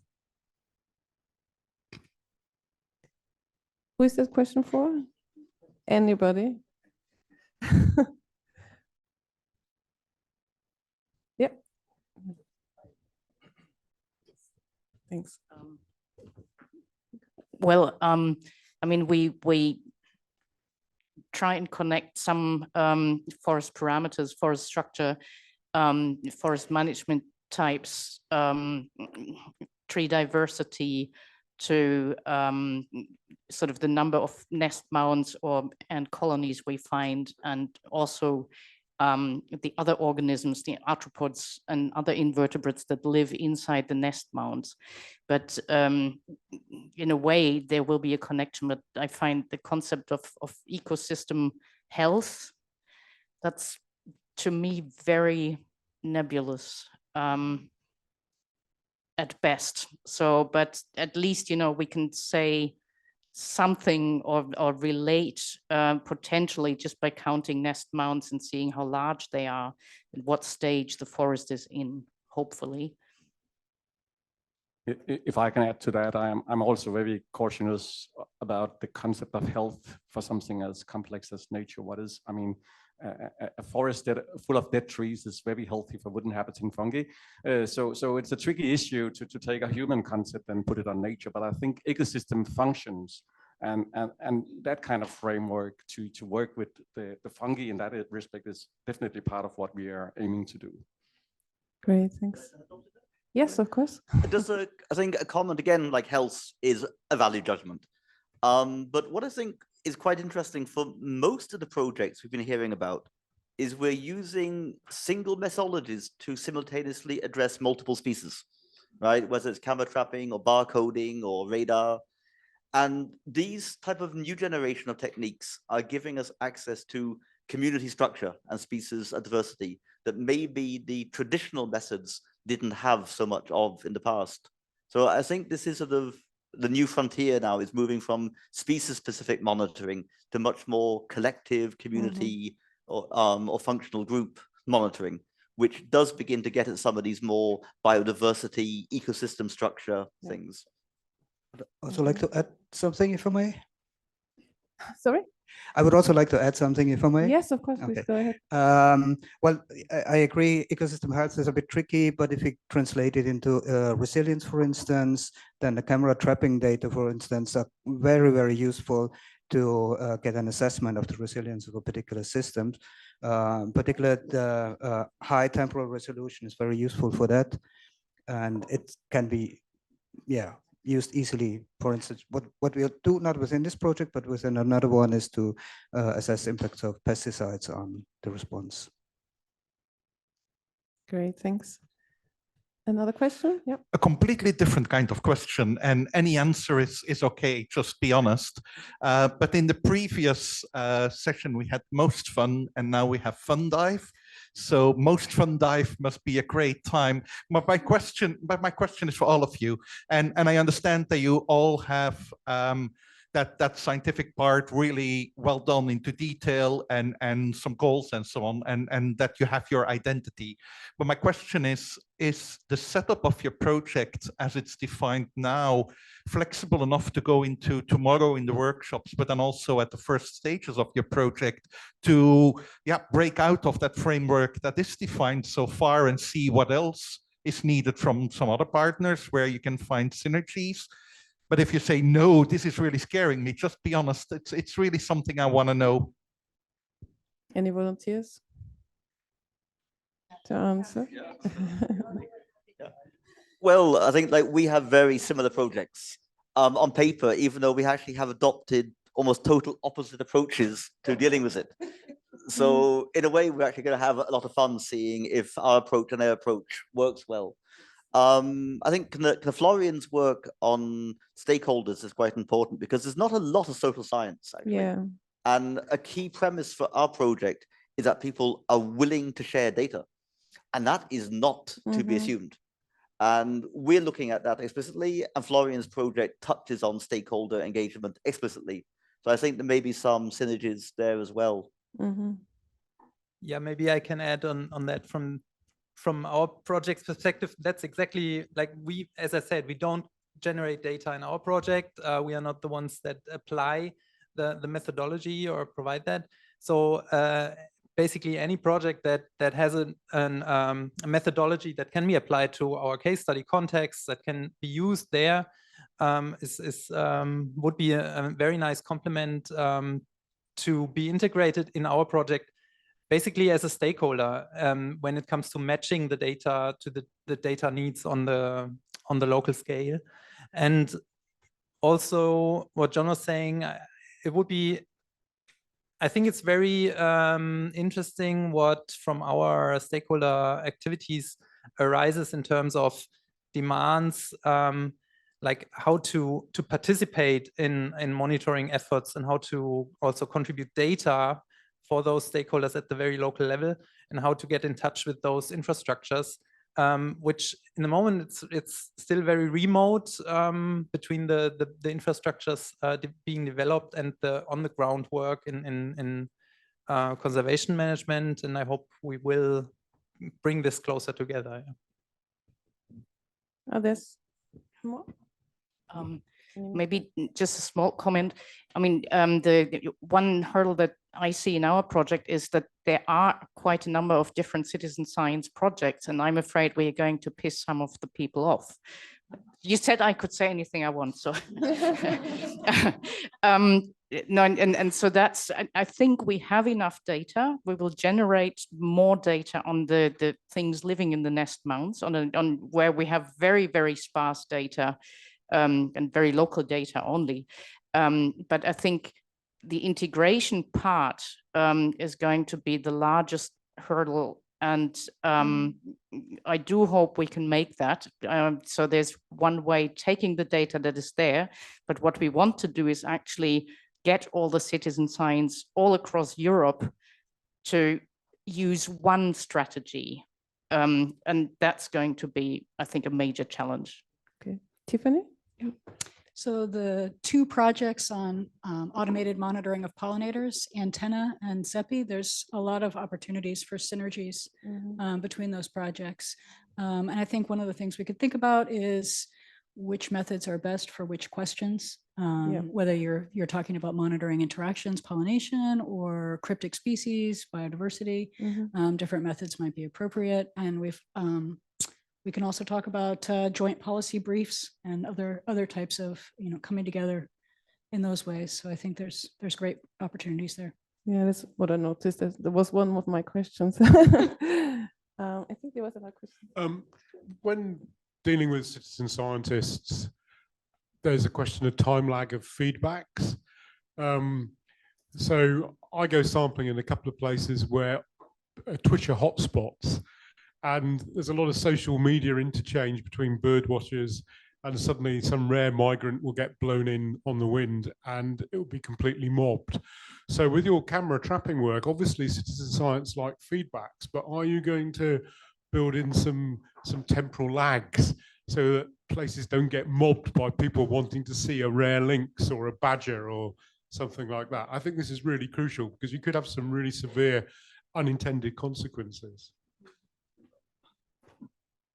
Well, the data coming in from the citizens themselves, they're the ones who will control how quickly they pass it on to us. So in a way, they will actually be their own lag. Like when the hunters are sending data in, they decide when they send it in. So locally, they can monitor, they can regulate that themselves. But yeah, I take the point on the more structured stuff. But I think all of us have time lags because the data is stored on the camera and it waits there until we go and pick it up. And that could be 6 months later. So actually, in a way, the sampling automatically builds a time lag into it. No, Yeah, in our case, if all this system will work, this will be semi-automated. So we'll go fast, but not so fast. Probably, yeah, ideally with 1 month delay. But anyway, we have also with sharing into GBIF the data, there are some issues because there are some locations that we cannot share.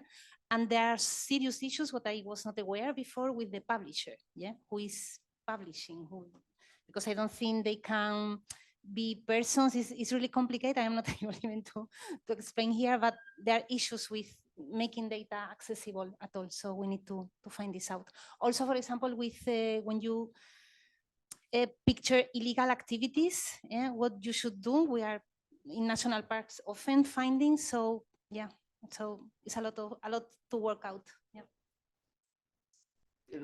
Plus, of course, we have the privacy issues that we have to delete or blur the pictures of people and things. So the data flow is a major issue here with a lot of social, legal aspects of it that we have to include.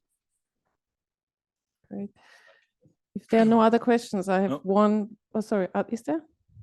I wanted to add something to Oh, this. sorry. I got you that there is a kind of communication to the citizen science later on, so that they get something back from the scientists. And I think this is quite important. And yeah, in the case of soil rise, we're planning to have some, I don't know, open days in the gardens with the networks and having the people and presenting. And this is what the French team developed, that they have a really clear setting what is given back to the citizen scientists, like indicating the quality of their soil and what they like to know about gardening and what the number of earthworms mean, if they have less earthworms than others, or if they are really doing great with some of the species and so on. Yeah. Okay, I think we're out of time, or can I have one?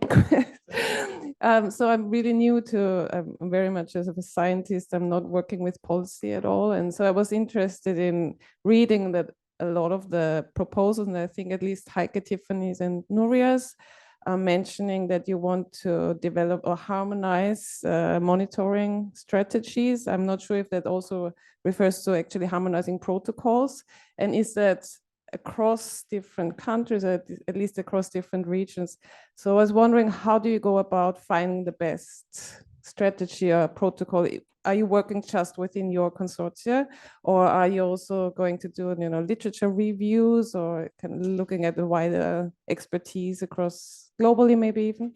Yeah, we plan different ways. First of all, of course, literature review to see what is available. Then also we are already contacting with several initiatives like NetWild and the European Observation Network. And also we plan to do some simulations, because we will recommend how to set the traps in order to get estimates and get because we want to develop like a high quality system, yeah, that you also are sure about the uncertainty in the parameters. So yeah, this will require from our side like some simulations, and also we want to be practical. Yeah, we don't want to say, okay, you have to put 100 cameras and separated. So it's a trade-off and it's not easy. And this is part of the task we have to do. Yeah.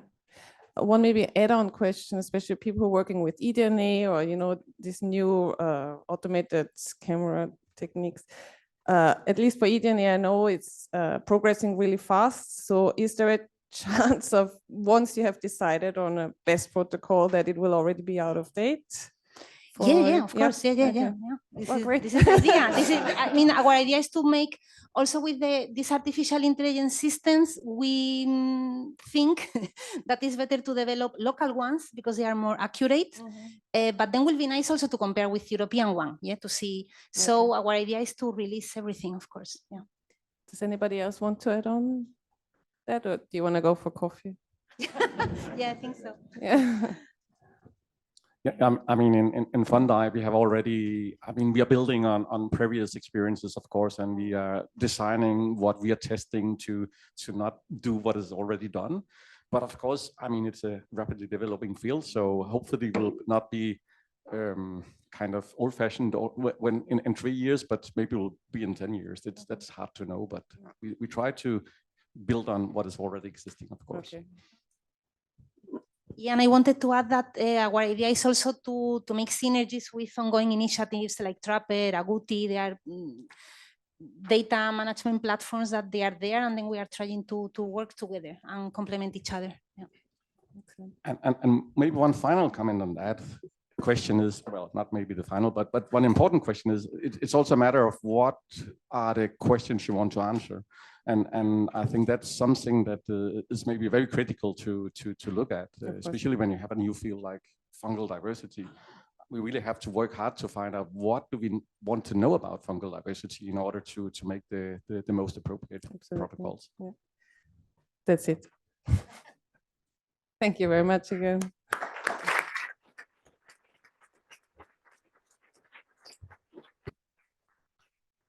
Thank you all very much for the discussion. Very interesting to see how many possible collaborations there are. We can almost skip the workshop tomorrow on how to cluster all the different projects. We've done part of the work now. I love the discussion. Also, points that you don't think about that quickly is, for instance, we all want to publish stuff, but be careful what you publish and when, because it might attract those weird birders who come around in their hundreds. I've seen that phenomenon in the wild. So I love those points coming up. Now we go for coffee. We'll be back here at 4 o'clock sharp. So while everybody's seated and before 4 o'clock, you're all amazing. Last session, 9 more projects to end off with. So last but certainly not the least project. This will be moderated by Zuzana Mosilova from the Czech University. And her expertise is fish evolution, specifically, but not only as on the website, the sensory systems. So the 9 projects are, or the 9 people are Holger Kreft. So I'd like to call them, please come forward. Holger Kreft, Raphael Pellissier, Chris Verheyen, Robert Lewis, Christina Wilson, I hope I pronounced that correctly, Pablo Garcia Palacios, Birgit Gemeinsholzer, Krista Peltoniemi, and Ute Jans. So in no particular order, please take.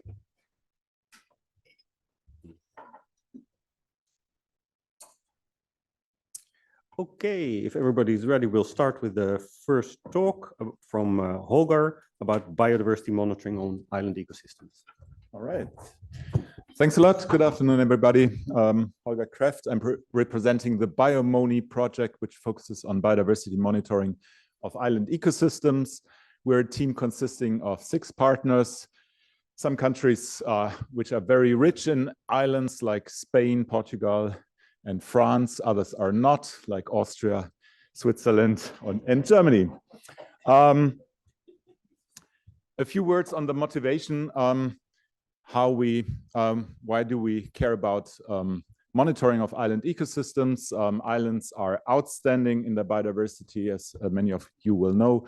Also, they're extremely important when it comes to protecting the biodiversity of the European Union. Just to drop one figure, maybe the Spanish islands, just if you take the Canary Islands, they host about half of the endemic species of Spain, just on a tiny proportion of their land mass. So they're extremely important for biodiversity conservation. And we know that they're also particularly threatened. So we do need biodiversity monitoring. It's a big challenge to monitor island biodiversity for various reasons. The scientific landscape is also an island system. It's fragmented. Scientists are fragmented and isolated in one way or the other. And there are physical challenges. For instance, if you want to place a 50 by 50 meter plot in steep terrain, which you frequently find on oceanic islands, that might be a challenge. Okay, I'm running out of time. So we want to look into biodiversity trends, and often islands fall under the table. They're not well represented in studies that look at that. And that's where BioMoni comes in. We aim at leveraging existing data, focusing on vegetation plots. We have a component that looks at paleo data, pollen, spores, and phytolites. And the idea is to put that into harmonized databases from fragmented data sets and make that available to the scientific community. And then we have an upscaling component using remote sensing. And finally, we also have future scenarios using IP-based frameworks and stakeholder engagement. Thank you very much.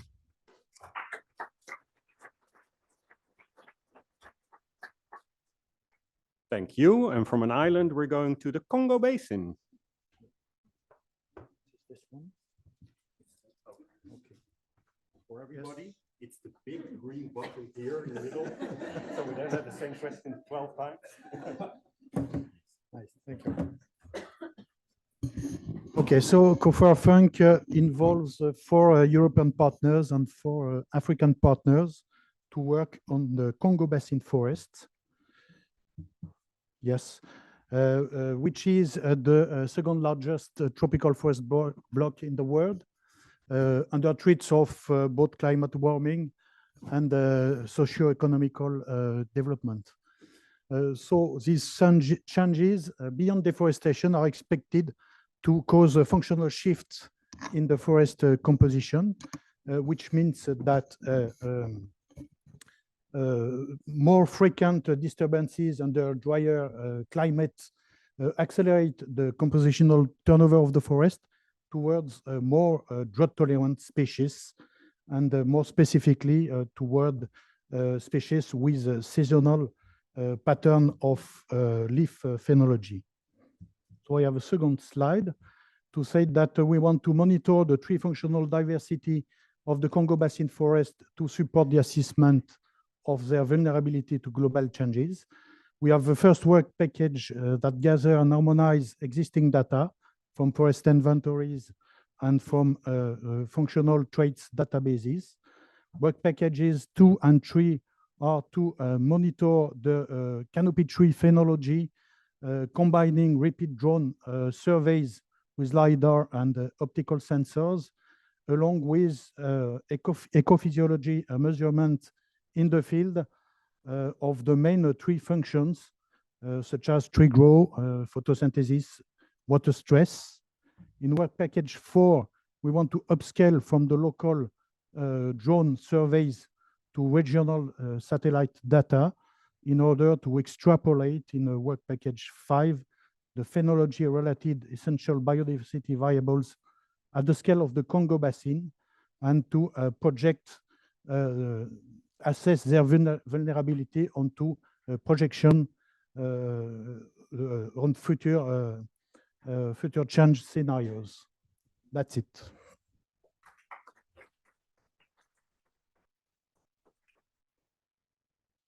Thank you. For the next talk, we stay in the forest, but we're going back to Europe.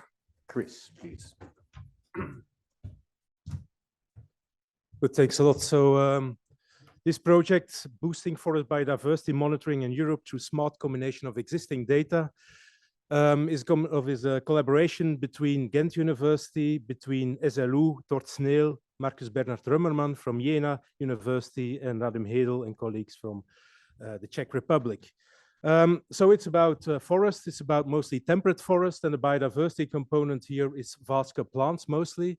And actually, there's a lot of data available already on vascular plants, and that changes in European forests through different monitoring programs. We have the National Forest Inventories, we have ICP Forest that has been going on since 1990, and we have Forestry Plot, which adds a very long temporal perspective to biodiversity change and vascular plant change in European forests, going back to the 1950s, 1960s.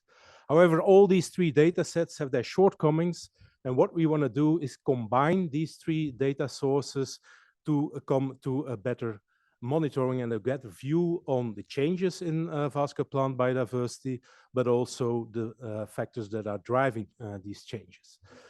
We will work within the framework of essential biodiversity variables. So we will quantify trends and drivers. We will try to map them. And we will also reach out to kind of novel approaches. So in work package 4, we will focus on remote sensing. We will try to integrate fungi and ground beetles. And we will also look at the added value of using historical management data for better monitoring. And we will do this in close collaboration with stakeholders. And our green frog, as it has been mentioned, would be DG Environment and GRC, because our work very closely relates to the ongoing program on European forest monitoring framework. So that's it.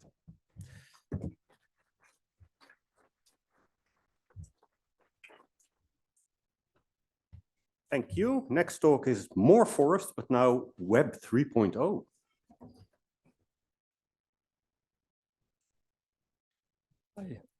Thank you.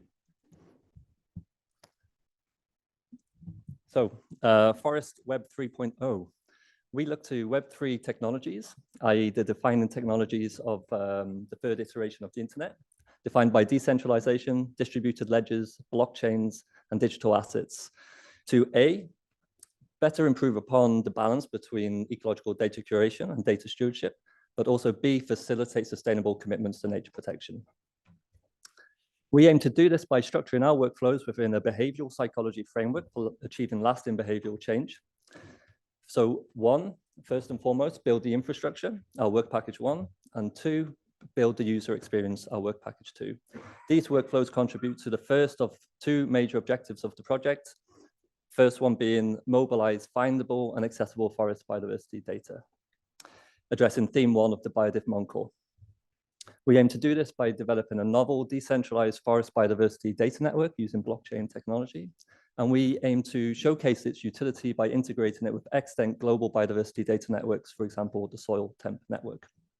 Objective 2 draws on theme 3 of the BiodivMon core, and we aim to make better effective use of this mobilized data by using it to inform digital twin models that underpin nature-backed digital currencies, a form of biodiversity credits. Here, the aim is to facilitate sustainable forest biodiversity protection through increasing awareness of regenerative finance mechanisms. Now, sticking within this behavioral psychology framework for achieving lasting cultural change, we will thank you. The third, we will improve the, make the behavior normative, so increasing awareness and uptake, that's our work package 3. And fourth, make the behavior rewarding, so improving an understanding of the incentives. We will build on extant digital twins for modeling forest biodiversity and forest integrity, and we will engage with our stakeholders, namely forest landowners, for improving their understanding of refi, but also improving our own understanding of potential barriers to successful adoption. Thank you.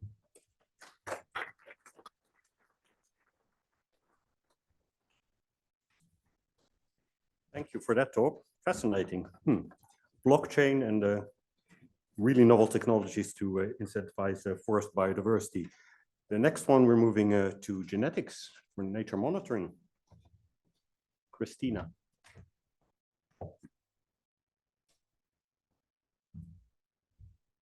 So thank you. And just to say, you nailed it in terms of my surname. So well done. So yes, I know it's late, and I know I'm quite fearful. So I will ask you 2 questions. I will also answer them myself, so I'm not going to pull you up here. So firstly, why should you keep track of genetic diversity? Well, first and foremost, it's one of the 3 layers of biodiversity, and it's crucial for offering species and their populations the ability to resist and adapt to a changing climate and environment. So saving species is not a numbers game. We have to make sure that we restore and conserve their adaptive potential. Question number 2, how should you keep track of genetic diversity if you're unsure of how to go about it, or you don't have the resources or capacity to create large data sets, let alone analyze them for every species in your country? Well, you can rely on already existing data, either DNA-based or non-DNA-based, so-called proxy data. So GENOMO will showcase this in 5 countries, where we will work together with the countries to develop methods and protocols that fit the country's needs and resources. And we will ensure that through an inclusive co-creation process with country stakeholders.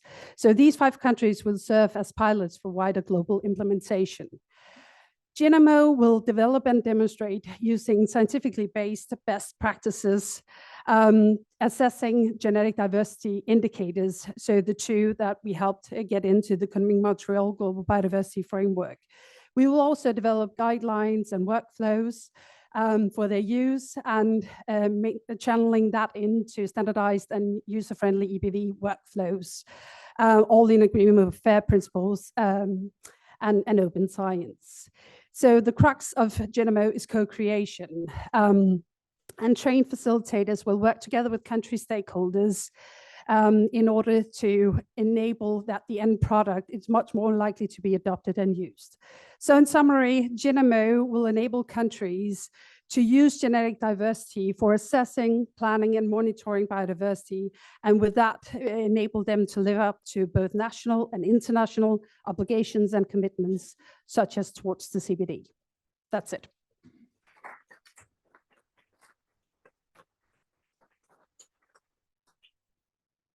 Thank you for your pitch, Christina. As a geneticist, I find it really appealing. Next one. We had forest, now we're going to the grasslands. Grass for fun. Pablo.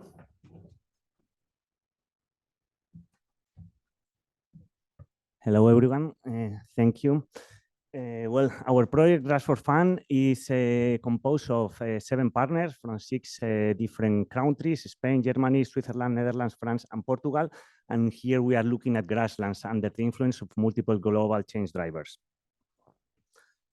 So we are specifically interested in how soil biodiversity and related ecosystem function responds to global change under a land use intensity gradient. So we are using grassland as our study systems, and we are focusing on protected grasslands, unprotected grasslands, and cereal fields. So we have 2 major deliverables that we expect to extract for and with stakeholders. So first of all are current protected areas efficiently protecting soil biodiversity. And we will also try to establish with this project a monitoring systems for cereal fields in Europe. So we are addressing multiple organisms in the plant microbiome for different plant compartments, the rhizosphere, endosphere, the bulk soil. And then we will be also assessing multiple ecosystem functionings related with organic matter decomposition, soil nutrient cycling, or biological activity. We are conducting that by revisiting some of the European sites of the Global Crop Microbiome Initiative. This is an initiative that was built like 5-7 years ago across the world and sampling 5 different crops. Here we are working with wheat and with maize, and we are revisiting these sites to have this temporal assessment 5-7 years later. It's not that much, but it's the best we could do. And then we are making sure that this accomplished with the standard of other multiple global assessments, such as soil bond. We are coupling these European level samplings by taking intact soil cores back to the lab, and we are exposing those soil cores to different global change drivers in soil incubations, from nitrogen deposition, drought, on heat waves, and then with modeling. Thank you very much.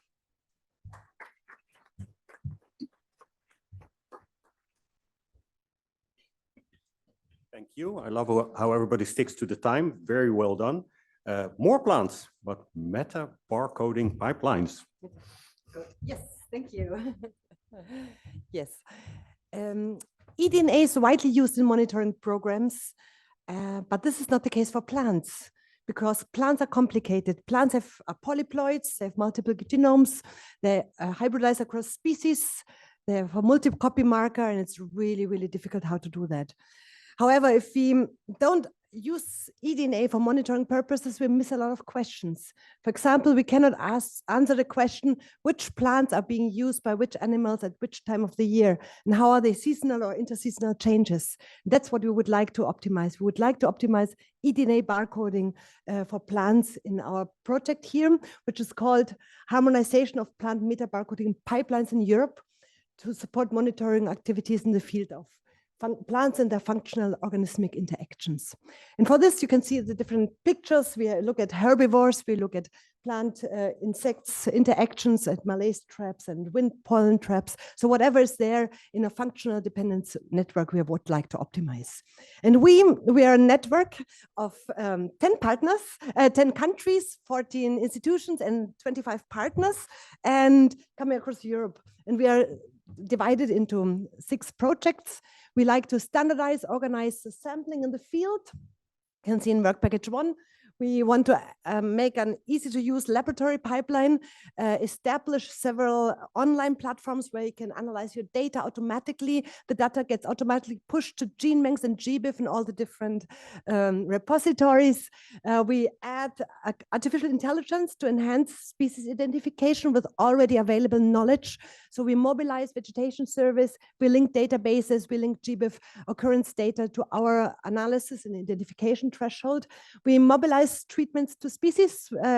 So we try to digitalize non-digital available information. And of course, we want to have outreach and a benefit for the community. Thank you very much.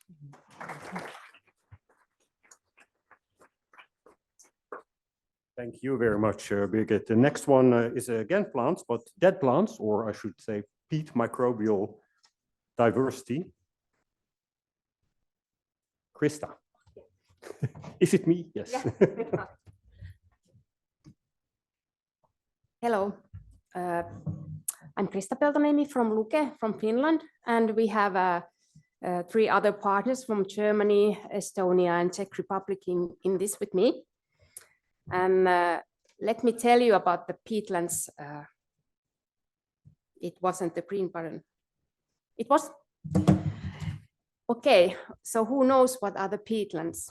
Well, let me tell you why they are important. They are important because they are the largest terrestrial storage of carbon, and they also provide recreational values, livelihood, and tourism.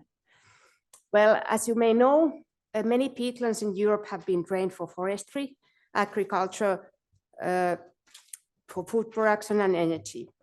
And we also know that the land use change may enhance microbial decomposition and further increase greenhouse gas emissions and accelerating carbon loss due to the climate change.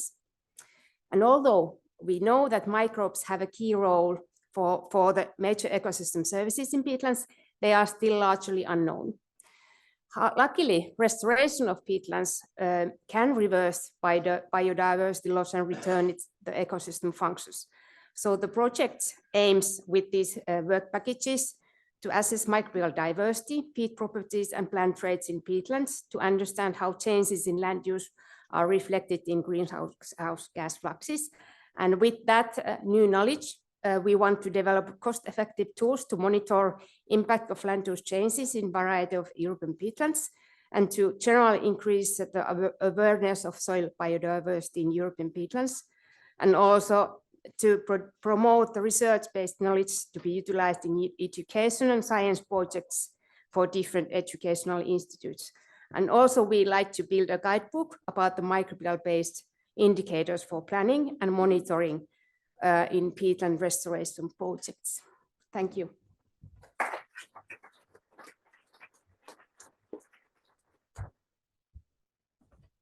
Thank you, Krista. Now for the last one of this session, Ute.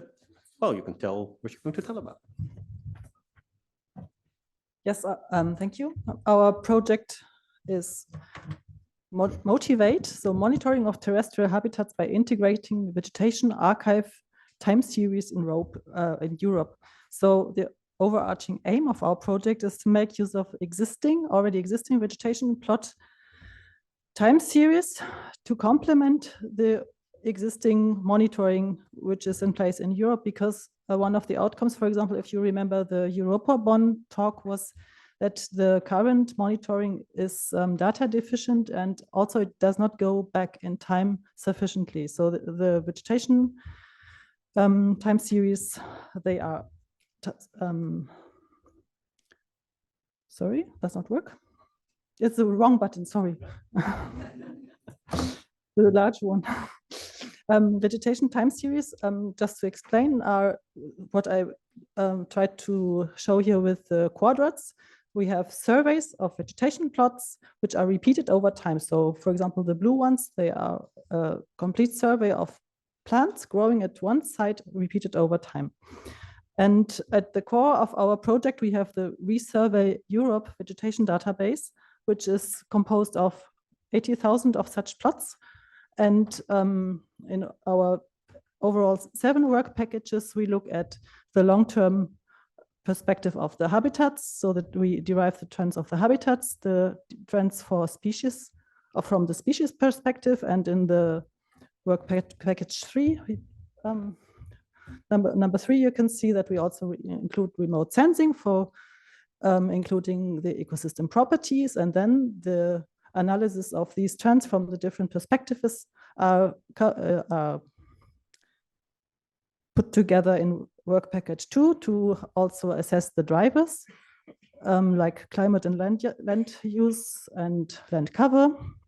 And then we have a very exciting work package number 6, which is the participation of experts and non-experts. So how to the evaluation of how is the perception of the monitoring from the different stakeholders. And then we have in our last work package, which will combine the work of all the other work packages, with how to implement our knowledge to the current monitoring schemes with involvement of nature conservation agencies, and yes, and to put this into a new monitoring or to enhance the monitoring in Europe. And I wanted to say also that the motivate part of the project was also mentioned today by Steve HAWKINS. He said that it's never too late to start a time series or repeat a survey, and that's exactly what we are also going to do. Thank you.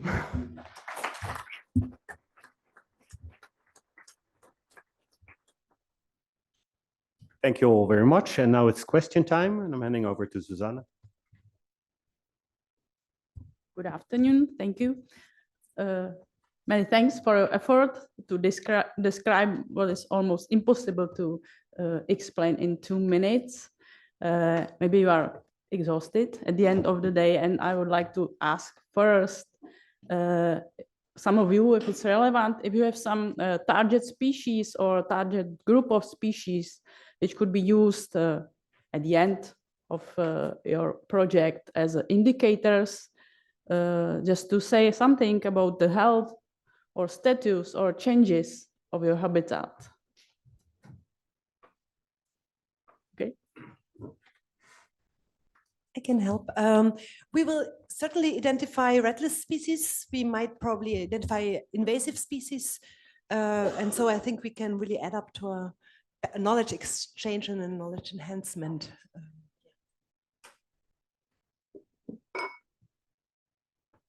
I would like to, does it work?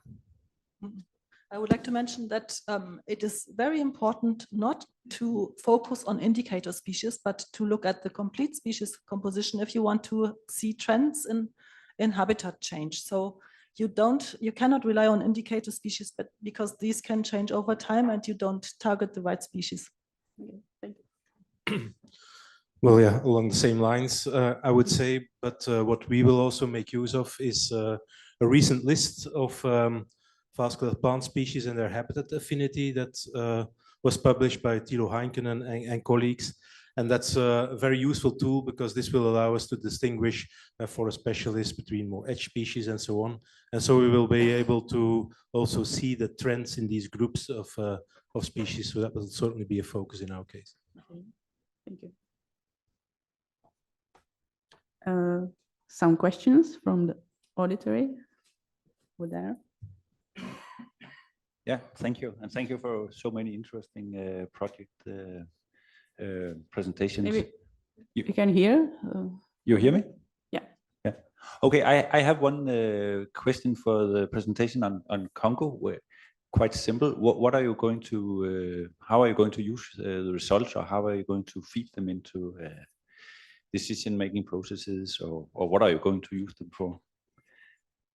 And how are you going to try to activate your results into some action if you're going to do that?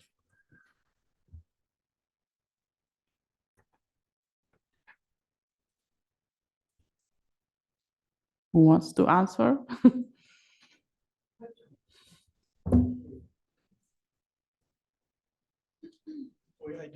I didn't really catch what was your question.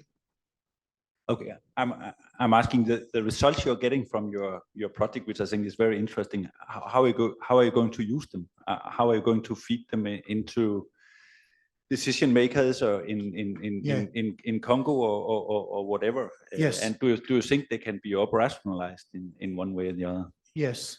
So in fact, we are involved with a regional network of researchers in the Congo Basin over the 5 main countries, which is working as an advisory board for the COMIFAC, which is the Commission for the Central African Forest, which is in charge of harmonizing the forest management policies over the basin. So this is the way we expect to interact with, forest managers, forest services. But we have also many contacts with, of course, we are working in foreign countries, so we need to been in contact with, authorities to access the forest. So we have contacts with conservationists in national parks, and we try to involve them in the monitoring of the forest phenology. For instance, they are conducting the drone surveys within the parks every 15 days, and they are involved in the project.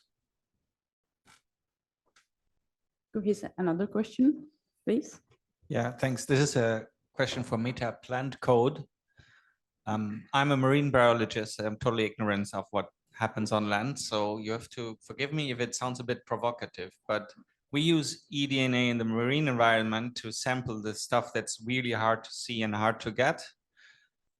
But I was wondering, at least in the case of vascular plants, my naive assumption would be, why do you not do metabarcoding and eDNA of those? It's because you can see them, they're fairly big, and they're easy to identify and to enumerate with a trained eye. So I was wondering, what's the added value of doing metabarcoding of at least vascular plants for mosses? And so I see the point, actually, yeah. Well, if you look at the pollen baskets of bumblebees or of bees, you have no possibility to identify them on a species level. Yeah, just pollen itself. It's really not possible to identify them. So pollen monitoring is being done with, like, for example, in Germany with 36 stations, but there are people sitting there manually every week to do the pollen evaluation on a morphological base, and the genus level identification is not very good. For example, most of the people having hay fever, they only say, well, I'm allergic to grasses, but are all grasses really allergic? We don't know, because we can't really identify the pollen. You will not be able to identify the feces of herbivores, but we can decide, well, the deer was eating 10 different species when it had a calf, but it was only eating 5 different species when there was no calf. So we can ask many more questions than we could earlier. Of course, we can do the vegetation survey, that's easy.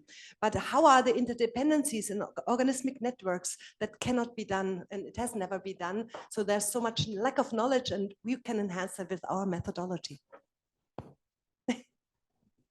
Thank you. There's another question over there. Yes, thanks. A question to Ginamo. I think it's super important that we have the genetic diversity component here. And I think eDNA will not help us here as well, so all good. Where I'm currently struggling with, but I heard it the second time, so there must be something true on it for sure, otherwise you wouldn't do it. How can you assess genetic or effective population size from non-genetic data? I just know, knowing the stockfish, you sometimes have super low effective population size and a huge number of specimens. So what is the approach? Maybe I get it. Yes, very good question. I'm glad to hear that you also second that genetic diversity is important. We've heard a lot about eDNA, and it's a very good tool, but also with limitations. And we're not there yet where we can use eDNA to assess genetic diversity, period. So in terms of, yes, it is correct. I said DNA-based data and non-DNA-based data. So you can use a different suite of data sources for, so basically we're looking into, amongst others, effective population size. So species abundance, for instance, using redlist data, we're also using Earth observation data as well. So there's a whole kind of proxy cascade that you can go down on, and the further down you go, the less accuracy you will have in the effective population size estimates. But it's a trade-off, because when you go down the proxy cascade, you will also have more data available, enabling you to do larger assessments, etc. But all of these things are something that we're going to look into and robustly assess. So, yeah.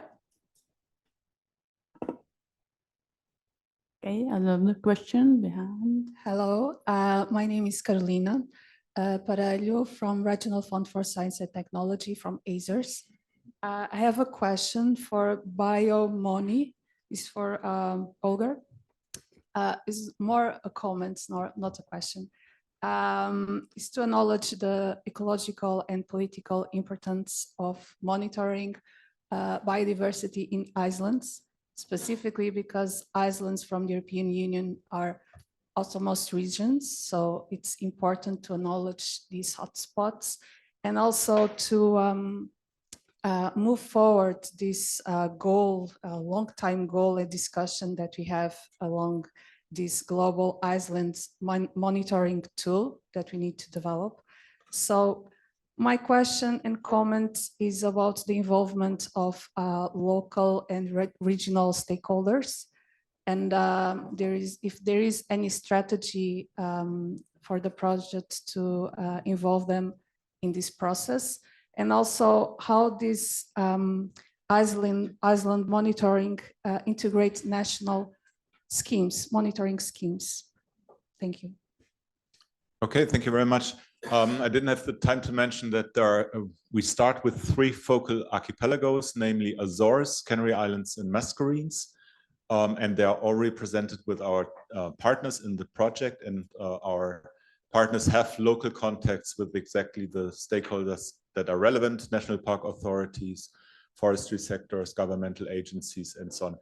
And there will be meetings with these stakeholders. We will discuss what monitoring protocols they're currently using, for instance, and then the idea is to harmonize across these 3 archipelagos, that is like transnational across 3 different countries already, and then develop tested methods that then can be useful for extending to other archipelagos, to other countries, and so on. So that's, yeah, and everything else, I'm totally with you. Islands fall off the table and they need more attention. Okay, thank you. Maybe I would like to continue with the stakeholder stuff. I would like to ask you all about your stakeholder network plans. If there's I assume that you have more than one, and if there's a cooperation between them in your topics, and or if you would like to work as a leader of the cooperation flow or something between the stakeholders, or if it's already working this way. I'm especially curious about the project from Congo in this way, if there's some cooperation between the stakeholders already. But you can answer what who other ones. So I don't know exactly. It's working, yes. What you mean by cooperation between the stakeholders? We have, of course, involved different stakeholders within the project, and including, I mean, researchers. For me, they are fully stakeholders because our African colleagues, of course, needs support, including from European countries, even if the Biodiversa program doesn't fund the African partners, but they are fully involved. And so what we try to do is to organize workshops between stakeholders from the different countries, choosing the different sites to make the people meet in the field. So we try to stimulate cooperation between them. I don't know if I will answer your question. Yeah, thanks. Somebody else want to talk about the network of stakeholders? Yeah, so when developing our project, we actually used kind of the stakeholders that were already involved in the developments of the forest monitoring framework because they are aware of this already. And so we will see whether we will ultimately get them on board. But on the other hand, it would be very useful because they are aware of that process, and then they can link also with our project to see where there's potential synergies between what's developing at the European scale currently and developing within our project. And the fact that we are close to Brussels also helps, of course, in that respect. Okay. Thank you. Yeah, in our project in Grass for Fun, so we have stakeholders at two levels. We have global stakeholders that were involved in the preparation of the project. So we were asking them to help us to design the protocols, the field protocols, so we could integrate our data set into the larger data set, so both were comparable. And we also have local stakeholders that hopefully will be involved in the development of the project, and of course in the dissemination part. Okay, thank you. Other questions?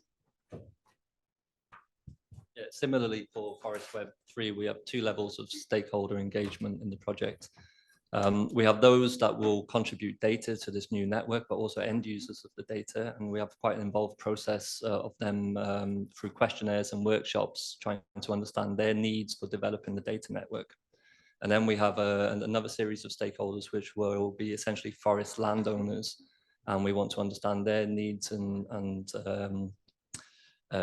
barriers to adoption for these regenerative finance mechanisms. And for that, we will be reaching out to our networks within our respective partner countries, but also one of our partners, Single Earth, based here in Estonia, has quite a broad network of already forest landowners throughout the globe.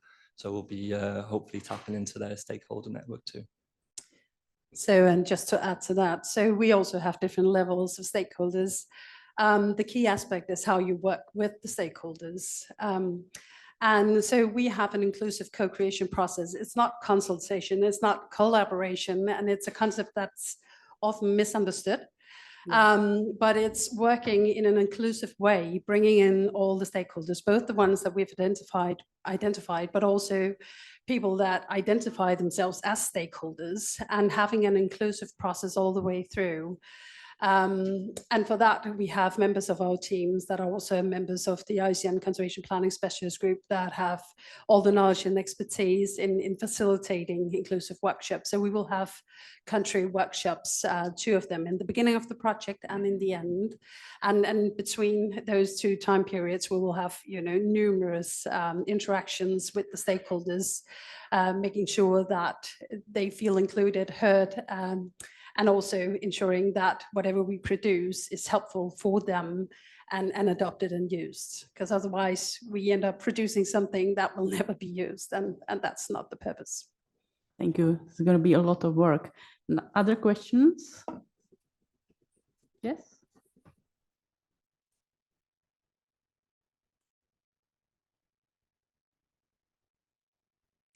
A question from online participants regarding the success of your project.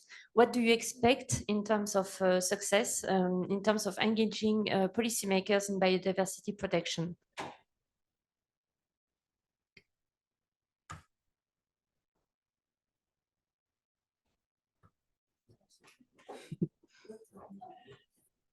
I can try to answer. We would like to see our infrastructure and our standards and our tools being implemented into maybe the GBIF environment somehow, so it's openly, freely accessible for everybody to use, and fair and open, and can be used for routine monitoring. Maybe I can continue. Actually, I got an email this morning from the forest management service kind of a institute in Finland, and they were very interested about adding something about microbial diversity in their handbook for people who are doing actually the restoration. And I could say to her that after a couple of years we might have something for you, but not at the moment. But I would be happy to see that in the handbook after a couple of years based on these project results. More answers? Nobody? Some questions here or online? Yes, please.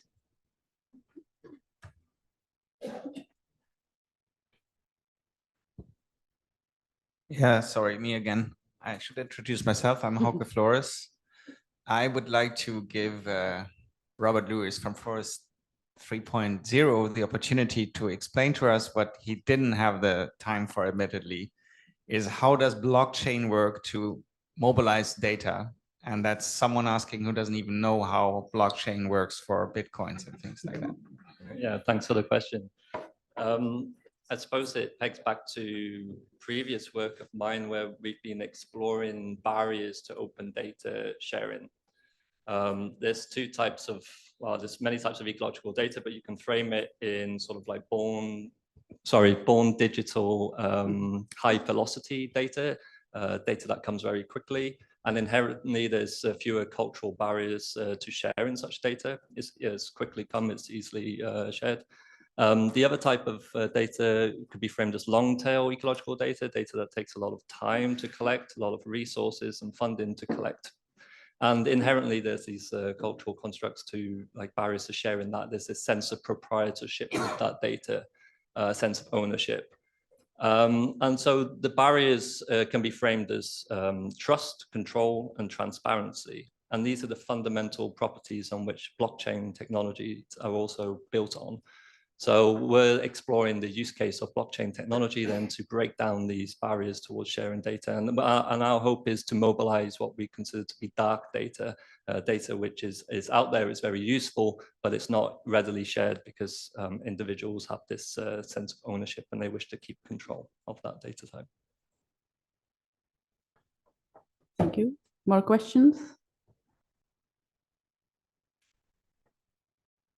Maybe I can continue and to ask Holger about the citizen science data, because I've been working with bird watchers for more than 20 years, which is kind of easier than your citizen science data. Can you tell us more about the type of the data, the approach? And actually, citizen science is not the prime focus of our project.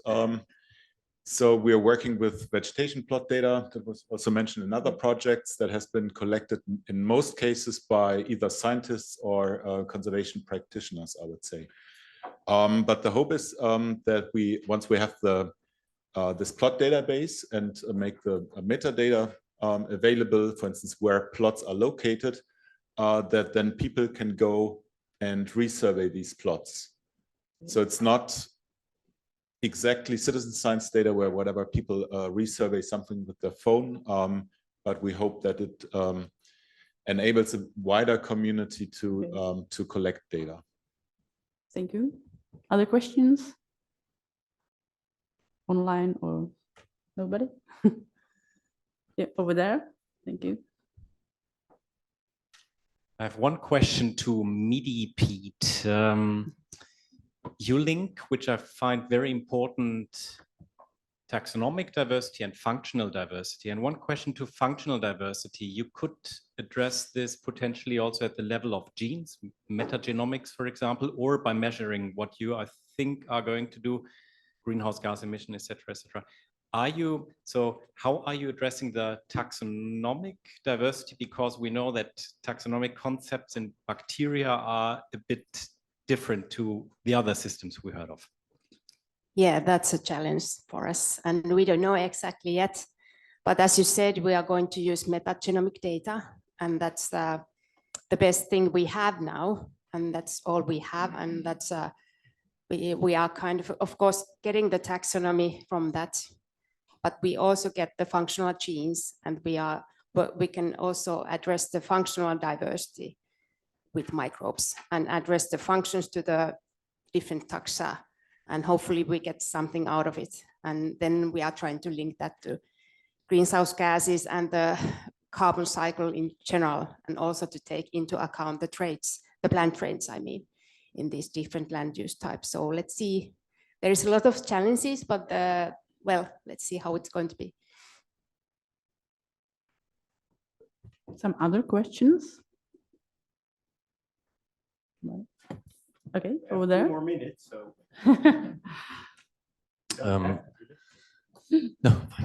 Thank you. Some really fascinating projects. I just wanted to ask about sort of stakeholder engagement. When I came yesterday, I found this great book printed out on stakeholder engagement that Biodiversa has put together, and I saw it was from 2014.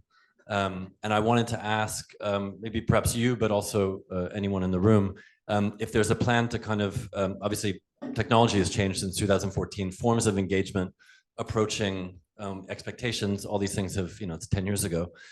Is there a plan to sort of bring all of the knowledge that comes from this and sort of work towards, stakeholder engagement 2.0? Or is there, are there sort of plans to kind of, over the next 3 years, as these projects are going on, sort of be able to sort of share the knowledge that comes about during the projects to help all of us sort of do a better job at engaging? Good point. So I think that's a question for me. Indeed, first remark, all the content of this handbook is still super valid and not systematically applied. That's so it's still valid. The other thing is these are fairly wide concepts of co-creation, of timing, of mapping influence levels of stakeholders, which are still valid. Then you are right, there are a number of elements which have changed drastically, from stakeholder data management, for instance, co-creation methods, online tools, etc. Which is why we're indeed planning an update of this handbook, I think in a year's time, if I'm correct. So for 2025, building also on the experiences and the feedbacks from you in engaging your stakeholders. So it's a bit the short answer for now, and it's not only stakeholder engagement guidance, it's also looking at building on this. We also use the methods and the description in there to also think of how we assess projects, because we've heard from somebody today that okay, I did everything but it didn't reach impact, and it's at the core of the way we evaluate this, because we want to make sure that you make all the steps, and we are realistic on the fact that you cannot expect researchers to change legislation itself, and you should not, and that it can fail despite all the right places, the right steps in place. You can fail to have impact for other reasons. So these are elements we build on. And then it's also a lot of, beyond the guidance, we also try to set up a lot of opportunities for you to interact with additional stakeholders, mostly at the European or international level, because this is where we have most added value. Thank you. And There are then just two other comments. Yeah, okay, sorry. Please. Super short. So we do have 2 social scientists in GNMO as well. And one of their tasks are to scientifically evaluate our co-creation processes with the country stakeholders. So that's also something that we hope will be relevant for Biodiversa as well. Thank you. Yes, thank you. Very short as well. Thanks very much for that question and for the answers. That's really good to know. I think it's so important. There's never been a book somewhere, a handbook, like scientists' engagement. So I think this notion of engagement will have to be looked at as well. So it's stakeholders' engagement, be scientists, stakeholders want to engage with. And that reflectivity, I think, is really so much about time. And in all of our projects, there's so much potential that I saw today as well. So it's great that there will be a new edition. Okay, I would like to thank you all, and that's it from the last session of project. Thanks to all the speakers, and thank you, Susanna, for moderating this. We finished this part of the meeting, so we had 33 talks from 33 amazing projects. Wow, I was really surprised by the huge diversity. I mean, I'd seen it, but once you see the talks, you really notice it. So I really look forward to seeing how they develop in the next couple of years. We have a last part of this meeting before we can all go to dinner. I'm handing over to my co-chair, giving you the baton. Thank you very much, Ron. Yes, and as you understand, we do follow up on our projects. And we call them our projects. We know they're yours, but still. We claim a little bit of it. And we do this now. We have a specific follow-up group for this, and it's based at NCN, our partner in Poland. And to present a bit about the work of the follow-up and what will be expected from you as projects, I invite Mateusz SOBCZYK to the floor, but also representing Anna Katurba from NCN in Poland. So please, Mateusz.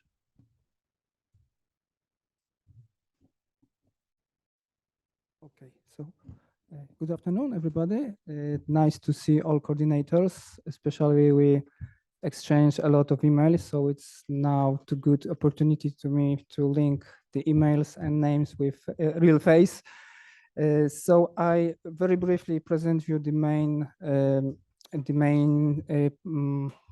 points related with follow-up process. So as you know, all your projects should start more or less in the same time between December 2023 and April 2024. And the maximum duration time of your project should be 36 months. So we also ask you to, we encourage you to strong international collaboration between teams from different countries. And as you know, you can plan everything, but sometimes unexpected event occurs, especially in research projects. So here you can see how you can ask for important changes during your implementation of your project. So the main contact point for us is coordinator, so the partner one in your proposals. So if you request a change, so please send to follow-up team the short note explaining the request. And after that, we contact with call steering committee and present your request.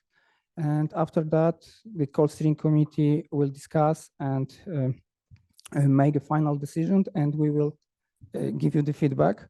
And after that, you can start your, you can finalize the process at the national or regional level. So please remember that in different countries, different funding organization could have different rules. So as I mentioned earlier, the coordinator are the main contact point, and the follow-up team is the main contact point for call steering committee. We expect 2 reports, midterm report in the half of time of your project, and your report will be assessed by follow-up group composed by experts, mainly EVC member, which assess your proposal in evaluation process. And you will get the feedback from this follow-up group. And this summary, this feedback will be sent to coordinator with recommendation or requests for clarification when needed. And you can expect this, we will ask you to send this midterm report in October, between October, December 2025. And we also ask you for final report at the end of your projects, and the procedure will be exactly the same. Your reports will be assessed by follow-up group, as far as possible the same evaluator like in a midterm report time. And you could expect this, we ask you to send this reports in April 2027. We're still working on report templates, and we're also working on online platform when you can send your reports. And please remember that some national regional funding organization may also require specific reports. So if Biodiversa as a whole consortium need only the midterm and final reports. Yesterday, you should receive email from us with a link to toolkit, and in this toolkit you can find the logos of Biodiversa and all funding organization, and 2 guidelines, guidelines about the acknowledgements and guidelines about the whole follow-up process. And you can expect in autumn this year these reporting templates, and we also inform you about the platform for reporting. And this information you can also find in these guidelines. Here you have the template which should be used in paper or policy brief related with your project funded by Biodiversa. And please also contact your national funding organization about additional ID numbers, acronym, etc. And in the toolkit, you can also find a guideline how to use Biodiversa logo. And please use logos, official logos of Biodiversa and funding organization only from this toolkit. And Biodiversa team also prepares some opportunities for you to network and capacity building. First will be tomorrow. And tomorrow I also send you an email with a link to register to data management and capacity building on Darwin Core Standard workshop in June this year. And between 2024 and 2026, you can expect more follow-up workshops, citizen science masterclass training, and summer schools. And we will meet in 2027 on final conference when you can present your final result of your project.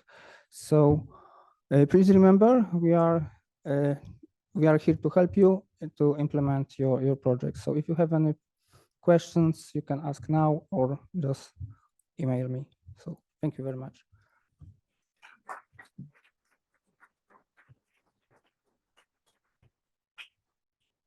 Thank you very much, Mateusz. Are there any immediate questions on this? Do we have a microphone? Thank you. Thank you. Yes, please, Steve. This is a comment sort of coming from the Scientific Advisory Board slightly. First of all, a question for the PIs. How many PIs have got funding from their national agencies yet? Haven't got funding yet from the national agency. Okay. I think it's important for the Biodiversa Secretariat to prompt, kick some ass to try to get this done, because this also influences people's ability to make 18-month midterm reports. And this is a plea on, as someone who used to be involved in big projects, please make the midterm reporting proportional to the task. Make it fit for purpose and make sure that it's not a big burden on the PIs and also not a big burden on the evaluators. I had a very bad experience recently as a midterm evaluator for a JPI initiative. Most of the Italian partners still hadn't got their funding 18 months into the project. They couldn't buy consumables. It was embarrassing litany, and they weren't excuses. These were reasons why progress genuinely could not be made.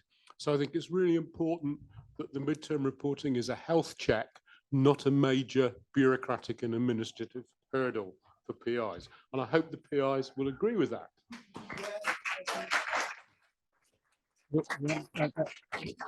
Yeah, thank you for that comment. When it comes to pushing the funders to actually do what they have promised, I can assure you that we work day and night on that issue. And when I say it's my colleagues here primarily. Henrique, you seem like you want to respond there as well. Yeah, definitely. It's a key point by Steve. Nonetheless, I would invite you to check early the reporting templates and the formats because filling them while you go is much easier than having to do it all at the end. Yes, but we are also really mindful of not adding administrative burden. So wherever we can, we are trying to cut down on that. But you always there are some requirements that we all need to fulfill. But yes, we are mindful and we take it ad notam. Okay. There is another question there. Did you want to? Okay. Hi, thank you for the. Sorry, Mateusz would respond also. Sorry. Okay. Thank you, Mateusz, for the presentation. So would it be possible in some cases to expand the project after 36 months? Extend the deadline at the end of the... we're still waiting for the answer from European Commission, yeah? Celine, about the extension of... Okay, thank you.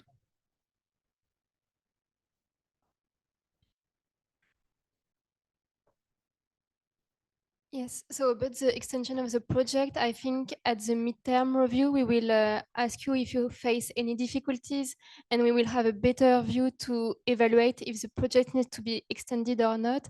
And if it is the case, and we will need to assess how many projects need an extension and how long. And we will need to discuss that with all the funders and also with the European Commission. So for now, it's a bit too early to provide an answer about that.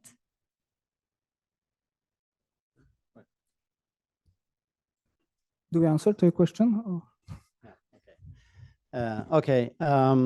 Yeah, I mean, it's very early to start asking for extensions at this point, but I mean, it's a good and fair question because things happen.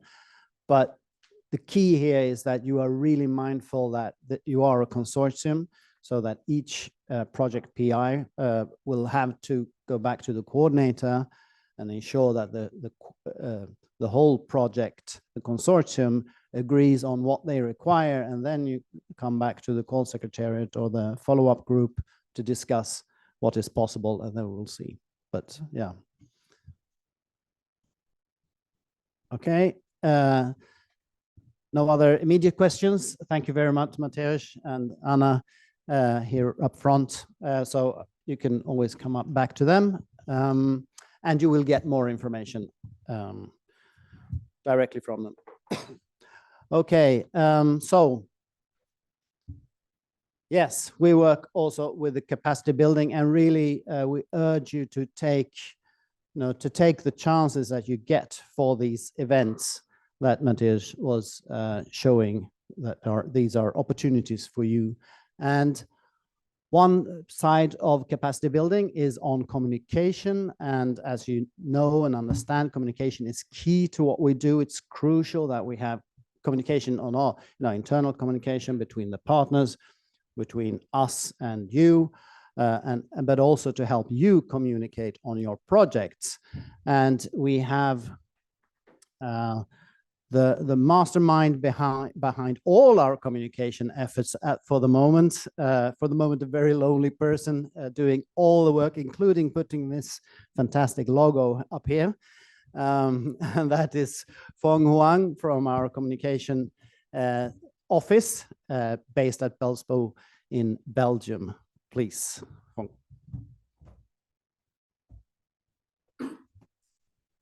Hi. I know it's the end of the day. We're all tired, but it's going to be a light one. So bear with me. This is actually the face I have when I know that I have to make a presentation, or when I have a depressing discussion about biodiversity trends. Yes, so actually I was not supposed to have a long conversation here. I just wanted to be here for a few moments, because every now and then I come across a paper or something done by a funded project, and I come across it by chance, and I want to think it should not happen. Because you've been selected, you ought to be proud of it. But if you do something, tell us. Maybe we can give it a bit more reach, or maybe we can give it a bit more significance. It's not that we want to know that everything that you do, but we are interested in what you do, and we actually literally invested in you. So that's about it. It was to be my 2 minutes, and after this, we just show you our faces. So you have my colleague Coralie, who could not be here, unfortunately, and you have me. So if we work together, if you're lucky, you'll work with Coralie. If you're not, there's me.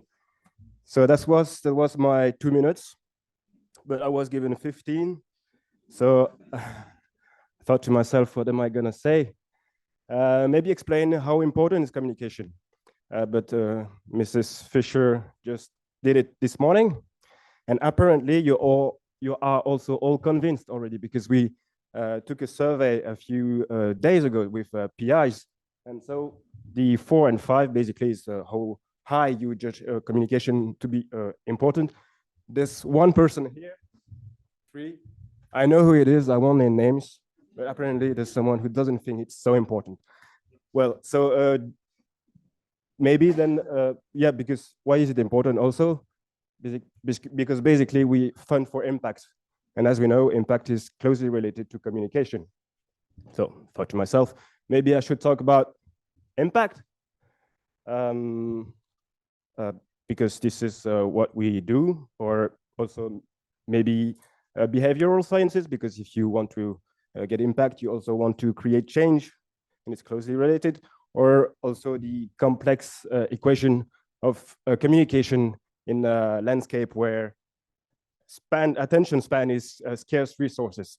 But the thing is, maybe then 15 minutes is too short, and most of all, I should have other people on the stage with me, science policy people, stakeholders, engagement people. So yeah, thought maybe then I'm gonna try to narrow it down to more generic communication things.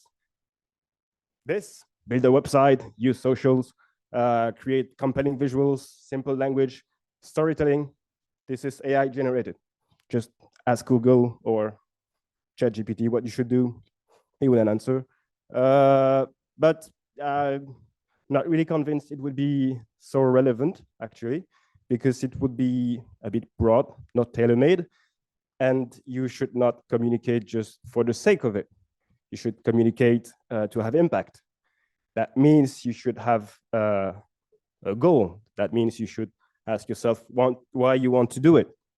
So basically, it's not enough to just have a budget and think to yourself, yeah, animation videos are trendy, so I'm going to make one. I'm going to pay someone to do it. I'm going to post it online, and ta-da. Well, actually, maybe it would not be so efficient. How many high production value content have you seen being lost without any attraction to it? So it's basically just like research. If you do research, it's not enough if your insights are not disseminated and used. Well, it's not enough, at least. So yeah, just maybe gonna say something. I'm not telling you should not tell people what you do. Please do, and do it more. It's still, you'll still have, it still influence impact. For instance, gonna mainstream what you do. Also, for instance, if you work on earthworms, someone's gonna learn that what you do is relevant to what you do, to what they do, and they're gonna contact you. So it's still useful. But if you have a limited resource, and most of you do, you'd be better off being very specific with your goals and the audience you want to reach. But for instance, coming back to the example of the video, if you produce a video and if you have 100 views, maybe you'll feel like it's a failure. It's true. Maybe if you just posted a cute video of a fox, you'll get 1,000 more views. But maybe also you're more like the Velvet Underground of biodiversity. Because if you know the Velvet Underground, the story is that they sold very little albums, but every person who bought the album just created a band afterwards. So it's about targeting also. Where was I? Yeah, the ripple effects. So if you want to be strategic and specific, how do you do it? Actually, in the survey, where there was this one guy who said 3, we asked also other questions. What do you like? What do you intend to use for channels? What do you find effective? This Venn diagram is sort of a joke, but still, because we have interesting results, for instance. Websites and events get some love, yeah, but there are other interesting results. For instance, Twitter is always divisive, twice as successful as LinkedIn. You like press releases, you all intend to do press releases, even if you all think it's inefficient, just like brochures for some reasons. There's one thing, though, on which you agree. Your top goal which would be to use communication to engage stakeholders and foster collaboration. There's also quite an agreement on your primary target, which would be scientists, colleagues, and policymakers. And third, general agreement on challenges. The first being time constraints, and then reaching the right audience and the lack of training or resources. 2 words on this. For the lack of training and resources, it's not so much about, I'm not going to delve too much into the details, but it's not so much about content production as it is about guidance, according to your answers. So it's more about strategic guidance, accessing the right stakeholders, how to do policy interfacing right. So kind of strategic questions, which is good in my view. And as for time, this is the interesting thing. So we all agree communication is important, but so it's a bit like the reducing carbon emissions or doing yoga every day. It's important, yes, but there's a gap. Why? Maybe because it requires a change, because we have to do something differently. And as you know, maybe you have understood that Biodiversa is now all about change, transformative change even. So these are questions that are worth raising. And how can we help in that? Well, it's not completely decided yet. As you've been told, we will at least do a few things. That is, update the guides that have been mentioned just before. So we have a stakeholder engagement handbook, policy relevance guide. So these are documents that could be useful for you, and we will update them. Also, maybe rework their usability so they can be used in different ways. We have also an intranet and open access platform. So the intranet is supposed to facilitate collaboration. The open access platform is supposed to facilitate dissemination. And then we have networking effects. I don't have a picture for that, because basically the picture is you. Just look around yourself. You are the networking effect. As we said to yesterday, you have clustering, and it's all about how can you be stronger together, because sometimes you have the same targets or the same topic or the same needs. And that's also why it's complicated. Just do some generic capacity building, because you'll have some very specific needs. Now, just to move on, the thing is, everybody has an opinion on communication, but we don't have a lot of time. So again, just our faces and the way you can just talk to us, contact us. I mean, you're smart, I guess. You're passionate about what you do. And well, maybe you're not an engineer, but I'm pretty sure you like problem solving.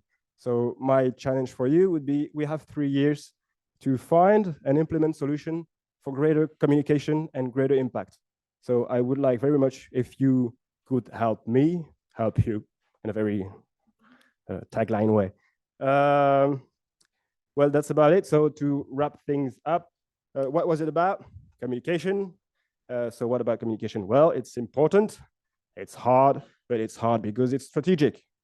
Know what? Well, know what? No, think about it. Talk about it among yourselves, between 2 conversations about metagenomics, I don't know, EBVs or something. That's it. And maybe then I will be a hopeful bear instead of a sad bear. Thank you. Thank you. Thank you so much, Phong, for these inspiring words on communication. Are there any immediate questions? Now you know how to reach him and his colleague Coralie. And you will be around also tonight and tomorrow and so on. So you could initiate a discussion to be followed up. in the coming 3 years. Right. So I'll leave that bear up there. I like it. So now we conclude 2 very interesting days. Actually, yesterday we had the focus on policy and decision support for the regional and global framework. And today we've been looking more at the concrete actions, the concrete projects that you have to develop knowledge on biodiversity status, dynamics, and trends, which is what is needed to provide the support and guidance for policymaking and management to create the impact that we want. We have very briefly heard about the Biodiversa Plus and our processes and activities, the coordination of biodiversity monitoring at a transnational scale, the efforts there. We had an excellent example of an up and running and long-standing monitoring scheme in the marine realm. We had these fantastic, very brief, but inspiring overviews of your projects, which I think really were like a tasting menu of what is out there. And I think having these short presentations actually triggered a lot of questions and discussions. And I think that will continue tonight and tomorrow and in the coming years. And then we heard now about the follow-up work and the building of capacity for knowledge transfer primarily. So with this, we want to thank you so much for participating in this event in your different capacities. Many thanks to all the speakers, to our moderators today. A huge thanks again for the hosting of this event to ETAG, the Estonian Research Council, with Margit and all her colleagues. That has been really fantastic. And you have been working really well together with the entire operational team of Biodiversa Plus and the call secretariat based at ANR in France. And so a huge thanks to all of you participating here in Tallinn and online. We will follow up here in Tallinn with workshops tomorrow with the funded projects. And for everybody online who cannot join us here, we encourage you to check out the project catalog, as well as all the other information at biodiversa.eu. Sorry.